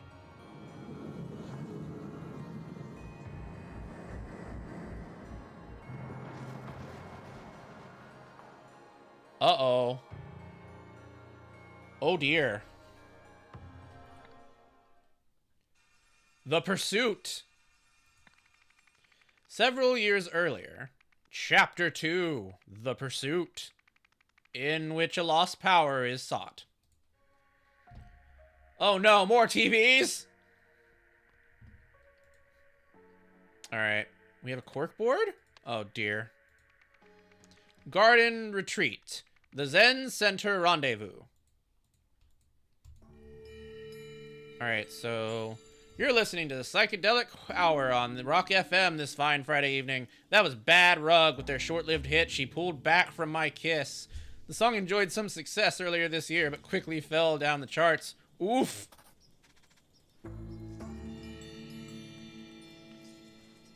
True, he always was a thief, but did he have to go that way? Before the new dawn, a night must fall, I suppose. The woman is crying. Interesting. And O-Pig Inc. I don't know. O-Pig? Like, oh, pig! Or O-Pig.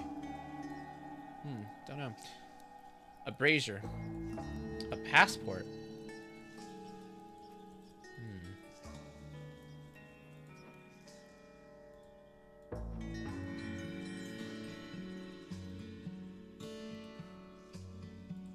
Delay the other 2 till September. Hi, it's your favorite ex-husband. You'll be pleased to hear I'm finally getting sober. As part of the process, I'd like to make amends with you. For starters, I've decided to return that Lunken artifact I took during in the divorce. All I ask in exchange is your forgiveness. If you're free on Friday, I can bring it then. Let me know. Lankin is a reference to the DLC, so we will definitely have to play the DLC before we play this game. This is the chief auditor from OPIG's finance department. I've been going through your foundation's recent payment history, and frankly, you seem to be robbing us blind. Unless you can explain yourself, you can expect a visit from me on Friday, when I'll have to confiscate your credit card and any assets you bought with it.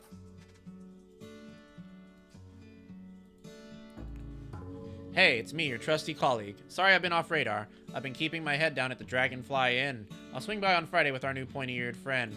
Remember, I'm gonna need Plan B rates for this one, not like the other 7. Now that we're parting ways, I'll also need that passport we discussed. Alright, I think we know who got murdered.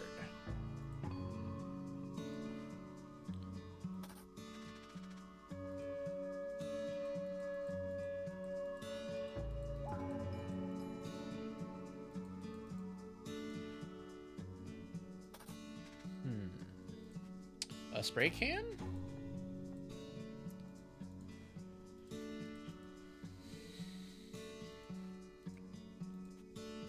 $10,000 something or other. A towel. Strange artifacts.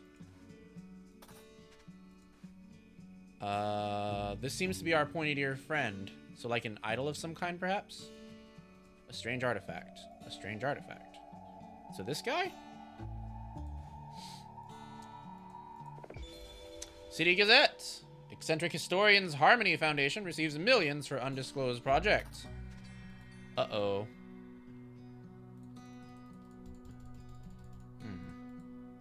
We didn't find a body, though.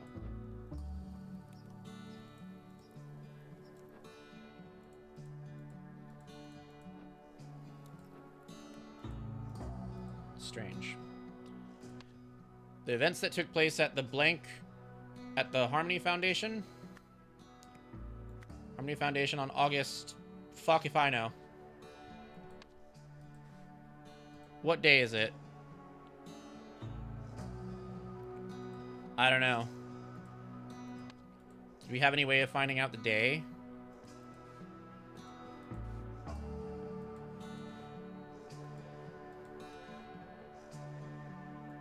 No, nothing there.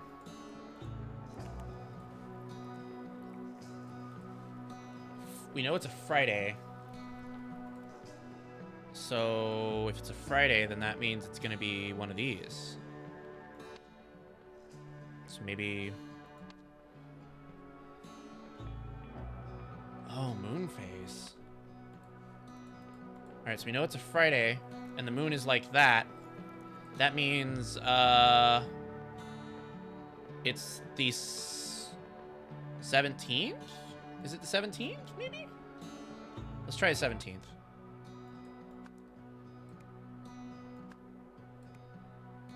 August 17th, 1974, resulted in... murder? Someone's death? Hey, we did it! Oh, fuck my ass. Okay, colleague visited...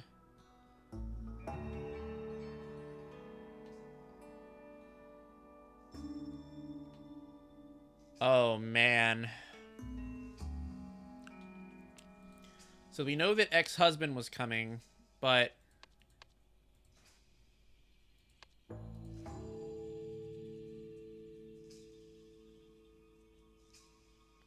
Okay, so he returned the Lankan artifact. So ex-husband visited, I'm guessing historian, to return an artifact for forgiveness. During the meeting, Blank suddenly tried to rob historian? Maybe? Ex-husband decided to rob historian. In response... I'm guessing the pepper spray has something to do with it? It looks like a hairspray can.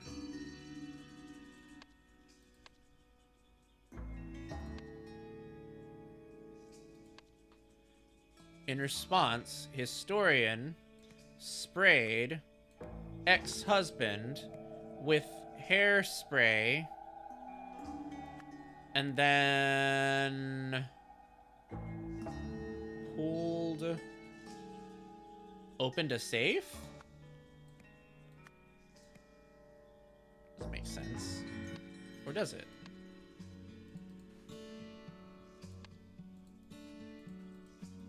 No, I don't think that makes sense.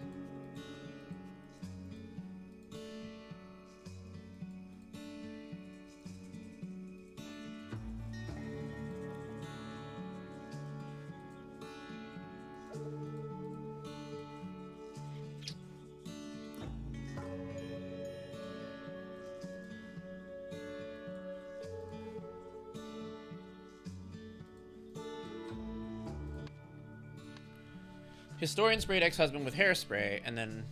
No. Fell, no. Kiss, no. Hit a...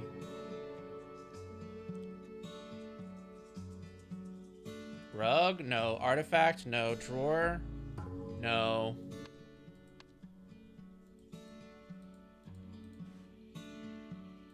Something happened here.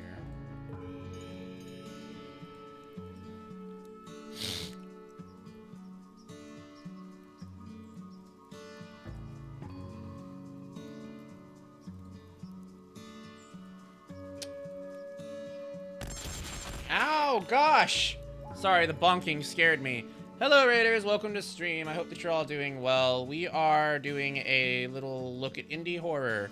We're playing the demo for the Rise of the Golden Idol right now, which is a little mystery game where you have to piece together the events of some murders. We just finished playing the demo of Kumetante Old School Murder, which was a lot of fun. We played that for a long time. And that's pretty much all that we've done. So, for those of you who don't know who I am, my name is Dom. I am a Doberman dominant streamer who plays horror games and RPGs. And we like to have a good kinky time around here. Most everything I do is flavored in a BDSM context. So... If kink positivity is your thing, then you might be interested in some of the things that I do. Yeah. So the way that our event works is after each demo, we're doing a random number generator to figure out which one to play next. We have 30 games on the list. Last week we got through 10. Today we've gotten through... Well, this was the second, so we haven't done very well tonight, but that's okay. So that's pretty much what we're doing here. It's kind of a marathon of sorts. It's not really a marathon exactly, but I mean, it basically is. Anyway, if you want to find out more about me, you can check me out at all of these places. I have a Discord you can join. It's a fun, kink-positive place. Lots of good memes. Very safe. And very queer. And I have a Blue Sky you can follow. That is extremely not safe for work. Ko-fi.com/DomiWolf is how you can support me if you want to do that. Throne.me/u/DomiWolf is my wish list. It is my birthday next week. So we are doing a birthday fundraiser as well. I'm trying to get somewhere near $1,200 to help me pay down my credit card debt. And we're at 20% on that. So that's what we have going on right now. So just sit back, enjoy the vibes, and thanks for coming by. Shikyo, what are you playing? I hope that you had fun with whatever it was. I think he fell. I think what happened is he fell and hit a rock. There's blood on that rock outside.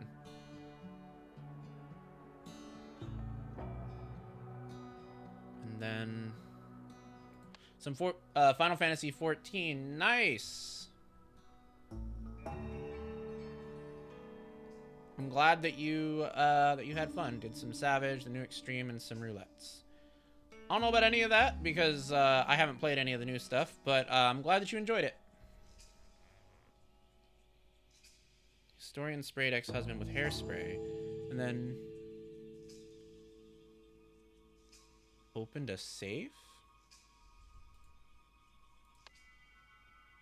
Still don't think that's right.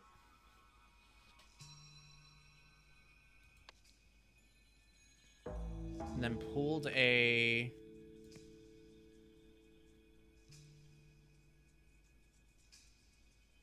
No. Now I get to relax and watch. Indeed. You get to watch as we try and figure this out. I know what the end is. Ex-husband fell and hit a rock. Fell and hit a rock. But I do not know the rest of it. And then pulled a rug? Yes! That is it! Oh, but it's wrong. Is it pepper spray?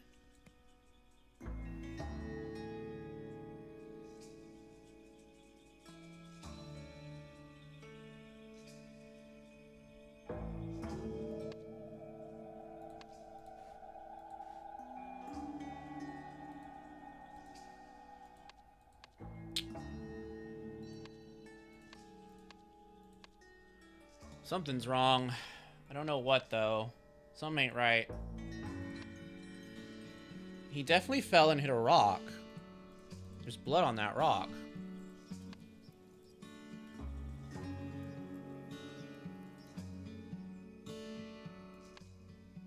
Ex-husband visited Historian to return an artifact for forgiveness. During a meeting, ex-husband tried to rob Historian. In response, Historian sprayed ex-husband with pepper spray and then pulled a rug. As a result, ex-husband fell and hit a rock. What is that, though? Maybe it's not pepper spray. It's not hairspray either, though, so what the fuck is it?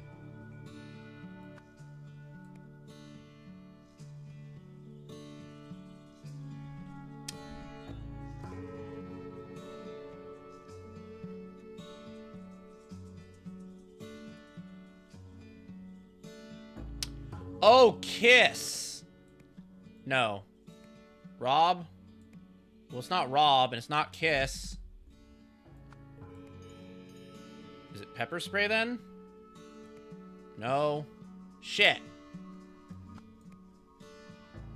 Hit? Is it hit? It's not hit. It's definitely robbed. She mentioned he's a thief. Dang it.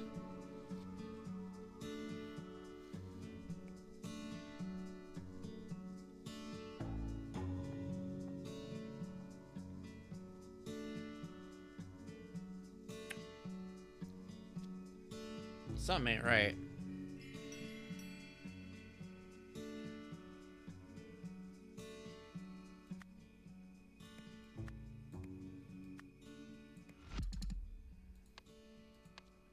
What is wrong here?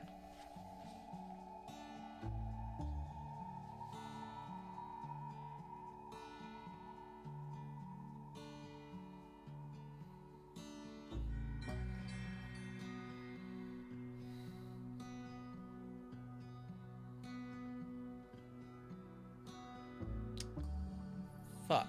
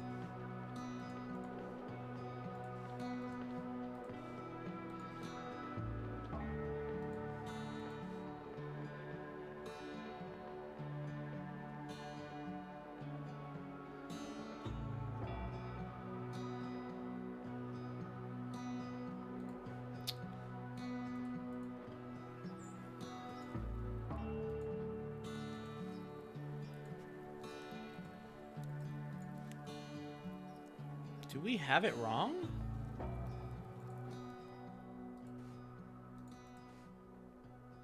Do we have it wrong? Is it the colleague?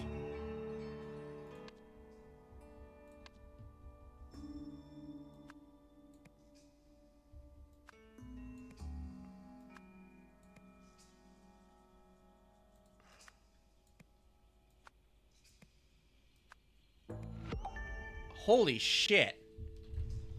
Okay. Wow. Now we know why they were burning the passport. Okay, so we're close, but not quite. So what about Kiss? No. Rob. Okay, this is not correct then. He visited Historian to get a passport, right? Exchange an artifact for a passport. For money? Oh shit, we got it.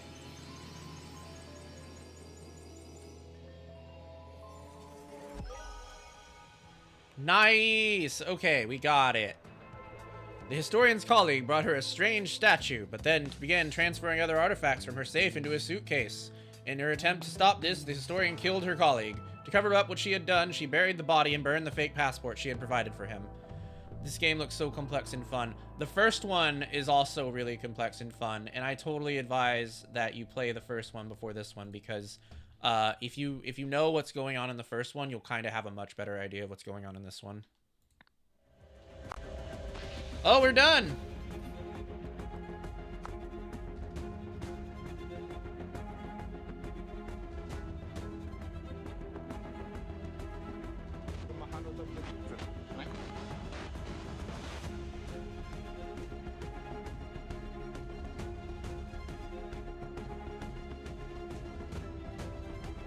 Oh my god.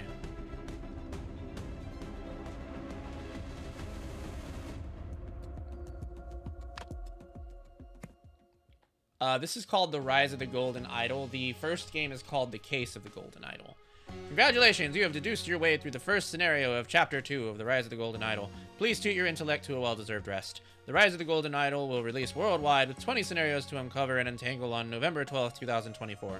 Wishlist the game to prepare for what's coming next. Be ready for anything. Alright, we did it. So that was the rise of the Golden Idol. Let's read a little bit about that.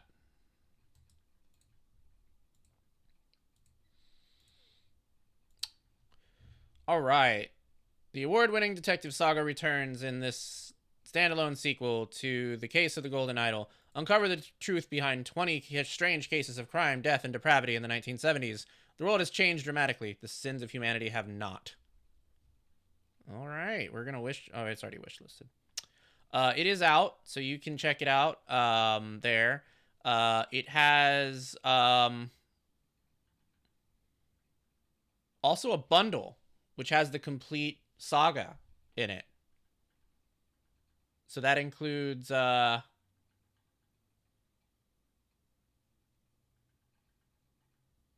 items. It includes 5 items, 2 of which I already have. So, yeah.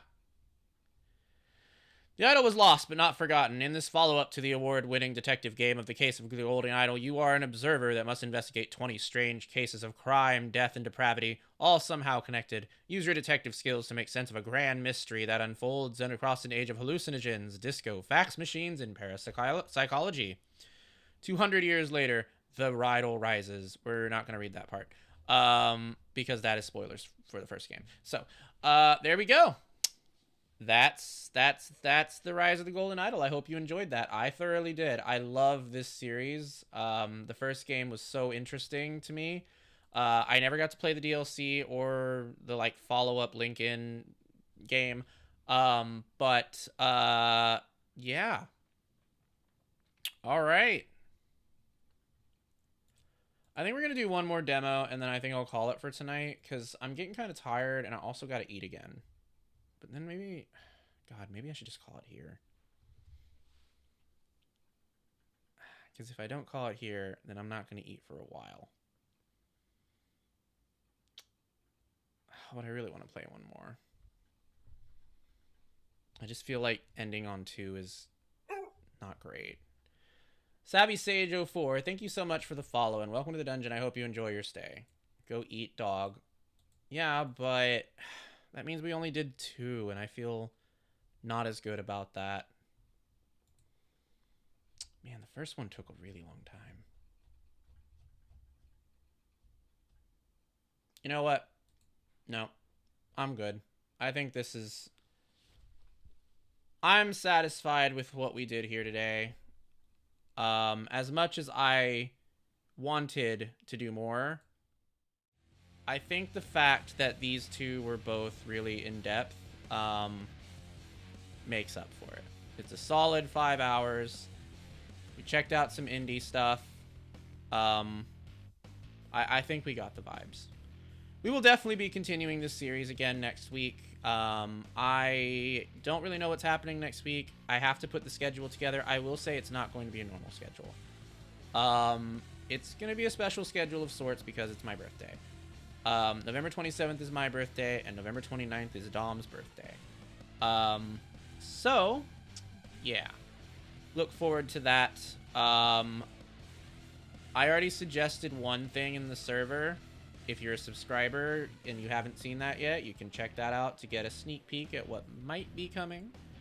But it may not be what you expect. So, there's also that. I also have to weave this schedule in between, like, my work stuff going on, and I don't fully know... Thank you for the bonking. I don't fully know what's happening at work. Like, I know that we're supposed to have 2 days off, but, like, there's also talk of, like, some overtime stuff, and I don't really have a concrete idea of what that looks like right now, so, yeah, we'll figure out what to do with that. I think I'll be constructing it tomorrow. I'm gonna think on it tonight and figure out what I want to do and go from there. I'd really just, like, I don't have anything big to do for my birthday. Like, I do have a couple of things. Like, Gothfox got me some stuff that would be fun to play next week.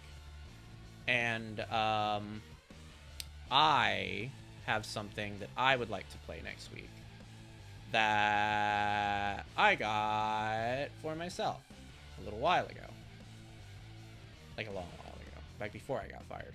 Um, and there's also the thing I mentioned in the server. So that's 3 days.